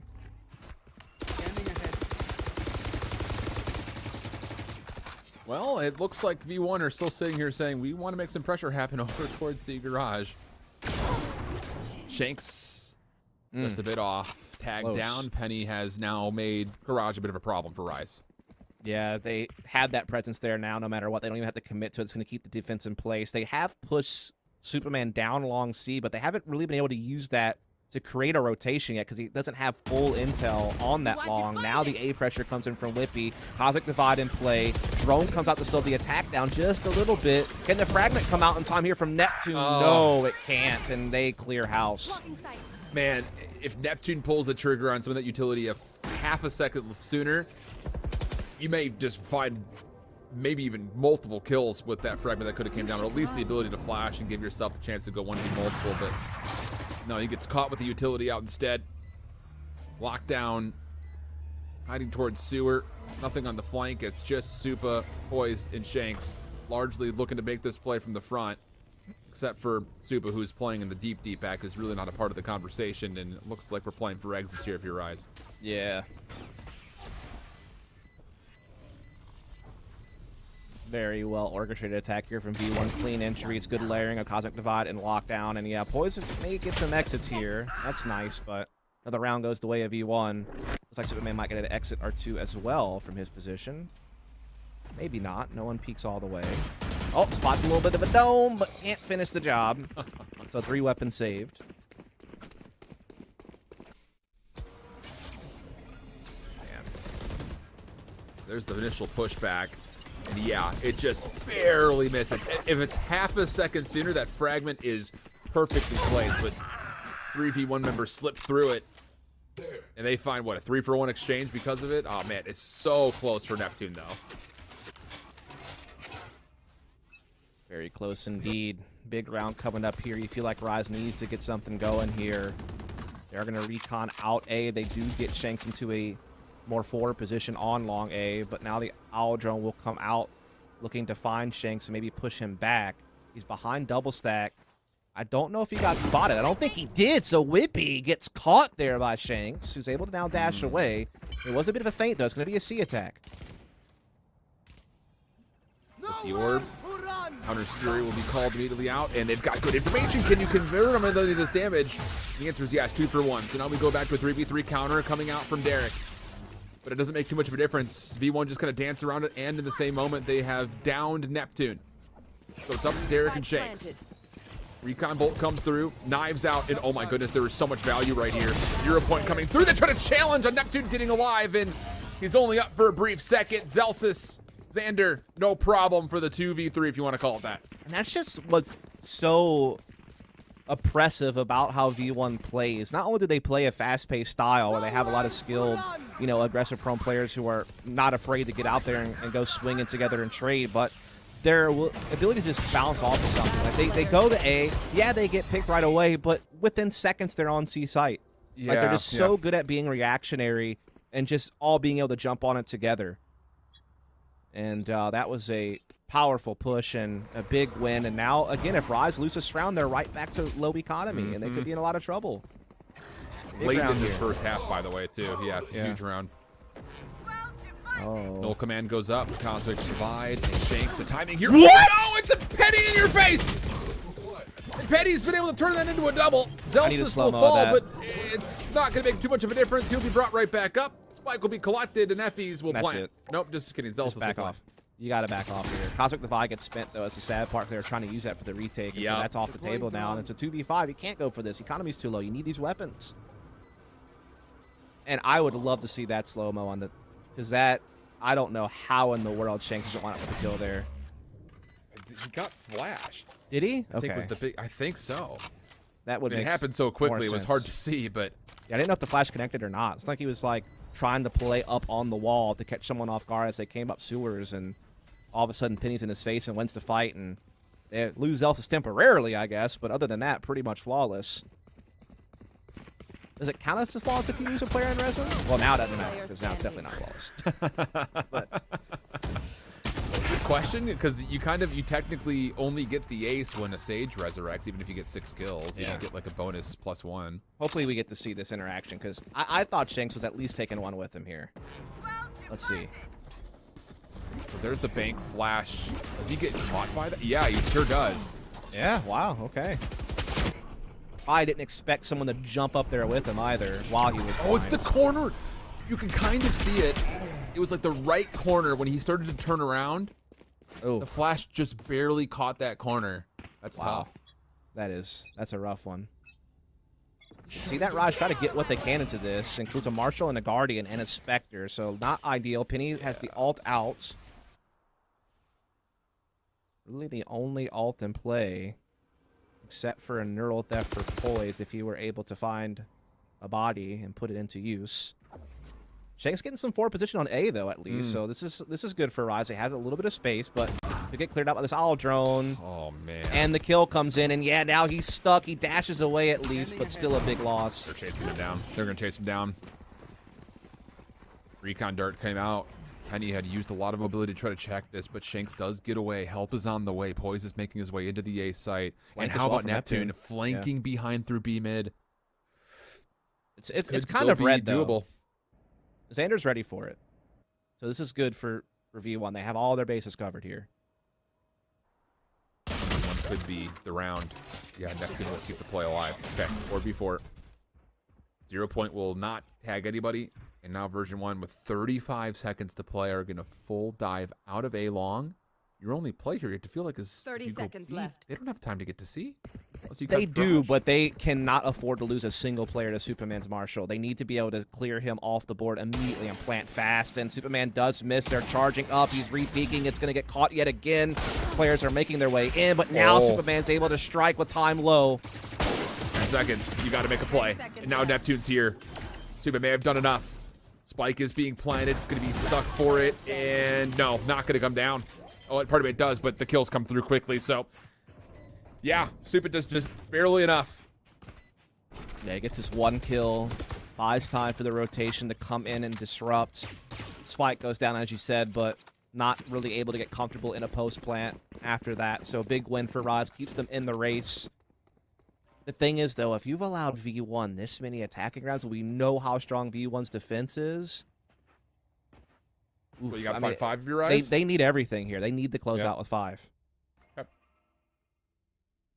I agree with the evaluation, just for what it's worth. Yeah, I mean, if you give them 9, and then they get to go to defense, I just don't. Based on what their defenses look like lately on Haven, their last couple of games, I don't know, man.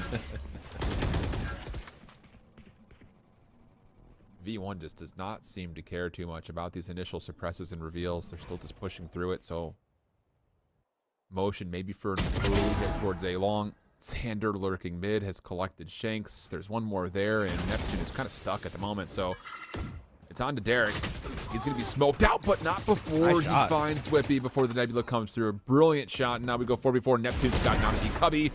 Superman makes sure there is no rotation over to Garage, and so now V1 have to commit to A. Indeed, they do. They are going to be able to get in here with the spike, but Derek still looms inside Heaven. Flank coming from Neptune as well on long. Rest of the rotation coming in through defensive spawn. And while the spike goes down and a suppress goes out, it's really going to come down to what Penny can do in this corner. Does it get checked? Good shock dart, making it hard for them to clear Penny's corner. Another one comes in, again, making it tough to peek out Penny, holding this angle. Penny's timing is exquisite. 2 kills through. Not done yet, though. Neptune from deep leaves Penny. Derek 1v1, and it's Penny. Nearly grabs a nickel. 4 in the round for him. And it's 8-3 V1. Last round in the half. Yeah, it's tough because you want to check that corner. You want to make sure it's safe so you can get out into that space and start retaking. But these shock darts just keep coming in, keep unsettling that movement. And Penny takes full advantage. Great round from him, playing around his teammates while they fell. He was able to use it. And he gets them to 8. And yet again, we're having to see a Marshall come out from Superman, Spectre for Derek. They do have a couple of ults they could put to use. Feeling area.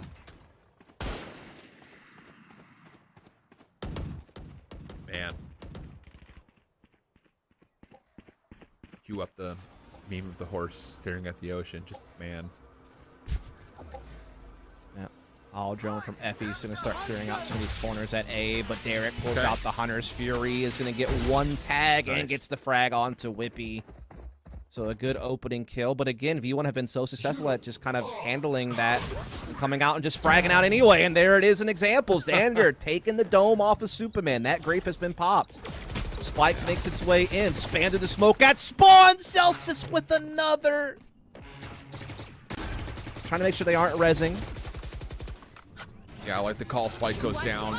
0 Point comes through. They get the res. Neptune is brought back. 3 agents will be, of course, caught out by this. Cosmic Divide now creating a line in the sand. 4v4.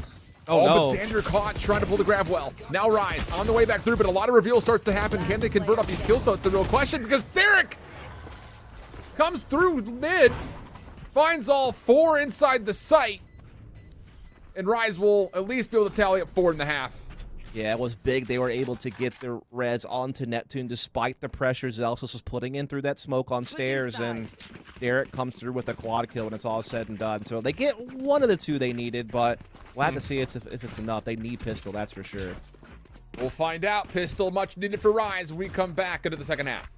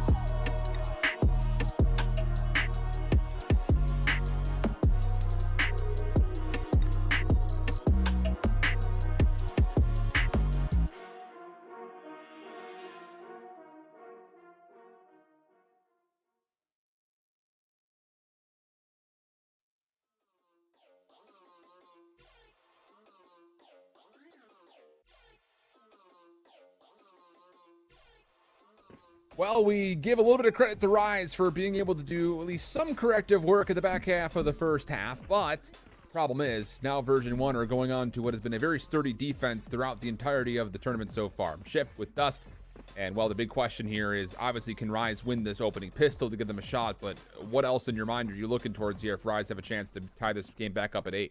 I just need to figure out a way to break down this defensive utility. That's one of the big things V1 have been so strong with, is how they rotate around Killjoy's utility and how they combine it with Astra and their KO to just really stall out attacks. They also need to stop V1 from getting free space across the map. Like, you have to maintain presence all across the board if you're Rise. If there's a gap there, V1 are usually pretty proactive about finding it. As you do see one little pistol exchange out middle. Rise can use that to start taking into B site. These Nano Swarms. Oh. Yep. It'll push him straight into an alarm bot over towards Garage. It does get deleted, but at least the defense knows exactly where they need to position. Xander in the back corner. Whippy trying to find an entry. Not going to take anything with him. Xander nearly gets a lineup, but can only tally the 1. So, now, how about this? Effie's shock dart denies! Oh boy, and now Penny's forward. Oh, the trade! Oh my goodness, Penny! What in the flick shot is that? That was unbelievable. You think Penny's out on an island, is going to get traded, but he lands both the headshots. Again, great utility usage from V1 to stop the B plant, force them in the garage. They get the read with the alarm bot, and then these shock darts come in from Effie's. Devastating, gives Penny the room to come out, and you think Superman's going to get that trade all the time. And we haven't, you know, had our flick of the day yet from Aim Labs, but that's probably going to be it. I mean, there's another match that gets played later tonight that could maybe topple it, but so far, that's the one. Oh my god. That was ice cold from Penny. Oh my. And now shock dart damage off the rip. Oh my, Penny. Who peeks first? Tough. Oh, Cage. Cyber Cage first, okay. Ooh. So now, bold shots, careful. They're challenging close. The dash does come through. No cloud burst doesn't make a difference because Effie's is watching. That'll make sure great that timing. Because you think Penny might get caught, but he dashed at just the right time. Effie's is there to play bodyguard with the Spectre, so that's again just good T play to get Penny out of dodge. They will maintain their hold on the site. The dash is coming in. Effie's does get cleared. Oh, the burst coming through. Penny also still holding onto the site. It's Celsius with 2, poised, down low in hell. Everyone knows where he's at. Yep. Everybody knows where he's at. Celsius, no problems there. V1 in a prime position to go 2-0 and not drop a map through qualification at a 128-team bracket. Are you kidding me? Yeah, that's pretty fantastic. And again, like, we kind of wondered, where was V1 at? Obviously, last year with Vanity at the helm, they attended Reykjavik. They surprised everyone. They didn't really have that much time together as a team when they went on to qualify for Reykjavik, and even had some decent results while they were there. Then, you know, Vanity departs the team in August. The team looks a little bit lost after that. They kind of struggled a bit. But now, during this offseason, they've brought Zandy on board, and they start to be figuring things out again. And, again, they definitely have talented players. I mean, Penny's always been regarded as a very strong duelist. And we know how strong Zelsis has been an individual fragger as well. And seems to be adjusting just fine to being off of duelist and into, at times, more of a supportive role. But, yeah, they're getting the job done, man. Like you said, they might have the clean sweep to the main event. And against some really good opponents. Oh, wow. Penny first blood on Neptune at range with the Phantom to the head. Peace. Yeah. Obviously a low buy for Rise, Sheriffs, and a Marshall on Shanks. They're trying to now get into Garage. There's no utility here, but in the hallway, different story. Mm-hmm. Nanostorm's positioned for it. And the Suppress does catch out both players, so that's no longer an option. Spike is at least leaning towards A here for Rise, but the question is, how do you break through 2 ARs, or actually just an AR and an SMG here with just Sheriffs and a Marshall? Yep. We'll find out as it's about to be point of contact here for Penny. Shanks trying to work this corner, and well, work it he has not. Spam shots through the cloud burst. Just everything's connecting. Yep. Suck doesn't really have an impact there. Penny's still able to escape. Nebula now blocks. Division into sight. Shanks trying to come through anyway. Gets caught by Penny, who's on for an ace. One enemy remaining. Stolen away, maybe not. Poised 2. Third. So now it's essentially win-out condition here for Rise. Obviously, we're not at map point as of yet, but this is going to be their best chance at getting a buy. Oh my gosh. Enemy kill. It's two-tapped off the rip. Yeah, big nice. Has alt now available as well if it were needed. Zelfs is only one away from his null command. Hunter's Fury also up for Effie's. In the meantime, the only alt that Rise has is a conditional one. It's poised with the Neural Theft, who needs a frag to get it into play. So, definitely backs up against the wall as Rise here. Granted, there is still a lower bracket, so Rise won't be out of the hunt. True, yes, correct. But they'll have a longer path to travel to get to where they want to be. Yeah, more arduous one as well. Oh, boy.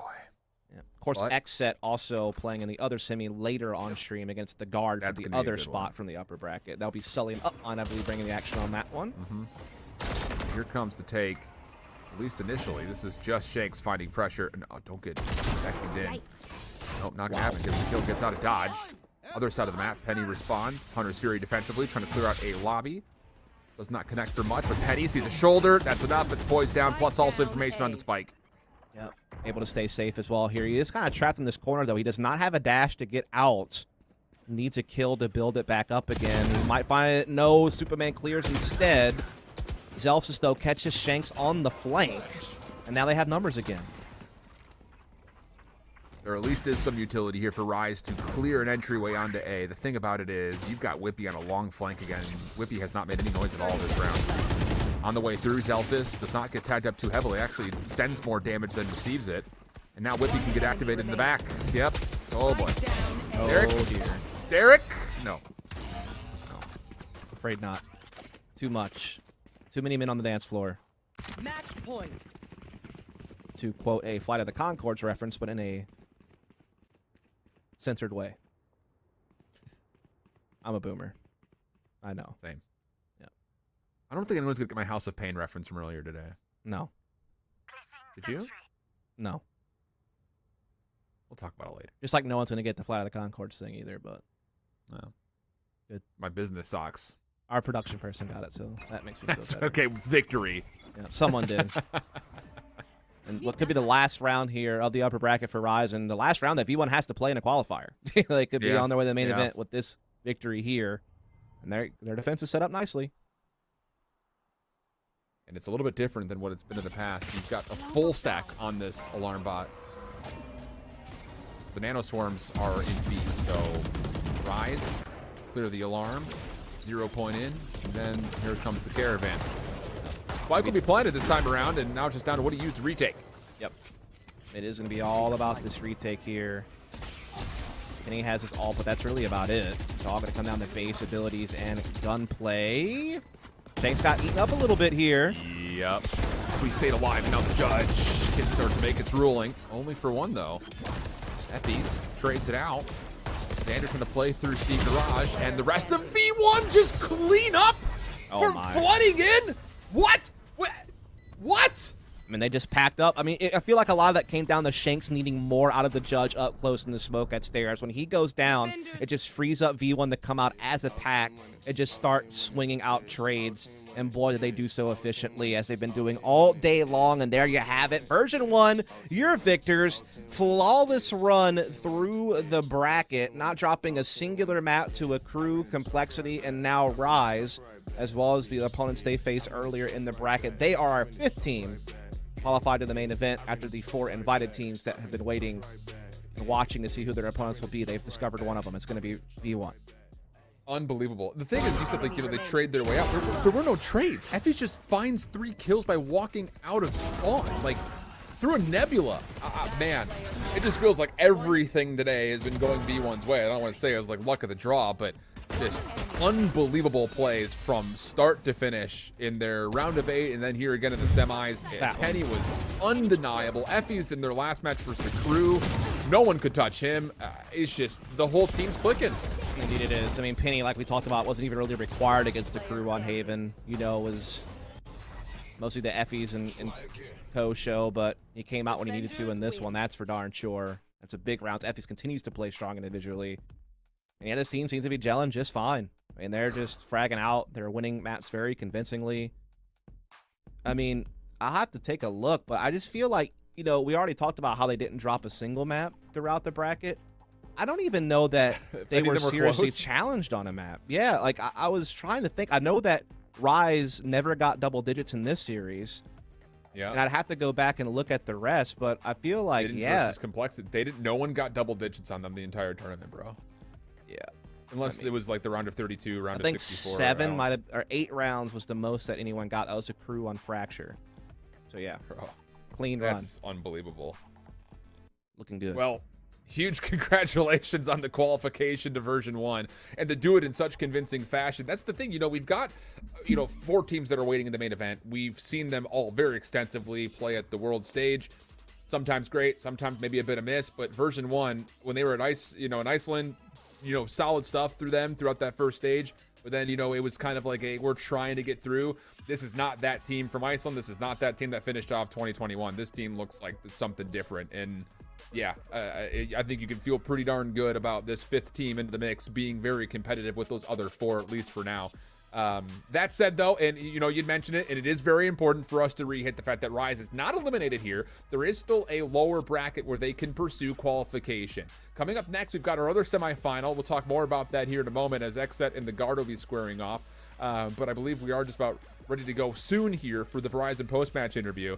The thing about it is, how do you come back mentally if you're Rise after what just happened? Yeah, they're just going to have to do a little bit of a reset, right? They might have a little bit of time off, I imagine. Maybe they don't play until tomorrow or the next day or something like that. So, yeah, just going to have to try to wash that one away and just focus on your run through the lower bracket. Again, there's still 2 spots up for grabs down there. Obviously, we have V1 through here, and then the Guard and XSET are fighting for the other spot that's going to be given away today in the main event. With XSET, I would say being a favorite, but the Guard's definitely been popping off a little bit, man. They put together a little roster that's been very impressive already. It's already had a couple of big wins, being able to make it as far as they have, so beating Luminosity, for example, beating Knights. So, yeah, they're well on their way. Looking solid, looking good, but man, this version 1 team, I think, just set the bar for what that matchup may look like, at least in certain regards. Still involved, again, are all of our other streams that are going on. So if you're looking for some of your favorite teams, make sure you head over to the Nerd Street Twitter and get the lowdown of what is happening schedule-wise on all of the other Twitch accounts that are still being put on by Nerd Street. So lots to kind of look forward to, not just here to finish off the evening, but of course, like you mentioned, more lower bracket matchups to come tomorrow. I don't know. I don't want to put us both in the spot here and thinking about hey, where would you put this version 1 team on a proverbial power rankings? But I feel like everyone's kind of peeled a little bit, eye line wise, just talking about this team after what we just saw today in those first 2 matches. Yeah, I was questioning too, because again, we know that V1 kind of lost their way last year when Vanity stepped away to Cloud9. They were floating around like Odorous as an IGL for a bit as a trial member. They had Effie's, I think, doing some calling for time, and it seemed like, as we heard from Celsius earlier today, they were experimenting with trying to do more of a structured approach and then try to go back to more of a free-flowing default style of play and just relying on their team play in the small moments and the game sense of their individuals and their skill to try to find a way to make things happen. And it seems like Xander has been able to come in and kind of get this team back on track, right? We knew that they had individually skilled players, and that was never the question about V1. It was more of, can they come together underneath a IGL and figure out how to make it all work together? And it seems like so far so good. I mean, like you said, flawless run through the Open Qualifier, never allowing a team more than 8 rounds. I mean, that's about as good as they could get. I don't know what else to say. Me neither. But yeah, unbelievable stuff from start to finish, largely for this version 1 team. I mean, you got to be feeling uber confident about what you're going to be looking like going into that main stage. But the thing is, you still have a lot of time between now and then, so that's kind of something to consider in the past, or in the future rather. But that said, our Verizon post-match interview is ready to go. We've got Xander on the line with us. Dude, we had to sit here and go back through the bracket. You guys just not only ran through and swept everybody, but nobody dropped double-digit rounds on you. What the heck, man? Yeah, we kind of demolished people. Yeah, it was a clean sweep, little speed run. So Xander, you obviously come in as the IGL. We know that version 1 with Vanity was a pretty successful team. They kind of lost their way for a little bit there after Vanity departed for Cloud9, but now you've come in to kind of fill that void. What's kind of been your approach to get the team, back on track?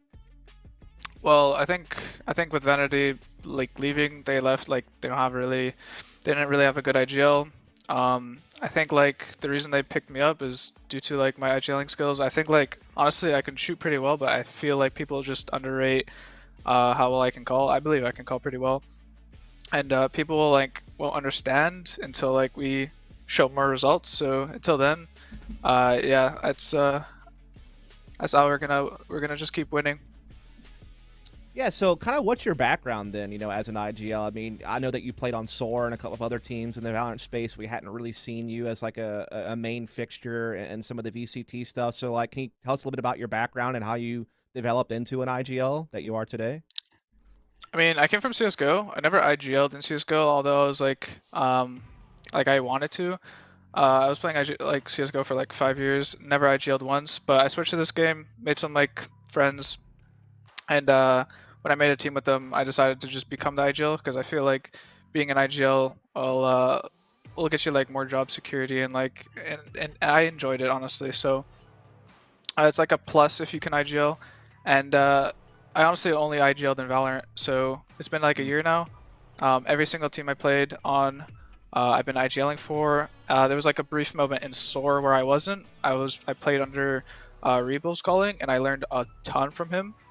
And he's a really good IGL, and I learned a lot from him, and I think he's the main reason I improved so much. That's a fair call, and I think with that, also your squad, I harped on it, and I'm sure chat's going to meet me a little bit. Your guys' assist numbers were through the roof every single map. How much do you credit that to kind of that pre-setup planning when it's an execute first sight or a post-plant retake for you guys? Because it looked like that was what was breaking the shell every single time.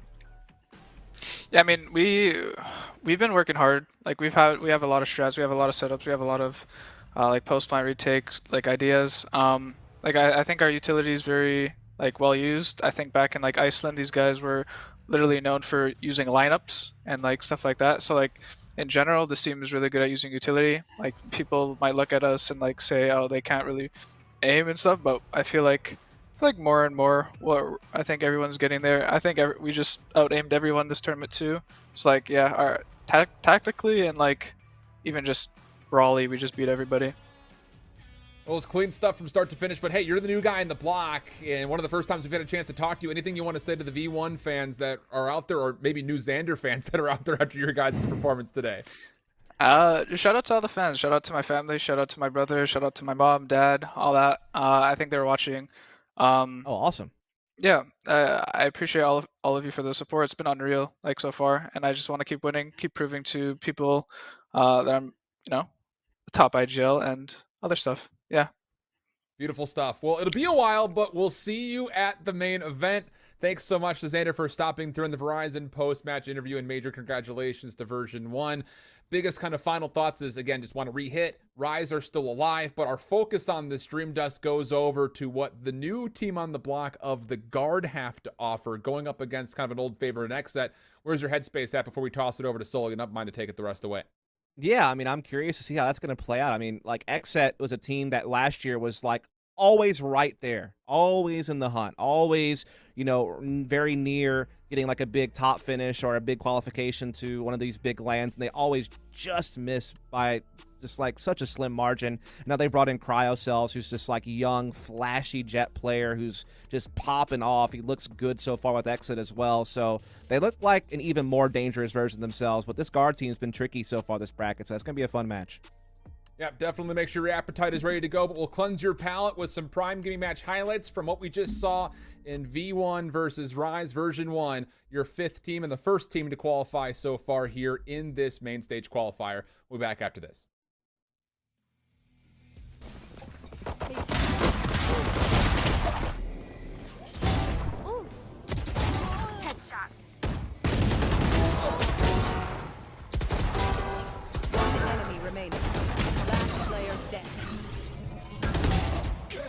One enemy remaining.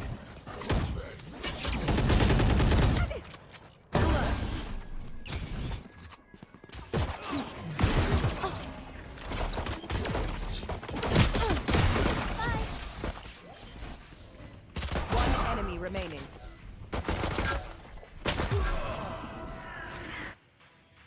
One enemy remaining.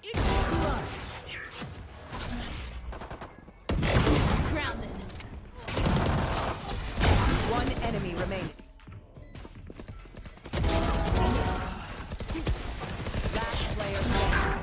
One enemy remaining. There you. Blocking sight. Enemy kill. Spike down A.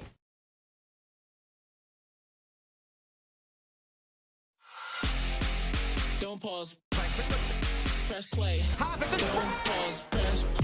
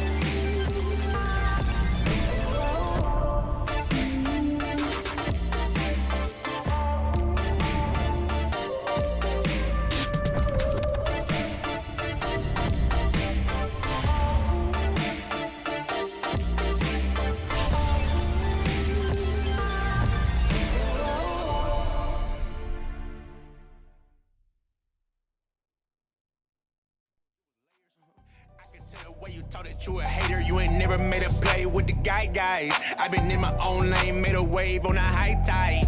I've been going hard in the paint. I've been in the gym every day. Whole lot of wins on the way. Bossed up, feeling like I can't lose. Pulling up and I don't hesitate. Gotta make a move, make a play. We don't fall off, levitate. Bossed up, feeling like I can't lose. I can't be starred, you are, get out my way. I gotta win, act like I'm not. The one on the top, we been it before, you know what I did. I'm on my job, I'm doing my thing, I flex on you boys, I do it again. They said whatever, and I don't do talking, you used to score. I'm going in, I can't be starred, you are, get out my way. I gotta win, act like I'm not. The one on the top, we been it before, you know what I did. I'm on my job, I'm doing my thing, I flex on you boys, I do it again. They said whatever, and I don't do talking, you used to score. I'm going in, I can't be starred, you are, get out my way. I gotta win, act like I'm not. The one on the top, we been it before, you know what I did. I'm on my job, I'm doing my thing, I flex on you boys, I do it again. They said whatever, and I don't do talking, you used to score. I'm going in. I'm going 50 for 50. Me and the team is superb. I got it out of the dirt. I put it out of the ground. Everything on my own, Too cold to the bone, Top dog, I'm alone. Whole back track to the throne. Yeah, hey, look at the shine on the ring. Look at the ring, I'm a king. Look at the king in his court, it's a breaking report. I got time to make amends. Hey, time to get the win. Hey, flexing on you boys, working out again. 10 out of 10, dub yet again. I can't be starred, you are, get out my way. I gotta win, act like I'm not. The one on the top, we been it before, you know what I did. I'm on my job, I'm doing my thing, I flex on you boys, I do it again. They said whatever, and I don't do talking, you used to score. I'm going in, I can't be starred, you are, get out my way. I gotta win, act like I'm not. The one on the top, we been it before, you know what I did. I'm on my job, I'm doing my thing, I flex on you boys, I do it again. They said whatever, and I don't do talking, you used to score. I'm going in, yeah. I gotta win, yeah. Heard you be talking a lot, I'm here, so say it again. They sound crazy, I agree with that notion. Come through like strange, look on my motion. I came from the gutter, why you playing around, you don't know. Everybody thirsty, I know. Eating granny while around with a Draco. Haters look at me like, oh no. My teeth look like I'm a snow cone. My big truck messing up the ozone. If you ride my way, better hold on. I can't be starred, you are, get out my way. I gotta win, act like I'm not. The one on the top, we been it before, you know what I did. I'm on my job, I'm doing my thing, I flex on you boys, I do it again. They said whatever, and I don't do talking, you used to score. I'm going in, I can't be starred, you are, get out my way. I gotta win, act like I'm not. The one on the top, we been it before, you know what I did. I'm on my job, I'm doing my thing, I flex on you boys, I do it again. They said whatever, and I don't do talking, you used to score. I'm going in.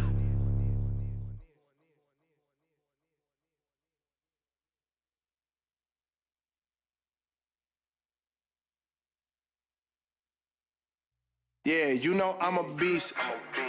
You know I'm a beast. Welcome to the feast. My whole team off the leash. We don't know defeat. Everybody eat, ayy. You know I'm a beast. You know I'm a beast. Welcome to the feast. My whole team off the leash. We don't know defeat. Everybody eat, ayy. You know I'm a beast. Can I run up the score, run up the board, breaking them all, ayy, ayy. Walking the door, you know what happened, we step on the floor, ayy, ayy. Coming from on, you don't want partners, you already know it, ayy, ayy. Put my mind to it, you already know I'm finna go do it, ayy. Yeah, I'm locked in, and I feel like Mark 10, ayy. Walking to a room, chest up with my chin, ayy. Already finished for this joint, it will begin. But when is what I am, I cannot ever pretend, ayy. Yeah, never pretend, ayy. Back in the lab again, ayy. You when I touching the friends, ayy. You when I touching the kin, ayy. Putting the points on the board, I'm killing the boys, you know what it is, ayy. Ayy, switching the moves, no number 2, I came in to win. Like I said, I'm tapped in with the action, if it got the master on a master, I can never move passive. I'm active, I can make them go ghost on this cast, but wanna know who running it, just ask us. On the track, I'm gunning it, I'm blasting this, that gas, that diesel, Shack and dog. You know I'm a beast. You know I'm a beast. Welcome to the feast. My whole team off the leash. We don't know defeat. Everybody eat, ayy. You know I'm a beast. You know I'm a beast. Welcome to the feast. My whole team off the leash. We don't know defeat. Everybody eat, ayy. You know I'm a beast. Hold up. Pay attention, this is beast mode. Got an edge on the game like a cheat code. Had to tighten up my focus like a peephole. I want the rings and the chains like I'm Depot. Big dog walking, check my status. We established when it's show. Time to squat, making plays. Ooh, it's magic like song. We want the smoke. Y'all ain't really about that action. We got perfect off the practice. They ain't working, so they lack it. I've been hungry all my life. I ain't passing up a plate. I can't quit until I win. I ain't having no debates. This is sacrifice and heart. That's exactly what it takes. So I'm going full throttle at me back up out my way. Yeah, I promise you, you cannot stop me. Now when the whole team got me, I notice how cocky. But watch me, I'll show you what hard got me. Parameters, you not dealing with amateurs. You and your team cannot handle us. This is excellence. Rich, stand it up, cause you know I'm a beast. You know I'm a beast. Welcome to the feast. My whole team off the leash. We don't know defeat. Everybody eat, ayy. You know I'm a beast. You know I'm a beast. Welcome to the feast. My whole team off the leash. We don't know defeat. Everybody eat, ayy. You know I'm a beast.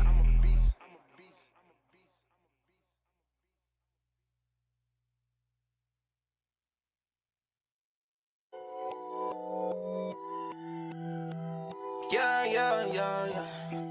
Hey, way too fast. I gotta go, I'm in the zone, foot on the gas. Yeah. GPS, I got goals, I know where to go, so I never crash. Hey, way too fast. I gotta go, I'm in the zone, foot on the gas. Hey, GPS, I got goals, I know where to go, so I never crash. Yeah. I'm in the end zone. Where did he go? You way too slow, homie, I been gone. I know you see, I got the rings, homie, I been flown. Me and the team going for rings, that is the end goal. Hey, I go beast mode, all on the world like Eco. I go crazy like CeeLo, can't stop me like Chico's. I'm suave like Rico, can't be mine no repo. This my home like Depot, can't deny like Vito. Hey, way too fast. I gotta go, I'm in the zone, foot on the gas. Yeah. GPS, I got goals, I know where to go, so I never crash. Hey, way too fast. I gotta go, I'm in the zone, foot on the gas. Yeah. Hey, GPS, I got goals, I know where to go, so I never crash.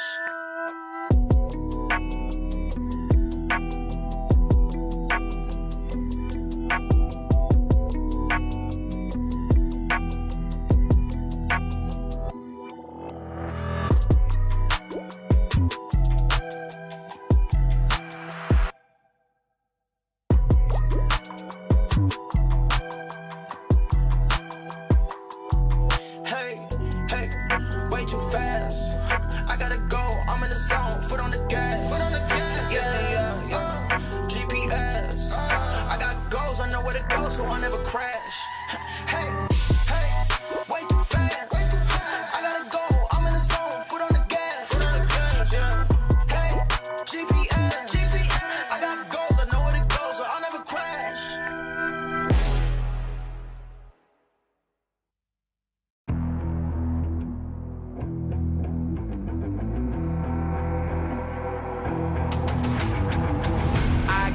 minute. I'm on the mission, snap any minute. Casually when it stop tripping on me, stop dissing on me. Yeah, I got a dream, can't take it from me. My fire's burning, now I'm always learning. Tell me where to go, man, I'm on a journey. Yeah, I can't explain it, I get excited. Keep it 300, King Leonidas.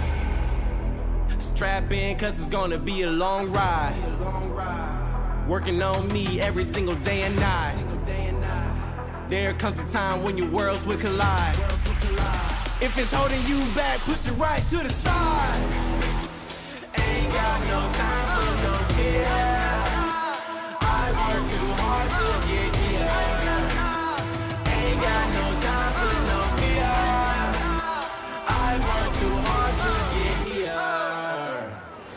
I don't got the time, put me in, coach. I've been going hard, time to let it show. Everything raw, give it to me now. Let me have the spot, man, it's going down. Gotta get it here, I don't wanna wait. Take what I want, then I go train. Gotta get a win, I won't lose the game. This is my year, I ain't gonna break. Strap in, cause it's gonna be a long ride. Working on me every single day and night. There comes a time when your worlds will collide. If it's holding you back, push it right to the side. On another level, I will never settle. Mind over matter, get the gold medal. On another level, I will never settle. Mind over matter, get the gold medal.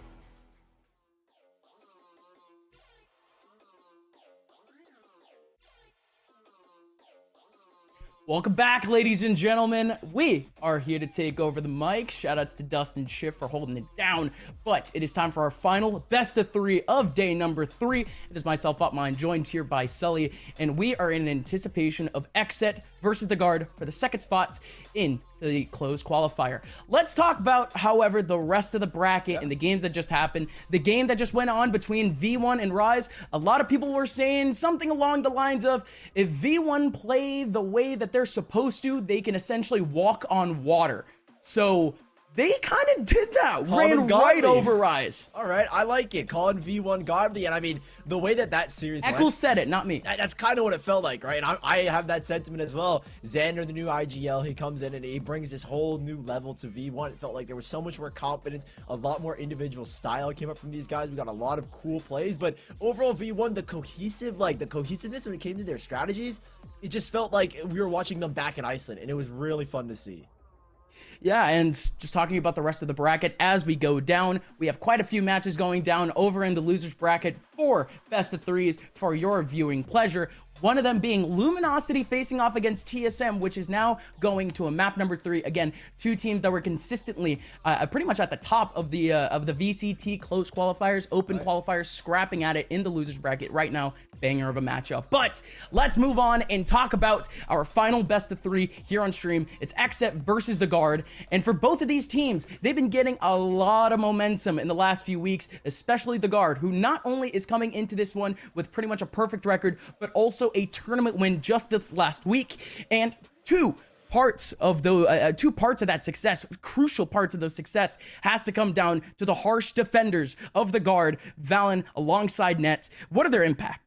You know, when we look at the Guard, again, this is kind of a situation where it's an unknown roster up against one of the best that North America has to offer, that being XSET, the team that's always been in that 4th place spot in every single event to make major events. When it comes to the side of the Guard, the 3 players you really need to keep your eyes on is Valen, Net, and Trent. Saya player and Jonah P, everyone kind of knows how good they can be, right? Spider, formerly on T1, Jonah P has always had a very historic stint when it comes to playing the initiator role, but Valen, Net, and Trent specifically is one of those unknown talents that comes into the Guard at an almost tier 1 level. He frags out on that Sova. He's able to find so much impact on his util. And then we look at Valen and Net. Net is one of the most stable Sentinels that we've seen so far in the VCT, at least in 2022. Yeah, we just started, but he's popping off. And Valen is one of the smartest IGLs, and he's been able to direct this team in a really great direction alongside the help of a coach that is as great as MCE.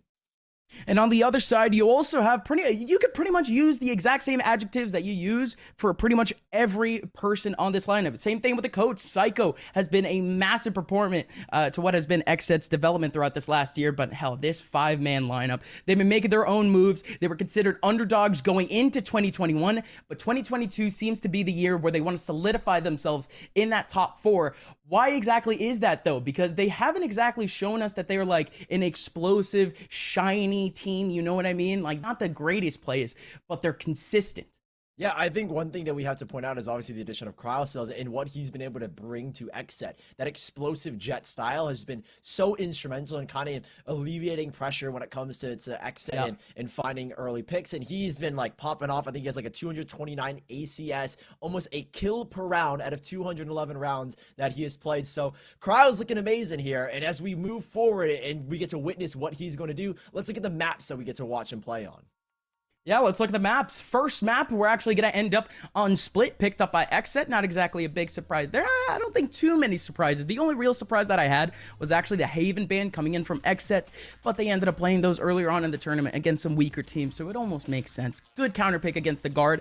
Guard almost did the exact same thing in banning out Breeze, but they end up picking up Bind, and the third map being Icebox. This seems just about right, and it seems like these are essentially the three maps where we can see these two teams go 50-50. Yeah, it really does feel like that, especially when it comes down to Icebox, that third map. It's a strong map for both of these sides. Historically, Guard, since their inception, are currently 9-1. And for the side of XSET, at the moment, in these last 3 months that they've played officials, they are 3-0. Wins against Complexity and Radiance. They have a very interesting comp, so I'm really hoping that we get to see that third map and see a really fluid dynamic between, of course, the lack of a Sage with the pickup of a Chamber and the addition of a Raze. But let's talk about our first map in Split and how it looks, at least for the Guard. They did end up taking down FaZe Clan, and that's where we saw that insane 4K from net 13 to 8. So I feel like the vibes are good going into Split, but the same thing can be said for XSET. It's always been a really strong map of theirs, and that's why I'm so excited to see this first map.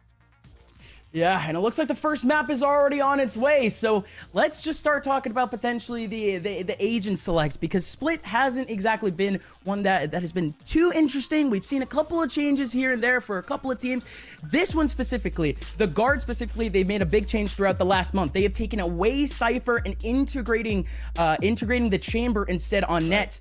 Does that realistically actually take away util usage? Does that take away any sort of value for the defensive side? I think one thing you have to think about is when it comes down to whether or not you're going to play the Chamber or the KJ when it comes to Icebox or Split, is that there's a lot of economic value when it comes to just picking up Chamber, and a lot of util value that you can get by having what I like to call the autonomous notifiers, right? You can drop that trademark anywhere on the map, and you don't have to be in a certain range. Net can play all across the map, have util on one side, and play with the Tour de Force, or play with his Headhunter, or play whatever gun he's got on the opposite side of the map. So there's a lot of flexibility when it comes to playing with the Chamber, and the fact that you can just have that notifier let you know, okay, these sets being taken, I'm on A, we can make that safe rotation over. Now we look at the XSET composition and maybe where things could get a little bit hairy. They've gone for a very heavy util-based composition. Zekin most notably picking up the Raze. He's phased out the Sky off of this map. He's phased out of the Sky almost all of his compositions. So him taking the Raze, you have the Boombot, you have, of course, the Paint Shell Grenade, you have that ability to explode onto sites with a double dive of Cryo and Zekin, the Jet and the Raze. And we're going to see how exactly do the Guard want to deal with that, because at a certain point that utility gets nullified, because you've got two players just flying into your A and B bombs, and there's nothing you can do. Yeah, at least I don't think so. Some of the individual plays, at least for the Guard, have been insane in the last few days. I think the flicks of the days, I think both have been heavily contested by Guard. Yesterday's was definitely theirs. We've started off our best of 3. It's a qualifier into the closed qualifier. The Guard, they're already starting off with a bit of pressure onto their own A site. XSET, they're already here. Yeah, and Guard are just going to play this retake already, get control back towards A main. The Trailblazer goes through, and look at this. Guard are going so quick, but BCJ tosses a lovely barrier orb to immediately block these players off, and that's going to slow things down here a little bit. The Guard now have to wait out this wall and try to find other picks elsewhere. Ooh, Cryo going real deep alongside Zekin. Zekin, not only that, but gets healed. There you go. It ends up working out for the right click onto Trent. Now the rest of the Guard, they're all held back over towards the ramp side. There's a Nebula in their face. There's a Zekin coming up from behind. And looks like it's an L in their pockets. XSET, they have the A site. Time is going to run out, I think. Let's see what Net Inside can at least try. A couple of picks here and there could be cool, but time is essentially over. Good stuff from XSET. Yeah, a really quick execution. Guard had no intention of playing that side. Zekin ends it off with a 4K. That'll add up to his showstopper. But yeah, just from the get-go, you could see the pace at XSET wanted. Net went for that early peek. He got that information, and the call from VALORANT was, okay, let's just play the retake. They're rushing into the site. We don't need to give up these early picks. And a pistol round like that, which can be 50-50 at times, it's better to take that risk and say, all right, let's just go for the 5v5 retake. There's a chance we win it, there's a chance we lose it. But XSET, they had everything locked off. They realized the ramp rotation, and that's where they wanted to take the retake from. Wall goes up, and well, the Guard, they were stumped after that one. Back to a bit of sense of normalcy, except back to the defaults. And Net, he does indeed have that headhunter. We've seen actually quite a bit of impact from Net in the last few days in terms of the early round. His first kill statistics is the highest on the guard thus far. And again, he's a bit of a Sensi main. Shouldn't exactly been doing that, but the rest of the XSET, they've had pretty similar execution themselves. Cryocells at the very top in terms of first kills in this entire tournament. It looks like he's searching for it over towards the mid side. Zekin's gonna go for the fake peek, and out goes Zekin, out goes Cryo. Jonah P waiting up with the bird right from behind the box, and it could be massive. 3 players waiting at the bottom of mid, but they've abandoned ship. Look at this already. Net has gone really deep, but he's only got 1 bullet. The headhunter Was worried about the boom bot. Shot and it does. Oh, Okay, what? Cryo's gonna fall from behind. Poor guy. A bit unfortunate for him. Yeah, exactly. Poor guy wasn't even aiming at him. But here come XSET. That first pick does not slow them down whatsoever. They've got the better guns and they know it, so they're just gonna take the site here on the guard. They have this mid advantage, and it's a big one at that. They've already healed up Saya players, so it's a 5-on-4 retake, and honestly, it is doable here for the guard. Yeah, real quick from the guard, and they just need a couple. Of these 1v1s, but XSET's not giving him that exact same angle. Had 2 people watching it. Well done from XSET. And they're going to be able to clean up all 5 players by the very end. So, Sully, we were worried about the economic damage, but XSET, they denied completely. Yeah, that wall definitely helps out XSET a lot there in isolating that fight. Of course, it's a very standard wall, but in an instance like that where you're up against 4 classics and that one Marshall kind of shooting overhead, you cannot give those 1v1s because 1 tag from that Marshall, 2 clicks from that classic, and instantly another player goes down. So XSET, keeping the casualties to a minimum, still holding on to those Vandals, looking to bonus here against the guard who are going to go back to their full buy. Now, this is where things really get tested, and one thing that we saw when we did get to watch the guard play against FaZe Clan on Split is they were a very mid-centric team, and that's what we see here early on. 3 players posted up in B mailroom. That util from the chamber being posted up on that B site to try and delay any execs. And XSET, they're going to try and battle back here as well. Take things a little bit slow, fight for some map control. This mid position is probably going to be one of the most critical points when it comes to this first half, and at least who's going to have the upper hand later in the round. And he wants that impact, but that Nebula up in his face, fresh. Oh, Zekin. Zekin's going to take this space real quick. Not only that, but a snake bite goes down, preventing anyone from exit if they wanted to go over towards heaven. So, guard completely relinquishing mid control. They've compensated that by having someone in the back of heaven, but no way. Cryo actually opts to go for the dry peek, and it ends up working against the rifle of Net. That's going to open up a gap here towards both A and B. Right now, Saya player has to kind of worry. All right, we've lost a lot of mid pressure here. Trent's not able to take that full peek. I need to be more worried now about my heaven side. And it looks like XSET with 35 seconds left to start to lean towards A. Saya player, let's get the trade back, and that will alleviate some of that pressure. 30 the seconds guard, left. they backed all the way here off of the B heaven. That trademark's not going to give that cue, but the sound cue as well. And now the exit starts to come through. XSET with 20 seconds left, only 2 players to fight against, and Trent is just trying to hold this cross. Oh, Trent! Missing out on his first burst, and it's only 1 burst that he gets. Not able to defend it back, so Aaron gets the free gap to get that plant down. BCJ still covering up that back spawn side. 2 players from the guard, might be 3 at this point. Wow. Valorant still thinking about it, but no, it's going to be 2 players over towards heaven after BCJ gets his kill. Saya and Jonah looking for their drop. Oh, Zekin! He wanted the peek early. Jonah P gets distracted by it, and BCJ and Aaron have the cross. Well done again by XSET. That's a massive, massive round for them. They've reset the guard. Now this winning streak could be a bit tall. Yeah, these are just going to be the early signs, right? This first round is just an example of how big this mid control is going to be. And when it comes to that late round, to have the ability to fluidly transition between the sites, it's going to be big for both these sides. And at the end, this post round with XSET being very aggressive, they know Heaven's walled up, they have that flank covered, they push towards the spawn, they find that pick, and they isolate the fights towards top. So XSET, win their bonus out, they're in a very strong economic position. They pick up those rifles, the guard. I have to make do with these lesser guns. Net's gone for the full mag in the Headhunter, all 8 bullets. No noise just yet. Especially on an eco round like this, I would have expected maybe the guard try and initiate an early fight, knowing that XSET love to play these slow anti-eco rounds. And there's a chance, right, with the guns that you have, Sheriffs and Headhunters, you could maybe find an early pick, but they just sit tight. Yeah, there's always going to be kind of the fishing from Valen, the fishing from Net early on, but no, like you said, nothing too aggressive. Again, XSET, they're playing perfect counter. If guard were going for something like that, it's just a wide default, real deep in these choke points, not actually wanting to make any sort of contact. Again, map control is crucial in these types of setups and XSET. They do at least pay attention back over towards the mid side, but they're just going to leave it as a bit of a fake. They're finally going to go back over towards A and make their first full approach with guns.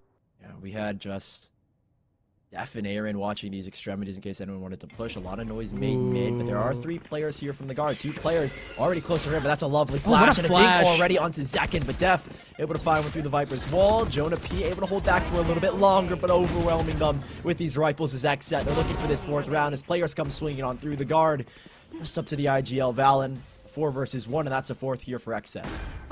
Yeah, rifle diff, but almost a really good round from the guard. The rotation was good. They cleared out that mid side a bit early on. Could have been a bit ambitious off of the peak, but they were the ones that had the utility control. At least the advantage with it, with the wall over towards the mid side. But even then, XSET, they're going to continue their reign of terror. Their credits are essentially 1 round away from going full. It's starting to get real scary for the guard. Yeah, and XSET are nearing completion on almost every single ultimate here. Aaron only 2 off, BCJ only 2 off. The rest, Def and Cryocells only 1 off, but same thing for the guard here. Full rifle run back up. Net's going to go for the tour de force. Saya player. So we look at a double op situation because Net isn't looking to invest into a rifle, at least at this given point. He's going to be playing with just the tour de force and the headhunter. So we have a double op situation, and they've spread it between the A and B bomb sites. I wonder if XSET are going to make that kind of read. Now with tour de force coming into play, and the aggression here early on, they're going to get early control here, the guard over towards this A side, and that should at least alleviate a lot of that pressure and allow this rotation from Jonah P to come back to support the mid side, where the biggest, I think, weakness has been so far for the guard.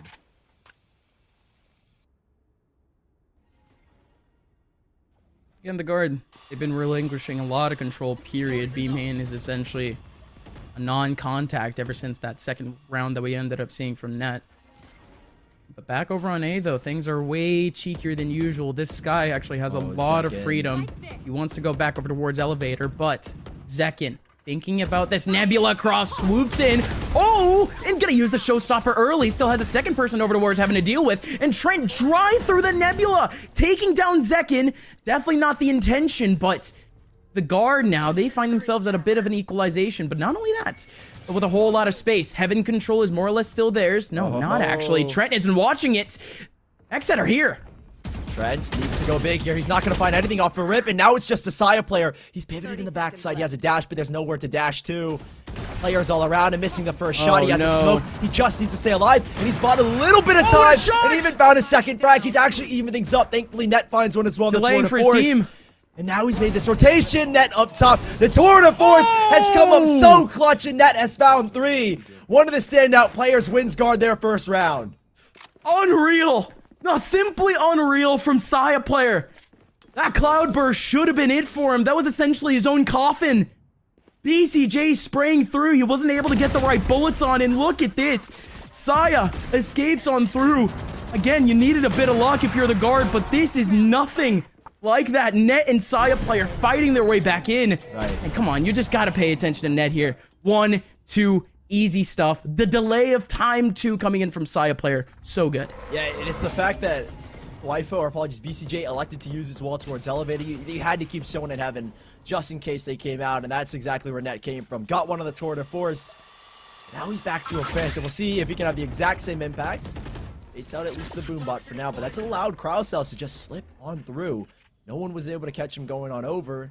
No trademark here as well, so there's a big gap over here towards heaven. That's why we see Jonah P pivoting back on over. In the meantime, Saya player's got really good control towards this A side. He should be good to find a pick here, and especially with the support now of Jonah P, Guiding Lights can help support him get away. And a star already at the ready if that needs to be a gravel or a smoke.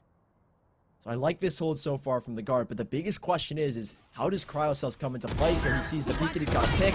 Now things get messy. Ooh, Saya. At least making the ground a bit messier with the blood of his enemies, but even then, it's gonna be Jonah P. Oh, no, no! In one fell swoop, the Uno reverse card comes in. XSET 1 second has the disadvantage, then has the advantage. Revive and a kill coming in at the same time. Saya player, oh, he was thinking about swinging in on sight. Could have been able to get an angle on the man with a spike, but instead it's going to be Saya and Net collecting 2 final kills, essentially, because Def and Aaron, bit stuck in the middle of this pit. Can't watch the perimeter of it. Backside control is going to be in the hands of the guard, but inside this pit, it's their lockdown. It's their zone. Spike is still on the outside of it, but Def is still spraying away. He gets it through the pit too. Valen now in a 1v2.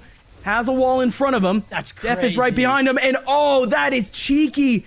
The wall connecting up with a half wall. Def spraying away, delaying for his teammate. He has no clue where Aaron is. He can easily be in the elbow behind him, but instead he's in the cloud and he takes down Valen. XSET with a massive disadvantage, still able to take it back. Yeah, and that wall from BCJ, it's nothing to really nitpick apart, but I mean, it just adds another layer of protection where you have to. It's just more time. Swerve, like take that peek and everything. It's such a risk to just go around that wall and take that fight, but in this round alone, with that mid presence from Cryocells, finding that singular pick, forcing Jonah P after even eliminating the player that was mid, right? That was Cryocells.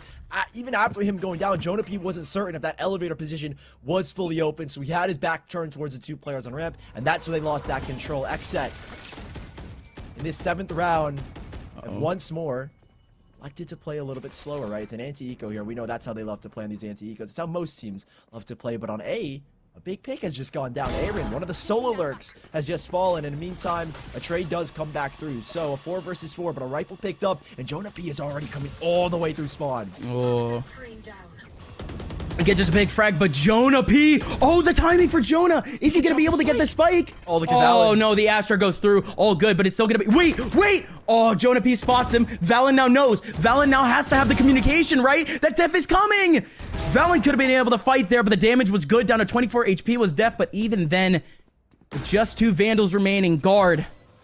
They have to try to stand tall here and try to make their way back into the site. Jonah P, he does have that B main control. His teammate coming back towards the spawn. Does look like XSET. They do have a pretty good setup here. The crossfires are good. 2 split between each choke point.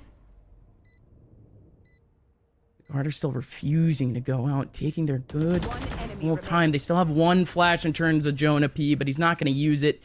And Trent, too, he has his full kit of utility, essentially. But he's not even going to go for it. In a 1v4 scenario, the guard, again... They desperately needed a streak of rounds, but their credits were once again going to be in a rough spot. XSET are back on the winning streak, 6-1. That's a really quick adjustment in this round from XSET, right? You're up against the anti-eco, and you, right off a rip, you lose a player. Aaron being the solo A-lurk, and XSET, after he goes down there, like, okay, we only had 1 player towards the A side. The guard officially have full A control. We need to just make a move towards B. Saya player ends up presenting themselves, and that's when the queue starts. They walk up towards that mid side.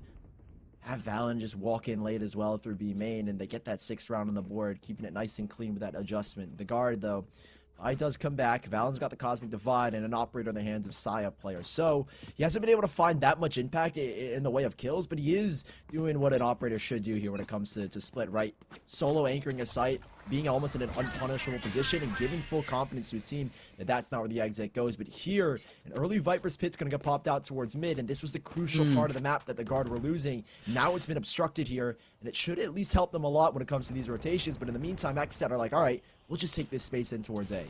Right. Yeah, the only thing about it is that, again, guard have relinquished mid control so many times. I don't know if this is exactly, you know, a change to just keep that because they want that change, or... Of course, it's just a bit rough because XSET, nobody actually went over towards that mid side. They're not even going to notice it. They're going to completely skip it out. But now we have to focus up over towards the A and B sites. Saya player does at least get 1. Not going to get any more. He does back out. XSET with full control of Heaven. Not exactly of A, though. Nobody has actually executed out. They do have an open window. The Toxins are up currently. Oh, Saya player goes out, not able to hit his shot. Zekin going in, taking down Net. Now we're tied up at a 4v4, but 4 players from XSET are here. But only 2 from guard, and Zekin from the skies, taking down Sky and Jet. Spike will now go down here, and you were really hoping that Jonah P could use those flashes to direct the XSET onslaught back over towards A main, but he wasn't able to. Zekin comes in flying from Heaven. With that control, they're able to get this spike down. Now the guard, Valen and Trent, both coming from 2 different directions, but there are 4 players that need to find 2 apiece. If you know your quick maths. Aaron spinning back towards screens is able to get 1. Now the second from Def on the operator, and it is a clean round from XSET, 7-1. It all starts with that having control. And again, I was looking at Jonah P to be the playmaker on the backside, but from such a weird angle, Zekin comes out flying, and they're just not ready for it. All 3 players already here for XSET, forcing both of these players into elbow. It's a corral. It's a slaughter. And it's so free there for Zekin. Yeah, that's so rough. Again, Jonah P, he was the one on the lower HP, so one bullet would have done it. Saya player, he was trying to pay attention to the second angle just in case it was a double peek. And dude, what a play. 7-1 scoreline going towards the side of XSET. But the guard, now on the pistols, they need to make something happen. And over towards the B site, over towards B main, it was a double peek. But again, immediately backing off with a TP. XSET still thinking about a default, but they have the spikes still approaching B. If Aaron doesn't get both of these kills, and they are going to have to exit over towards the B bomb site, and he doesn't, so that means either XSET are going to have to full retake back towards A, or this is going to end up being a B hit, and that's why the guard, 3 players stacked up here. Jonah P just watching in case they go back through mid, knowing that there's a lack of control there. But oh my goodness, XSET, they don't actually hit B. They take a reroute. They go back towards this mid side. Their elevator position is open, and they know exactly what the read is from the guard here. It's like, all right, they have a player push through A. More than likely, the guard are stacked up towards this B side. That leaves mid open. Jonah P was pushed all the way, and he needs to go huge. Every round they've relinquished this mid control, and it's for a reason. They wanted to corral these players towards these choke points, and it looks like Trent could at least have a chance back over towards screens. Watches one fly over, and it's going to be the plant for Zekin. And not only that, but not a single player from XSET makes their way on site. Trent has isolated Zekin. Trent takes down Zekin. Can he take down another in Def? No, Def goes out with a Vandal and still able to get the kill, but we're still equal at a 2v2. Don't exactly know about guns, though. Valen and Net, they're still onto their pistols. Headhunter is out. Net can hit the shot onto Def. Def comes up from the side. Valen now stuck in a 1v2 with nothing but a sheriff. Here he goes. BCJ peeks out, and that's it. Dude, the guard. In all of these eco rounds, they've seen to at least get a couple of good kills to at least make the economy just a bit tighter, but that's literally it. XSET, they keep these rounds clean, and they keep the game clean. 8-1. It's been rough here for the guard, and it's so easy to pinpoint and say mid has been the biggest issue, but XSET's adjustments, like right there, the fact that they don't go towards the B side, which seems to be the most obvious play after the guard are gifted full A control, and to instead say, no, we have mid control, let's just wrap towards elevator. That's just a little bit of a case study as to why mid is so important. You have that extra avenue, and yeah, I guess so. The guard on this full buy, another tour de force, another operator. They're going for a double op setup once more here. It was the way they found success in their one round, and it's found success here for one. Now XSET storming up this mid side, need this win onto Jonah P, and yes they do. Now it's opened up the gap towards heaven, and it spread the guard defense a lot thinner. We have a lot of situations where it's a lot of solo holds, one towards heaven, one towards female, and one on each side. So this is the fight that has to go the way of the guard, and unfortunately it's not going to. Huge showstopper clearing out the heaven side. Only one person here on site. That's Net. Net usually doesn't miss, so he's not going to miss the second time, is he? And he stones is out. Okay, more like I'm just wrong. Saya player going in, though. He also has an op of his own. Makes it down to a 2v2. Only able to spot the head of Def, but not able to hit the shot. Def, however, does pop down Trent off the 50-50 from the Cosmic Divide. Saya player now pulls out the knives after taking down Def. BCJ, headshot position on top of triple. Looking for an angle onto Saya player. Saya, Spider, can he find something here onto BCJ? No, he cannot. The heroics were good off the ops, but it just wasn't enough. XSET, it gets so scary with that double op setup, but unfortunately, guard, while they find these picks, it's the fact that they get this kill towards heaven that splits everyone on guard into a solo setup, right? I was talking about it. One towards B mailroom, one towards A heaven, one towards each site, and it's a lot of individual plays that need to come through, and unfortunately, the guard not able to each player, right, as they come through, not able to push back the XSET force, and that's where their fault lies. The guard will have another buy here. Net will be the only one with the operator this time around, and hopefully his control over towards this A side, it should give a little bit more confidence, but now he's been obscured. He's got to get aggressive, and he needs this angle. He understands that this is the control that the guard need, and he's willing to take this risk. He's got the ability to TP out, so it's not that big of a threat. But if he finds a pick here, it would certainly open things up, and he's got 2 to deal with. Out of the arm of Aaron, and gonna hit Cryo. Big initial hit that's going to hurt the initial take just a bit more, and this one hurts even more. Saya player sneaking his way down mid. The Seekers are right behind him too. It's a massive kill. 4 players now stacking up this B side for the guard, and the snake bite is so good. Covers up the choke point right as the wall essentially goes up, or at least right when they wanted to go behind the wall, but it's not going to happen. 2 more players now remaining for XSET. All of their players have been picked down one by one. Def and Aaron, they need to combine their efforts on this one because it's not looking pretty. Yeah, and I think this round was the guard saying, let's get more aggressive, and it worked out splendidly in their favor. Still, though, Def and A-Ray, they are, you know, a force to be reckoned with. They're left now in a 2 versus 4 after that first pick that Def was able to collect. 30 seconds left. 30 seconds left, so the chances of a rotate at this last second are more than unlikely. Saya player ready to hold this cross. He's sitting in this smoke as well, over towards double stack. Well, smoke goes down, and so does he, but a swing from the backside. Valen and Trent held it across run towards 7. And yeah, as I was saying, this round for the guard, it felt like it was a lot more aggression, right? You saw Net being a lot more willing to take that early peek over towards the A side. Saya player as well. The big change here, I think, is not only them being aggressive, but being cognizant of the fact that, wow, mid is just open. No one contests, right? There's Mid's been open, traditional yeah. Boomba from Zekin. Let's take it. Why don't we get this control? Finally they can cut what is the big point of circulation for XSET in their executions. That's that midpoint, and the guard were able to do it splendidly. Yeah, that's why I was confused about the snake bite earlier, because it almost seemed like every single round they had neglected mid control. They were simply just keeping an eye on the situation. The person over towards over towards the 2 heaven sides. We're just essentially keeping an eye on things, just keeping contact. But early on, BCJ with a bit of damage onto Net. That's all it's going to be. Just a peek over towards that B main area. And look at the answer from Net. Immediately off of that initial battle, he still goes right into B main. And what does he see? Absolutely nothing. Everyone else from XSET still stacked up here on A. Trailblazer going out at the perfect time. Same thing with the Sky Flash.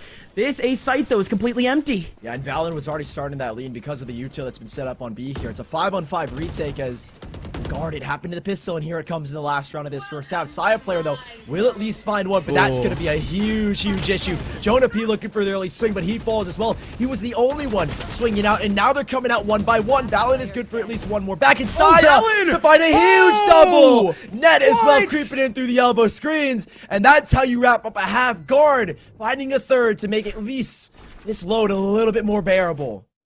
Just a little bit. The guard always fighting tit for tat back in the half, but the scoreline will never reflect that. It's a 9-3 half going back for XSET. But man, you just gotta look at this last round. What a rush coming in from both Valen and Saya player.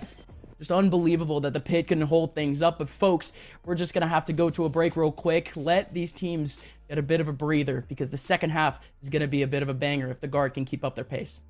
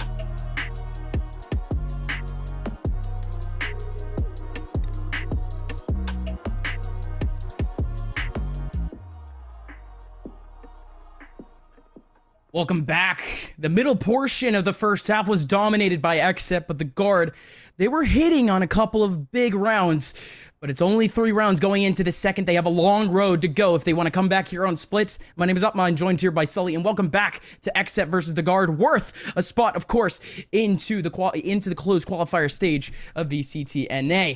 Let's see what XSET actually has, though, because they've had actually quite the stack between A. Yeah, very quick rotation here for Aaron if he wants to. Cryo. Solid spot as the support from Zekin with his util if he wants to dash away. And that is a lovely, lovely nade. And ooh, TP just at the last second. Zekin's going to advance, but do they know that Jonah P has slipped through? I mean, the Guard aren't even fully committed to this area just yet. They're just holding their time, cutting noise here. 4 players from the XSET, though, have quickly rotated over. So that's going to be a big threat. And Cryo wants the info.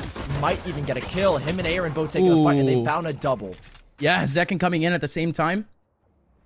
Back over towards the main choke point, and still Cryo. Still just keeping an eye back over towards ramp. He's thinking about that peak. Goes for it and doesn't exactly get any mileage off of it. One little shot in. It does leave both Trent and Saya player real low. They're trying to reset back over towards ramp, but it's realistically just waiting up for a second opportunity to get back to A. Little do they know, it's actually a red carpet. Yeah, XSET are anticipating this rotation from the Guard. They have left Zekin here just in case. Hyper util 30 will seconds help them in left. this post plant. As the stars come down, rotations will be coming back here from XSET. Spike to go down as well, and Zekin, you could either say, you know, YOLO, let me go in by myself, bro.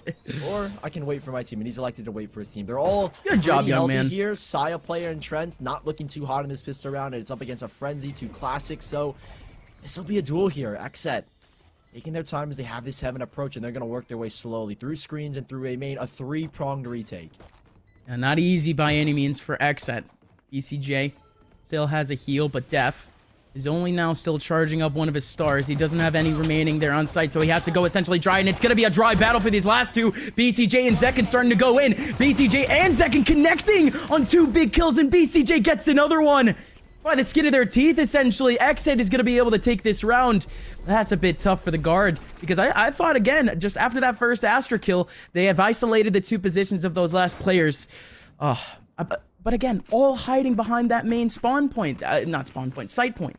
Yeah, it felt like with the Guard being so corralled in that backside, and especially with 2 players already on low HP, it could really only go in one way. And it went the way of XSET. I think if the Guard were to be a little more aggressive, right, you had time to push towards screens, get that control, go back towards A main, but they elected to sit in the backside, try and play a 3-man setup where you're just aiming at one person, hopefully your bullets hit, hopefully you find that frag, you can transition to the next. But XSET, they disperse themselves, throw off the crossfire from 2 different angles, and they get that pistol round. So 3-10, and that was a big round for the Guard. So they're going to try and force back after getting the spike down and see if they can maybe battle back and get a round on the board here to at least make things a lot more doable and realistic for a comeback.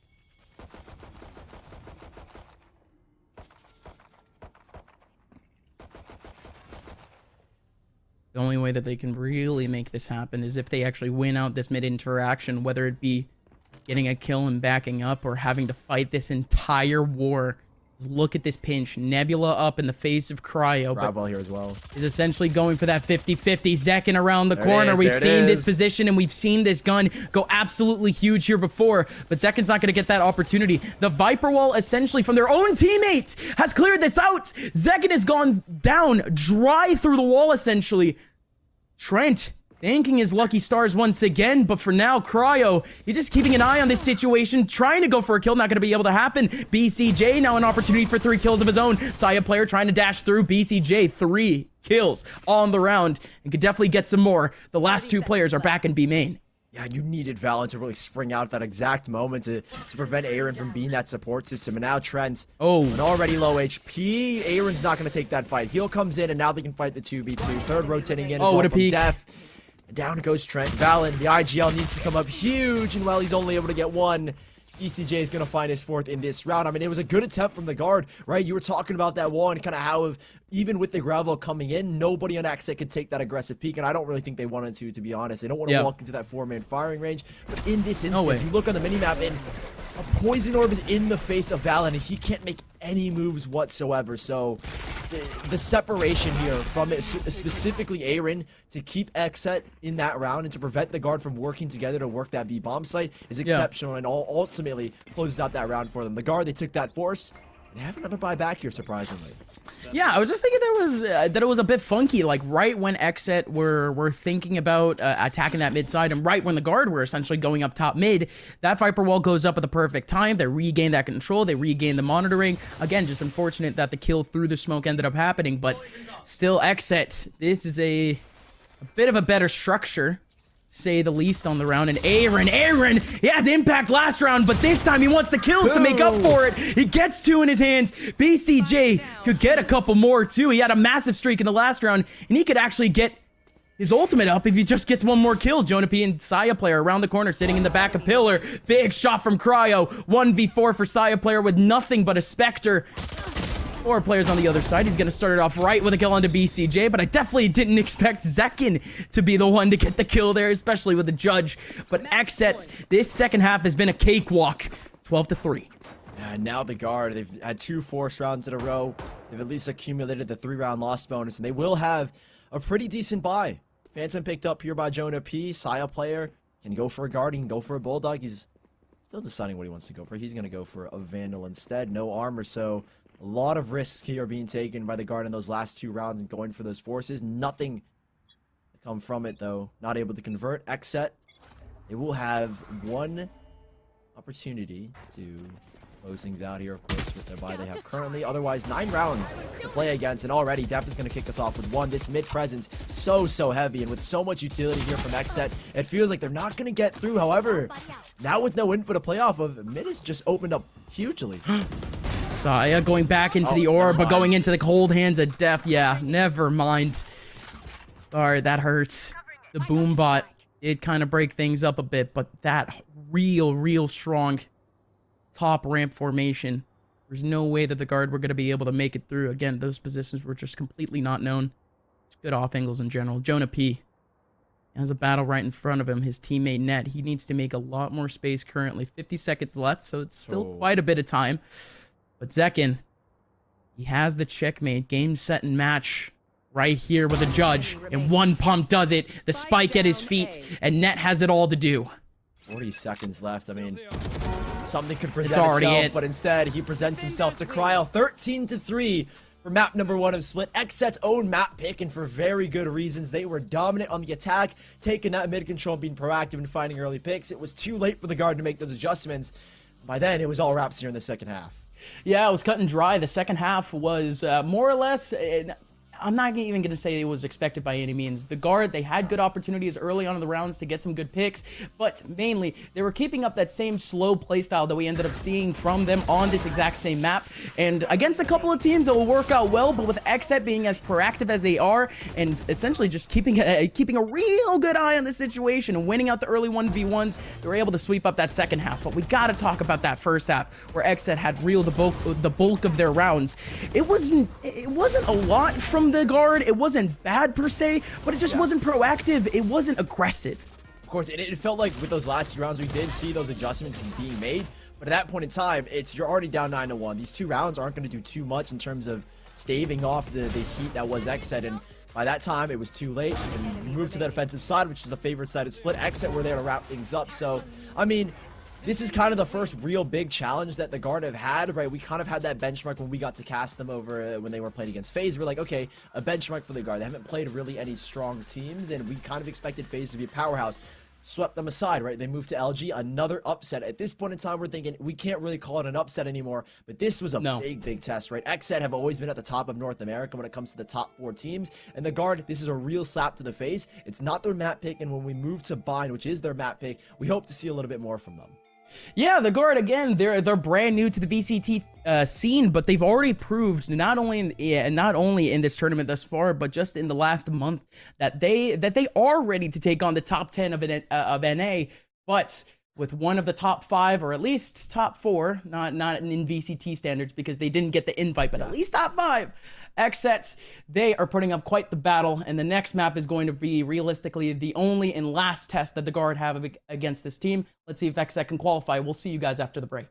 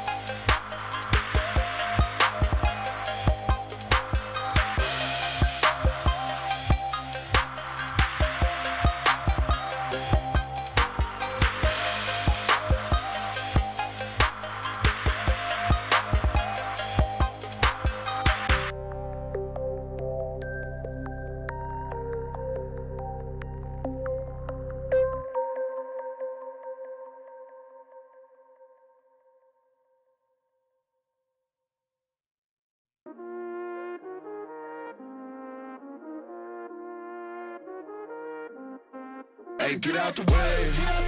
Get out the way. Hey, get out the way. Get out the way. I'm going in. I'm making plays. So get out the way. Get out the way. Hey, get out the way. Get out the way. Hey, get out the way. Get out the way. I'm going in. I'm making plays. So get out the way. Get out the way. Get out the way. Hey, I got the drive on lock. Plays when I move top key, there ain't no defeat. There's ice in my veins and chase on my feet in the faith. For whoever sliding the pin, I had days when I ain't had nothing to give. I made ways for me and the team to come up. Gotta chase the glory before it appears. That's when the glory appears. Game time, hang time. Who been the plug of the power? Ayy, came with a charge in my alley. Ooh, charge it again like it's credit. Your team crowd need an edit. Yeah, I see face synthetic. Hold up, ooh, that's dead. Need a minute, need a plan to revive. Let's glitch, I press it. And they say what I say. They got like 20 moves and like 100 problems. I'm James with the step back, throw that shot up. I don't miss often. No look, I had to boss up, get the post up when it's OT. When I'm home team, need that gold ring with that way go on me. Get out the way. Get out the way. Hey, get out the way. Get out the way. I'm going in. I'm making plays.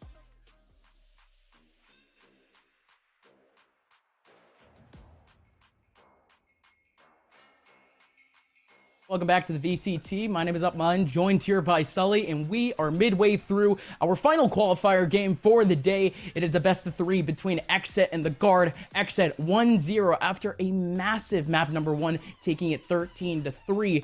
And let's talk about that first map. Although there wasn't too much to talk about, we saw some real glimpses of glory from the Guard later on in that first half, but other than then, all XSET. Yeah, I felt like when we were watching this second map, or this first map, it felt like the Guard were a little bit too late to adjust, right? You need to adapt, you need to overcome.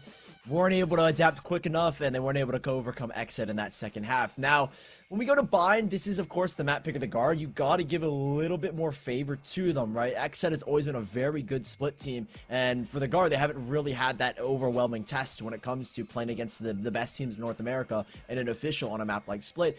Now, when it comes to bind, it's a stronger map for the Guard. It's a map that they've been able to beat T1 on, with the exceptional calling from Steel, and they've been able to take down LG just recently to make it this far. So, it's a stronger map. map, and I feel like this is a map where we could see the guard push to the limits of XSET, but I think the way that XSET are playing, the calmness and kind of the cohesiveness that they have from Split transitions over to Bind here, it's going to be a rough one for them. Right, so the playstyle that we ended up seeing a lot on Split from the guard, and one that they ended up changing was, again, just that conservative defensive playstyle. Yeah, but on Bind, they have to change that, and they do. You know, initially we were thinking, again, in their game against T1 early on, not as much movement. They weren't, you know, keeping at least T1 too much on their toes, but it almost seemed like conditioning, where later on they put everything on the gas pedal and they were able to really take up some space. Should we expect this here against XSET? Should we expect the guard to keep up that same pace at the very beginning, or they're good mid-round adjustments? Yeah, we're going to have to see if they come off of rip a lot more aggressive, and I think that's going to be the key thing. Jonah P playing here the KO, having that ability to really shut down the double dive tactic that is XSET. And when we did see XSET play Bind, it's Cryo and Zekin who are two pivotal points when it comes to any execution or any site hold. You have so much util, and that's the key thing, right? Astra, Viper, and Raze, three big proponents to delaying pushes. And if you have Viper on A, or if you have Astra on B, you can have the ability to throw up a Viper wall from A to B. You have the ability to throw stars across the map, and you can help support your team with these two critical controllers and delaying pushes. And that's what happened on that very short defensive split side. We'll see it happen here again from Bind, from XSET. And I think the big thing here is Jonah P's KO. It's got to get crazy impact, if we're being completely honest, because if you shut down those two controllers, you could win out an entire round just off of a single 0 point. Yeah, I mean, a lot of the good KOs that we've seen nowadays aren't exactly just the set play, you know, point knife at the very beginning of the round, and in terms of flashes too, it just has to be just a bit better, purely because the angle just isn't as good as most flashes. But when you put it onto Jonah P, he is just a bit more aggressive, and he's a bit more on the fly. Yeah, that's going to keep him just a bit more flexible. We're just going to have to keep an eye on him more or less on that attacking side. But when it comes to the defensive side, when it comes to just simply reacting to abilities, that KO is just going to have to come up huge, and Jonah P has that flexibility. Folks, we've made it to the second map.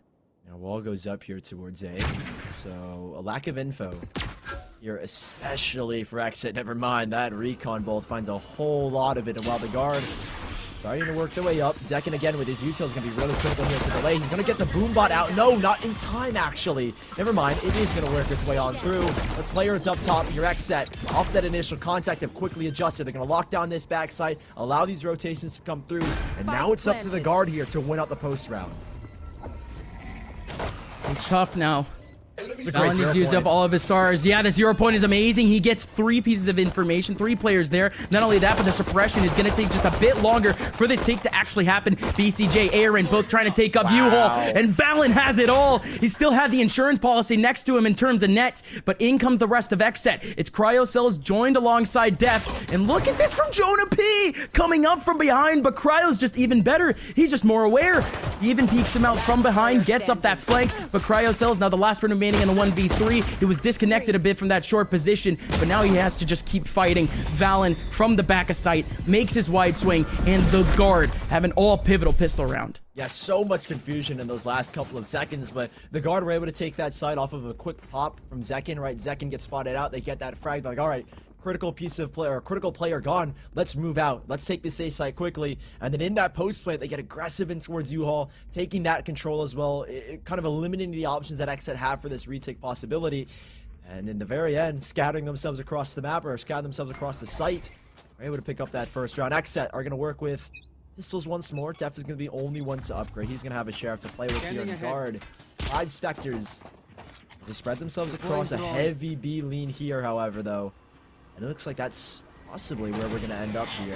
KO knife comes out, doesn't get anything towards long. They know the battle's going to be towards Hookah, and they leave Saya Play to clear that out by himself, and he's able to find one off rip. A lot of early mileage, period, for Saya player. Able to get a whole lot of damage onto both Cryo and Zekin. It's going to be 2 free assists. Yeah. Some free ult points, too. Good early stuff, but again, the guard, they're just trying to keep things relatively clean. Saya player going down is definitely not going to help. Cryo again. There's one away from those knives. He would have definitely wanted it this round, but again, no mileage is going to be had. We're still waiting up for Aaron, though. How long has he been there in U-Haul? he's, you know, when you've got a plan, you gotta stick to it. Yeah, right?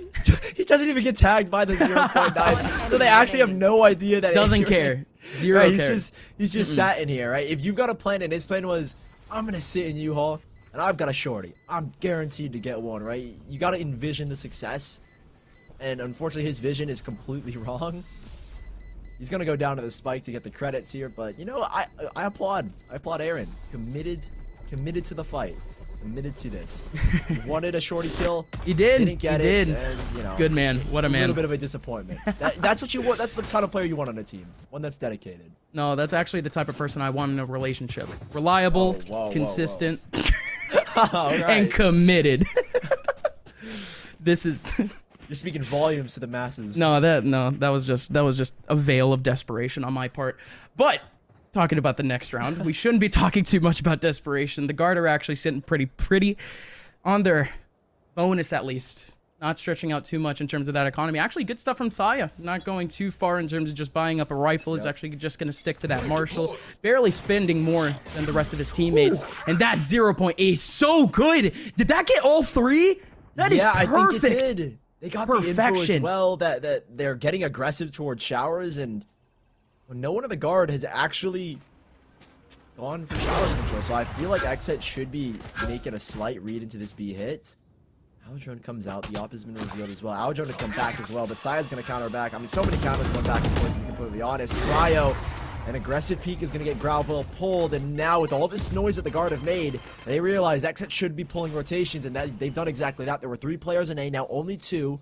As Aaron was the one to move. Now 2 players C here. They start to walk their way up. It's a cut of noise, though, and it's not guaranteed. XSET are starting to shift back over.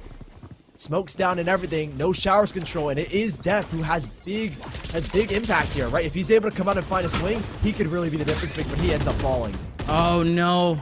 Like you said, Def, he had it all. Showers control is so important for a retake, but Zekin coming up, he could have came huge, but Saya player with a massive shot from that Marshall, able to shut him down, but still good stuff from XSET. BCJ gets a big one, but he's low on he missed HP. the TP? No. Oh, Cryo's still able to get the shots, and the TP there from Saya. Yeah, he does take it, but he's still going back. Cryo still has the control. It's going to be a reaggress back over towards A. No way Net is just here. No way his other teammate wouldn't be here too. Cryo's patience pays off, and it's going to be a round for XSET. No, and he misses the TP off of his blast back, and I think in this instance when we're seeing that rotate happen, right, like they start to move back almost instantaneously. The 2 players that were rotating to that B site swing back, realizing, well, there's a lot of time. We haven't seen anything. Saya not able to beat out those rotations because he misses the TP, I think, first. Oh man, guard. Maybe. Just their bonus round though, so nothing to really be too stressed about, except maintaining 3 guns, an op. 2 Vandals, and I was going to question Def. Are you going to buy? He does end up going for the Guardian here, and a full buy back to the Guard here. Early peek, Cryo does end up falling. A Saya player. That removes the Operator and a lot of B control. So XSET, they're on thin ice here as they have to decide, do we overcommit to this rotate, or do we elect to stay? And they're already pulling 3 players away. That's a real tough call for what is a rifle round. And the retake tools here for XSET aren't exactly a lot. They don't have any ultis. Def still has a plethora of his stars, so he could just continue to grab all he wants. But the guard, they definitely have the power of the ultis. Both Valen, Saya player, 1 away from charging. They're actually going to let Trent try to play in here. They could go for something, but again, let bygones be bygones at this point. They're still searching for kills, and they're searching for just a safe plant. They're not able to get a safe plant whatsoever. Everyone from XSET is here. The stars are still on. The shots are going in. And not only that, but the Viper goes down. Thus, the Viper's pit goes down. Even 3v3. The guard still surrounding the A site. No, but there's still a big advantage here for XSET. Not anymore, as that 3rd player does end up falling. All of that delay here. Right, Nova Pulse and the Paint Shell grenades come out. Trent's not able to get the spike down, and he's still not able to get down safely because if Def were to swing, drops the spike, and now things get problematic, but they rotate. There's a quick one back here, though. Already BCJ here to the site. He's got double shock darts as well.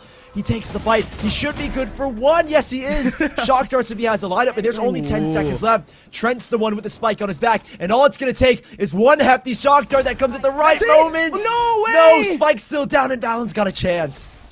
Oh man, I was goofing around a bit. I see BCJ sliding his way in. Just way too fast for that to be a kill, but he was still able to do so. Valen, can he pull off the 1v2? He has Def above him, but he has no clue. He spots the head, and now it's possible. BCJ down real low, and he's still playing around main. Out he pops out, and a shot to the body does it. Valen with a massive Red Bull clutch to keep the guard in the lead. Right, and oh my goodness, you think if BCJ pulls the arrow just like 5 seconds earlier, that's the right. Look at that. Look how close it is. A second earlier, and that would have been their round. He holds it a little bit too long. I don't even think he was certain that that's where it was going to be. He was thinking, where do I send this shock dart? How many bounces do I give it? Unfortunately, 1 second earlier, and that would have been XSET's round. That's the reset. Guard able to take XSET down to back to an eco. And they hold on their full rifle round. They're going to be able to stabilize off of this round alone. And XSET, with a Marshall for Def, 4-man stack towards this A site. They leave just one. Now the rotations are already starting to come through. Unfortunately, BCJ was going to get suppressed. But he's still good to find one. All right, slowing things down even just ever so slightly. XSET not over-rotating here, which I love. They know the guard have the TP access now, so there's a chance they go back towards that A bomb side. That's why Kraus has gone nice and aggressive after getting knives up here. And the guard slowing things down. They don't want to walk into a stack here from XSET. And, you know, I like that idea. 15 seconds till the recon bolt comes in. Just get that information. A really, really good owl drone, but even better one coming up from the other Sova. Don't believe that they actually caught the spike, though. The Sova was tucked in the corner. Was only able to spot out the raise. And as that happens, the cheeky angle on top of U-Haul ends up working, but hello, Cryo. Cryo coming up from behind. He ends up taking down one, and he's just going to take it. Easy little advantage. Sneak back into your sights. And now the guard, they leave themselves in an even worse position now. 3 players remaining. 2 of those players snuck over towards that B site. They desperately want to clear out this corner, but Cryo is still going on the other side of the map. A second kill for him over in Showers, but that was simply just for a fake. But what type of fake is that? All of your players are dead, and the Hunter's Fury comes out early. Is Trent gone? Yes, he is. Saya player going for the same thing. BCJ still covering up the angle. Saya can't find anything. 10 seconds left. He's desperate to get the plant down. 2 players have already rotated back into hookah. It's going to be fast with the knives. Cryo with a massive round. It's a thrifty for XSET. I mean, the guard are just giving 1v1s, right? It starts with BCJ finding one sheriff headshot, slowing now the guard down to a halt. And I mean, I love the idea to slow down, but you just present 1v1 after 1v1. And Cryo here able to take that early engagement. He instantly backs away and re-aggresses, right? This is XSET saying, all right, if you're not going to be aggressive, we understand we're not in the best position. It's not a round that we're expected to win. If we can find these early picks, we can create that advantage with the guard. Maybe slowing things down a little too much and separating themselves from the main pack, allowing XSET to have these 1vx duels. End up losing the eco, and well, they find themselves on an eco. A lovely spot here for Cryocells on the jet op. How good is he going to be able to find one here? They start to cross that left side. Nobody peers over. There's still one close, and that's Aaron. Hello, Aaron. Oh, no. Oh, walked in, walked out. He still has to walk out, though, and get a couple of kills. Trent, from behind, he's dead. Aaron gets 2, and that's all too easy. Jonah P and Net. They were thinking for a quick second there that they could potentially have a chance. They made their way through a bit, but Aaron shuts down the hope completely. There were only 2 people along this site, too, so XSET could have started sweating for a quick second, but the guard, they get put in their place, and XSET are back in their rightful place, tied up with the guard. Yeah, and I think that's something you really just don't expect if you're the guard. Like a gravel comes through. What are the odds that XSET's own players are going to walk through their own gravel and try and get aggressive? And Aaron, I accidentally gets caught up in it. Goes, okay, I'm going to try and use this to the best of my abilities. And he does a really good job there. 3-3 here. 1 off of now the Viper spit for Aaron. 2 off of Zek and Showstopper and Def. Only 1 off his Cosmic Divine. On the other side, the guard, I feel like with Saya players ult, we should be possibly leaning back towards B, just make full use of it. But early ultimates coming out as Trent not able to find a connection. And okay, I was like, you ulted back towards Showers. Let me take this area. He will get tagged up here, but he's not really wary of it. He's just going to back away here. This is good control here from the guard. Oh, Saya going in. And even while he's suppressed, even while he's stunned, not able to pull off the showstopper, and the risk is there, like you mentioned, Sully. They try to go for the 50-50. They try to go for it all off the peak. Oh, through the Cosmic Divide, but it doesn't end up happening. But look at Zekin. He delays the plant by getting a massive nade through the Cosmic Divide. That boost could have been massive. The 50-50 could have been massive through the Cosmic Divide. But XSET essentially just delaying time off the spike plant worked out for a couple of kills. And it has led them to taking a man advantage off of this post plant. A 5v3 converted into a 3v2. And he's got to be aggressive here. Net has to take this fight. He gets the peak, but so do they. He's backed up now. Trent with no Yuto to support. He only has a recon bolt. Net has to go massive. He's good for one. We know he's incredible, but how big can he be? Oh my how God, big Net. can he get? He's larger than life. Replace it with an A, and you've got Net! The guard find the fourth, and Net comes up clutch just one more time. It's what he does. Net, when he has that sight, he locks it down, and man, although he's on that attacking side, the post plant could not have been easier for him. All three players heading back towards his position from spawn. He gets the early information, and one by one they come out. But look at this last shot with a phantom, nonetheless, able to nail on double headshot right onto BCJ. Wonderful. Guard now up one. Definitely need just a little bit more, though. It's an opportunity to reset XSET, but XSET, they're going actually a bit more aggressive over towards that B site. Early peek back over towards the long side, something that we haven't seen all too much from Cryo. And same thing back in Hookah, a bit stronger for Def. Cryo missing out on a big opportunity to find an opening pick here. Does he take the dash? No, he wants the Oh, peek. He's he not just gonna jumps get it, on though. in. He does have BCJ to support, but he's got to back away in the meantime. So much aggression out towards the B side, and Cryo again continuing to fight. Him and Def have to hold the cross. They missed the shot, but neither does Def. They're still holding on strong, and while Cryo continues to duel, no shots left in the up, and now he gets away. Def saving Cryo, allows Cryo to still get another kill.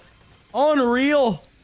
The fact that they got so much mileage off of that, but Net coming up from behind, taking down Cryo, cheeky as always. This Viper's Pit covering up back spawn, and he has to do it again. 2 rounds in a row. Net on a post-plant clutch has to go for a second. His third kill is there, but second! Threading the needle. Showstopper into Tin Can, and he gets the kill through the pits. Bit of a mystery for that one to happen, but XSET, they're going to be able to take the round. But you gotta give so much credit to Cryo and Def, the two players on that B site, right? Cryo is so committed to those fights, and he does a really good job. Def as well, kind of just, he doesn't move, he doesn't budge, he's not scared. He's like, I trust Cryo to find these frags, and we can hold a deadly crossfire. And that's exactly what happened. Saya goes flying up, but then he immediately goes down. XSET tying things up here, and once more resetting the guard. And here we get that replay. Cryo, I mean, look at the way that he's moving here. You see on the minimap, Def alongside him.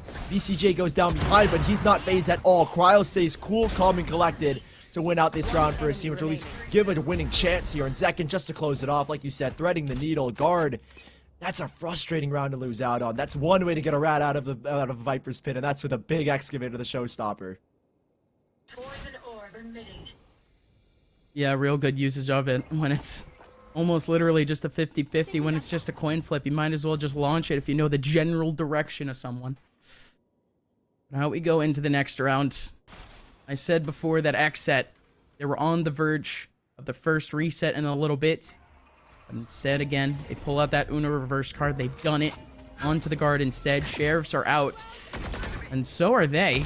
Back over towards this A site, but a well-timed Cosmic Divide. It might just delay this take just a little bit, but Net is here, making a bit of noise. Oh, that's a bit tough. He's only able to get one. Zekin still holding it down. Zekin, he's the one with the 3 kills. Trent making a bit of noise, but that's Zekin with a massive 4K. Around right after he utilizes his showstopper, and he's already halfway back into his ultimate. Yeah, more than halfway. He's got 5 of the 8 needed. The guard trapezing into the site. Walking on a tightrope as XSET had so many crossfires already set up. 5-4. XSET taking the lead here for the first time in this second map. The guard with their buyback. What are they going to try and go for here? It looks like another lean towards the B site. I mean, it's not even an issue of them not being proactive enough. It's XSET having very strong site holds and really good retake capabilities. Rotations coming in nice and quickly. Yuto coming through the teleporters as well to support. And look at this. This time it is all XSET getting aggressive, Def. Cryo, good for one. Did they expect Def? They surely won't. They want the swing, but Def is already waiting. Valen Careful, my friend, because you're walking on a cliff's edge right now. Cryo's going to even re-aggress. This is phenomenal control already established by the side of XSET. Valen, he wants this battle so much. But you can't take it. He just can't. Still holding on to it, though. It's always good for this, but this KO might just be walking into the jaws of the beast, too. Jonah P does have a flash to use. Yeah, he does have the flash, but he's going to go down immediately. Oh, no! Oh, it's the worst case scenario. Both players go down in a heap. And Cryo taking down Clay Pigeon. Saya player down and out from the middle of the sky. Net now the last one remaining in a 1v5. We saw a couple of attempts already at a clutch, but I think this one's just a bit tall. Cryo and Def, though, they are low on HP. It could just be at least a gust of wind to take him down, but it's not going to happen. Cryo with barely any HP. He threads the needle through the angle. 6-4 for XSET, and the guard, they have found themselves once again in a desperate scenario. Yeah, I mean, XSET proactive is to say the least, right? And that's the addition of Cryo, a very aggressive jet opera, and he wants to take these fights. He's confident in his ability. And XSET, they pay dividends for that early aggression. 6-4 here as XSET extending the lead here by 2, and the guard have to again work with these lesser guns. It's Trent who is going to go for the hero rifle. Never mind, going to opt back to the guard, and they want to save up for the last round of this half. But, I mean, XSET have put on a display in these later rounds of this first half. BCJ, Recon Bolt comes in, continuing to spot. He has the Allergon and double shocks. Good control from Cryo as well towards Hookah. So, I mean, XSET in a good spot in this early round. The guard, however, getting a little bit of control towards that A side in the form of at least Valen finding something back towards top of showers, and BCJ realizing now, okay, they have long control. We cannot over-rotate. They could easily take this TP out, and Depp just wants to find something early on, and he will get that. Saya ends up falling to Zekin, and now the guard, they're considering taking this TP now that Valen's established control. And Net has been, however, so unbelievably clean with that Sheriff, dude. When he's playing back on Chamber, it's like he never misses. This has been the same thing on a couple of pretty pivotal eco rounds. Trent, however, the lone rifle with the Guardian stepping up to the plate and hold up. Valen getting a big kill onto Def, but A's sight, it was for the taking for a quick second. Good response from Aaron. More importantly, Cryo waiting up for the cross, back over from long. BCJ is low on HP. He cannot fight this cross. So instead, the guard, they have B for free. 30 seconds. It's big that Aaron gets that kill. You can see on the minimap the shift. Jonah P and Trent both considering the TP, but Cryo, really nice shot there from him to take down Trent. And now BCJ right on his heels. Jonah P is already looking towards Huka, not knowing where BCJ's positioning is. That is the 7th round here for XSET. Later half dominance, and the guard, well, a decent response, at least in this round. They try and overwhelm the site, doesn't work out in XSET. Their cool, calm collectivity, and a big pivotal part of this defense has been that op and keeping calm. They're able to find this 7th. Now the guard on their last full buy of this half are just trying to find 5 here, but XSET, we know how these buy rounds have gone so far. We'll see if things can change up here. They do have at least Jonah P's null command, but that's the only ult they've got so far. And you look on XSET, they've got almost 4 completely ready to go. Yeah. So it's going to be actually quite easy for all these players from XSET to get this. But this knife should at least be able to get one of these players here over towards showers. That's nice. Yeah, indeed he will. So the utility is gone. You could have gotten stuck there, no satchels. That would have been quite the interesting scenario, but instead, still 3 people here on this A site, and this is quite a fast take from the guard. They've taken up these 2 choke points, and they're ready to pop. Boombot in the back line. Cryo, what a shot actually to take it down, and 3 immediately. Oh my god! 3 immediate kills, make it 5. Def with 2 big ones at the very end, and XSET, they close out the half with an absolute bang. You blink and you miss it. A prime gaming flawless just to close it out, and we look at this replay. Pay attention to this minimap. As soon as XSET comes, I mean, Def has already gone for the swing out. A team flash as well. Jonah P, I think, flashing Net as he comes out behind, or apologies, flashing Valen as he comes out behind. It is so quick there. And XSET ending things nice and clean, but we have a halftime break to see if maybe these 2 minutes the guard can get something back under their belts.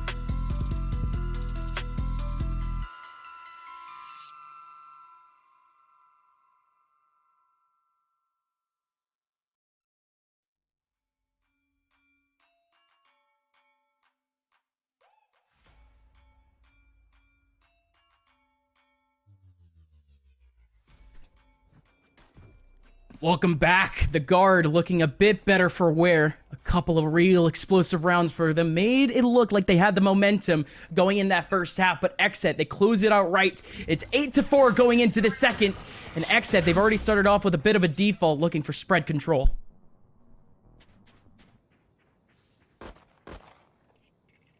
Early util out from the guard will give them some info and inkling as to where maybe this pressure is, and Aldrone here coming out from BCJ to retake the showers control. Both stars being picked up here, and it is going to be Aaron to take this space. He's even going to get the orb online, so they're feeding him early on these ult orbs, and heavy shock dart doesn't do too much damage to Aaron, but XSET, they've got showers control, and it seems to be a two-pronged hit towards the A site. Boombot ready to come out.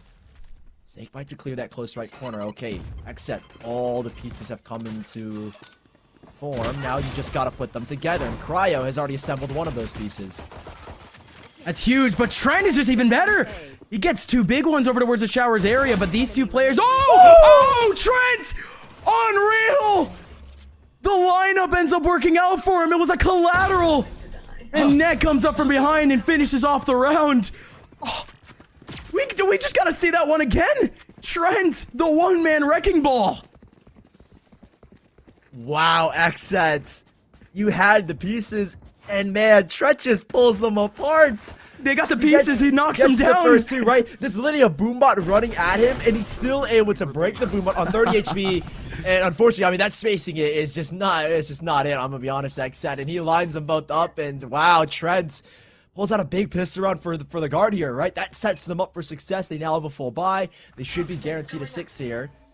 And I say should be, because XSET, you know what they can do with these pistols. We know what any team in North America can do with pistols, let's be honest here. Cryo taking a hefty shock dart here as they fight for showers control. Looks to be another A split.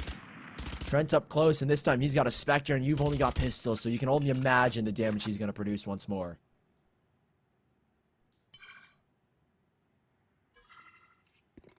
Just looking for a big pop here, but look again at just the threat of these guard players at these deeper choke points. Some real funky off angles could actually work for the guard for these two players, for both Trent and Valen, to get some 2 or 3 Ks.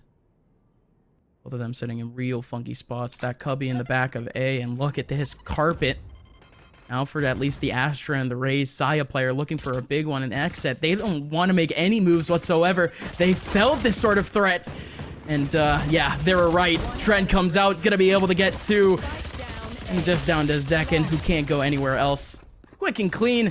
That's a Prime Gaming flawless. Super simple for the guard. I mean, XSET wanted to try and throw what they could at the guard. Wasn't really much.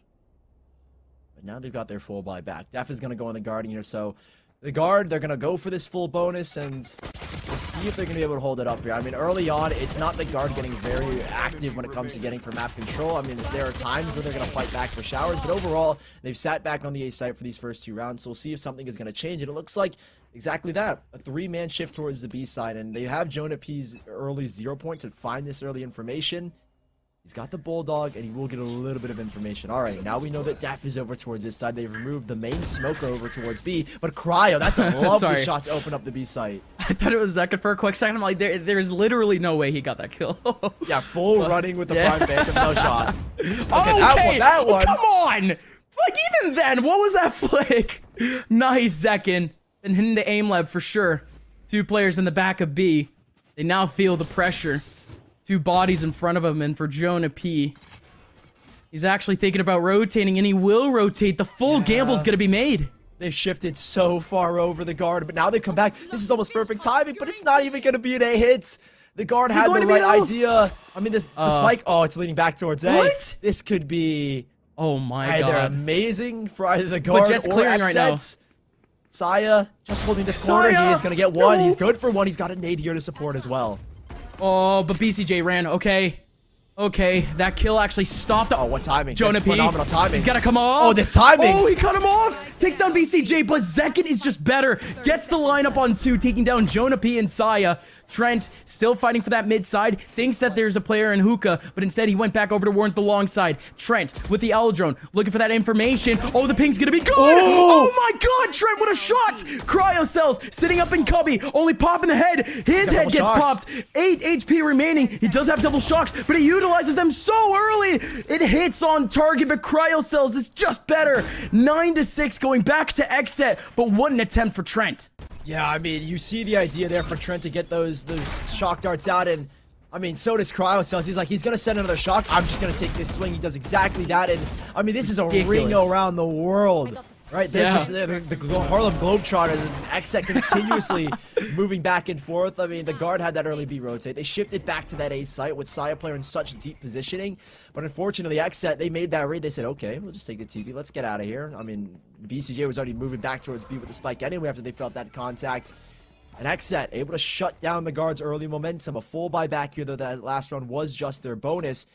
And this is more like it. The guard, good productivity, right? You already have Saya player deep in the short. You got decent hook control and a nice peek out towards the long. So this is good control early on, but Showers is a big gap here, and it looks like XSET, that's the site they want to take. They want to get this control, and they find a pick because of it. Massive stuff, but that's unfortunate for Trent all the way out in the open. Real ballsy pick from Cryo. They're going to take that all the way to the bank. Owl drone getting some decent information. Valen. Oh, no. Let's see these lineups, BCJ. Does that hit? No. Absolutely it doesn't, but even then, Zekin lining up yet another early kill for him. These early round 1v1s from XSET consistently throughout this game have been so good. Yeah. The guard, even better. They're off the trade, but yeah, really good early battles. This is the guard being forced to adjust. I mean, if they don't lose that Showers player, that Trent, right? Just Trent holding back. Net's not going to have to be aggressive there. In XSET, they read that gap. that mid play was a response to that, yeah. Right, they were able to find it. They pick him off. Now they know the B site's weak. Okay. XSET 4 players here. Def has got 3 stars left over to make this site work, and it is just Jonah P. He's got a double flash, and he has a fragment. But I mean, they need to be some of the best damn flashes I've ever seen. He's got already a lovely flash, but no, I think he even blinded himself. Cryo Cells is going to find him, continuing to charge into the site. It's just Saya player. Hookah's already smoked off, and he traces it right to the body. It's a phantom, but he still knows. 10-6, XSET. With another clean round. Patience and control is the name of the game.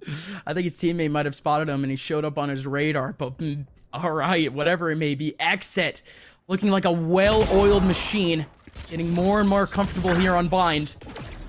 And again, it's going to be rounds like these where it's just going to be the pure example of it. Cryo just making his way on.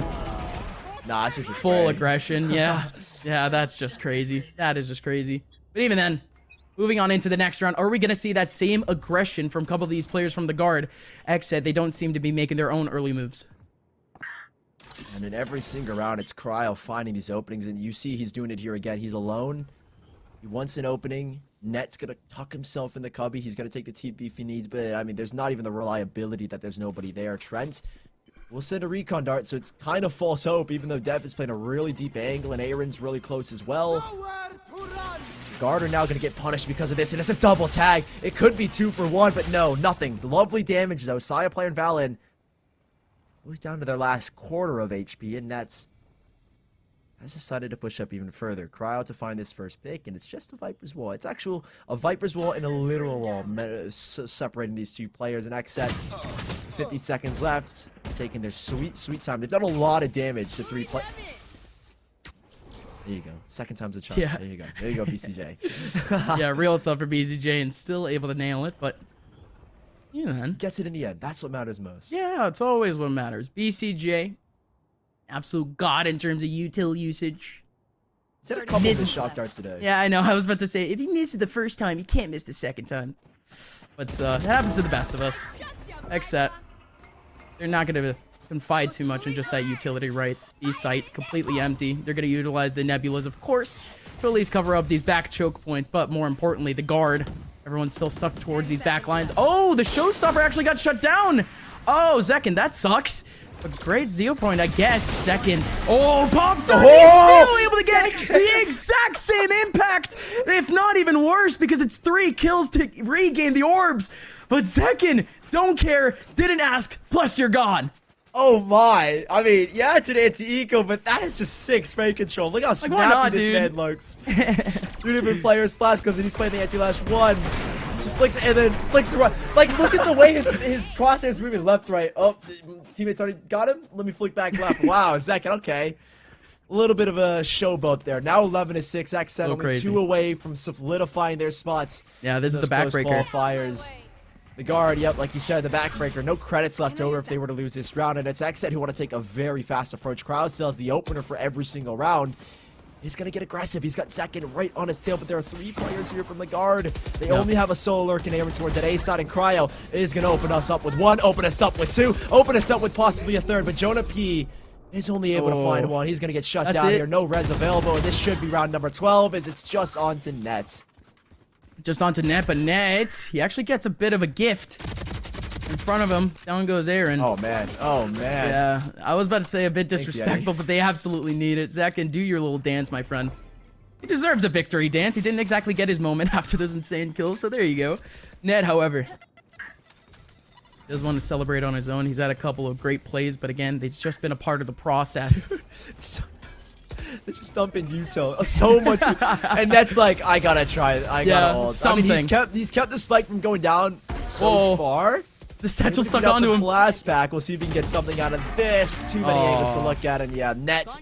His best attempt was not good enough. XSET on 12. Viper's Pit not going to be able to come into the forefront of this round here. Saya does have a showstopper, but you got to wonder. Maybe net saves that Viper's Pit. He could use it coming up, but 6 rounds to go. 6 rounds to make this comeback and 6 opportunities for XSET to solidify their spot in the closed qualifiers. XSET, after a roller coaster 2021, 2022, they want to start off with a bang, and this map just might finish with a bang. One more round again, and they qualify for one of those 12 spots into the next phase of VCT. But the guard again, they do everything they can coming into this round. Barely any cash remaining off of the buy phase. But Zekin, he does make it quite a bit of a detriment, dropping at least Jonah P. 2 more players back over towards that mid side. It was quite the group push for the guard. If that had succeeded, XSET would be pretty much in no man's land. But the guard, those 2 players, they're going to abandon back to B. Look at his push back in showers. 2 more players still up to BCJ alongside the Viper Aaron, trying to go for it. But Aaron goes down. That's a big pick. But is A going to be clear? Def making his way through, but the Gravel actually really helps out. Great stuff on the fly coming in from Valen. Def still picking up the first kill. Back into that Showers position. Guard are running out of options. And Cryo already creeping into the back line. Just got Saya player on a silver platter, but it smacked right into his face. Saya taking down Cryo, slowing things down. They take the TP. They've got these rotates. What do they have to stop them? There's nothing at all. No stars left over. No shock darts. They do have a nade and a recon ball to at least initiate the retake, but 30 seconds left, and even then, Trent wasn't fully convinced because of the time. Zekin's going to look for an advantage. He should spot 1. He spots both of them in the back lines. He knows where this is coming from. Cosmic Divide. Oh, man. The guard have got their work cut out for them. Saya player, he has a satchel, he has a showstopper, could definitely try. Nate comes out so early. Well timed. Showstopper is stopped. Zekin takes him down. Valen and Trent, now the last 2 remaining, they have to pop out. Dry, with absolutely nothing through the Cosmic Divide. Their options are completely empty. They have nowhere to go. And all they have to do is go down to the losers bracket. XSET, survive. Qualification alongside Cloud9, 100 Thieves, Envy, and Sentinels in that main event for North America. XSET, they only dropped a single map in their run up to it, and in this series alone, they hardly dropped any rounds. XSET looked like a whole different beast. We knew they were one of the most well-oiled machines, but coming into 2022, one change in Cryocells, the man to highlight. I mean, XSET, that change was instrumental, and they look so confident in themselves. Man, I mean, you have to put it on so many people's shoulders throughout that game. First of all, Cryocells, welcome to the damn team. This guy has really showed up as the aggressive jet that they needed.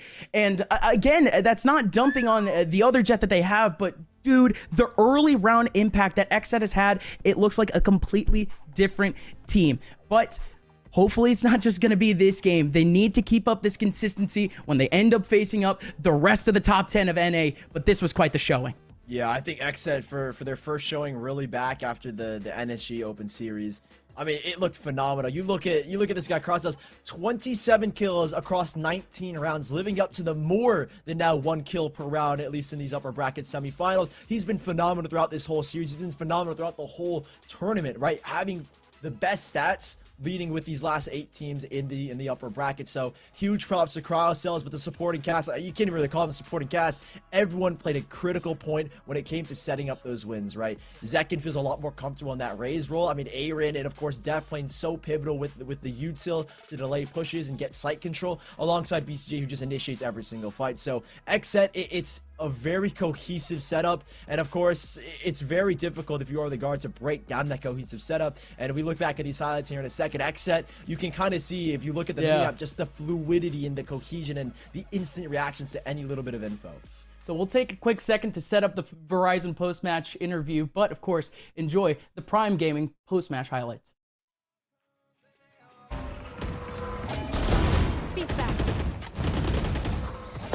One enemy remaining.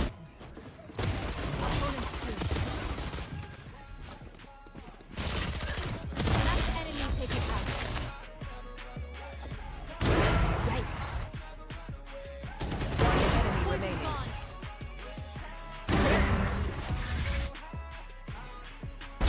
Give me those back. 30 seconds left. Give me those back. First seed.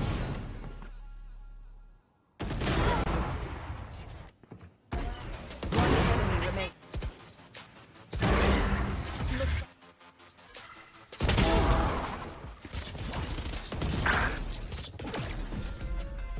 One enemy remaining. 10 seconds left. I'll just try harder. One enemy remaining.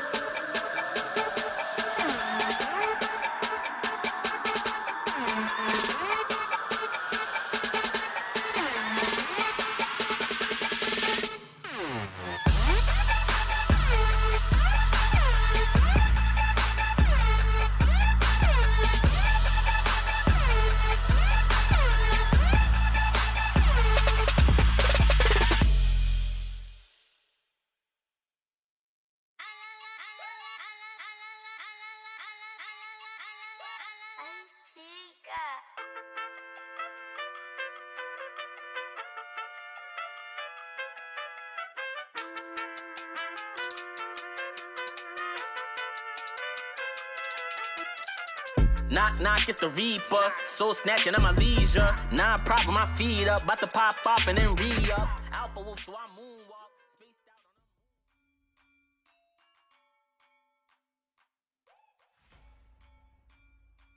on Welcome on back. We just went through one of the more dominant performances from this entire upper bracket, and it just so happened to come down to the very last round. XSET wiping the guard and qualifying into the main stage of North American VCT. My name is Upmind, joined here by Sully here for our post show, and we're gonna start it off strong. We already have our Verizon post-match interview ready with none other than the winners from XSET, Aaron. Aaron, first of all, bro, you're looking good in and out of the server. How are you feeling after qualifying? It feels amazing to qualify, but come on, man, look at my hair. Don't tell me that looks nice, man. Look at, but you know, it's been amazing. First event back of the year. We have a new star on the team. It was just, you know, a great month, and I think everyone's really excited to play. So we're all very happy. Oh man, big man definitely taking off his shirt in the background. I mean, so talk to me a little bit more about cryocells, because you talk about you got a new player, and I'm gonna be real, your new player is cracked. Like, there's no question about it. So, I mean, when we watch you guys, and we were so happy to have the privilege to cast over you guys as well, we see kind of this big change when it comes to how you guys are playing, right? It feels like cryocells is a really proactive when it comes to that op. He's willing to take these early duels, a lot of early aggression, especially on that second map of Bind. So what are the things that he's brought to your team individually, and what has he done to kind of change the XSET system? Yeah, so the XSET system has been pretty consistent. We're the only team to qualify first try for every event since the start of last year, and Matt just makes that much better, right? He's, as you've seen, there's not much to say about this guy. He's gonna take the duel. He's not really scared of anyone, and that's exactly what we were looking for. And it's a big props to XSET, the organization, and our coach Don, because as you guys know, it's not easy. It's not like Lego, right, where you just plug and play a player, and if he's better, your team is better. So the system is improved, and all I gotta say is that this is just us, with 2.5 weeks of practice. We're very excited for what the rest of the year holds.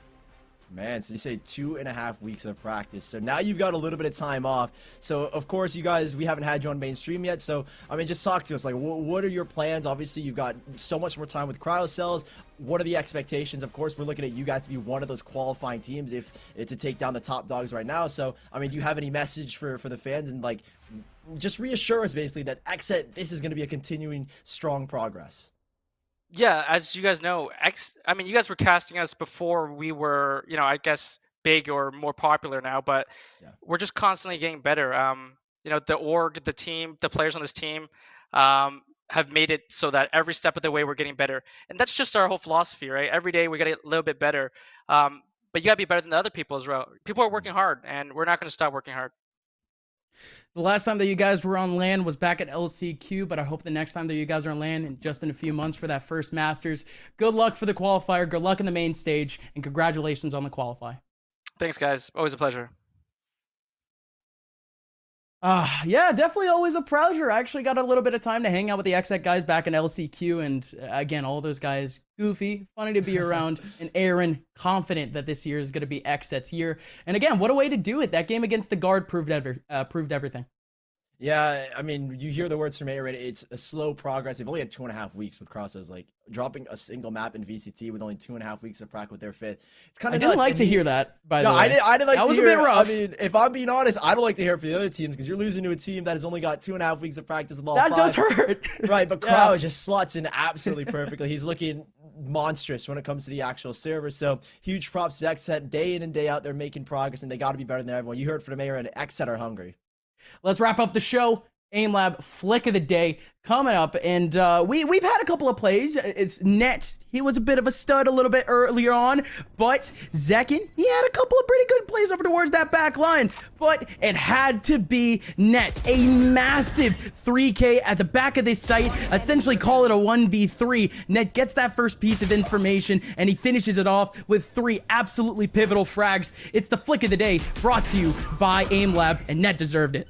Yeah, I feel like you can't really call this a clutch because, of course, they're 2 people. But let's be real. Like, Trent is nowhere to be seen in this picture. You don't even see him in frame until we switch perspectives. And Nets does a phenomenal job of isolating those 1v1s, pivoting around that tin can, and ensuring that he's got protection. He's got the ability to take fights 1 by 1. And, I mean, XSET gifted to them. So, as guard, they end up going to the lower bracket. But I have to say, their heads have to be held high. It's their first major test against a Tier 1 North American VALORANT team. So, expectations, I don't think they lived up to them. But they still have time to progress. Tomorrow, they still have an opportunity to qualify. Yeah, the guard, again, the expectations for them coming into this tournament was, yes, a qualifier, but that upper bracket, we already know for a fact that it was going to be like Rise, XSET, V1, teams like that. They drove their way through, and they are on to the next day. Tomorrow, though, it's not like last year when all the open qualifiers, we only had like maybe 1 or 2 games on Sunday. We got way more VALORANT action for you guys tomorrow. 4 losers games going on at the same exact time once again, and we're going to decide our last 2 qualifiers tomorrow. So join us tomorrow once again for yet another day of VCT NA Open Qualifiers. It's been real, folks. We'll see you guys tomorrow.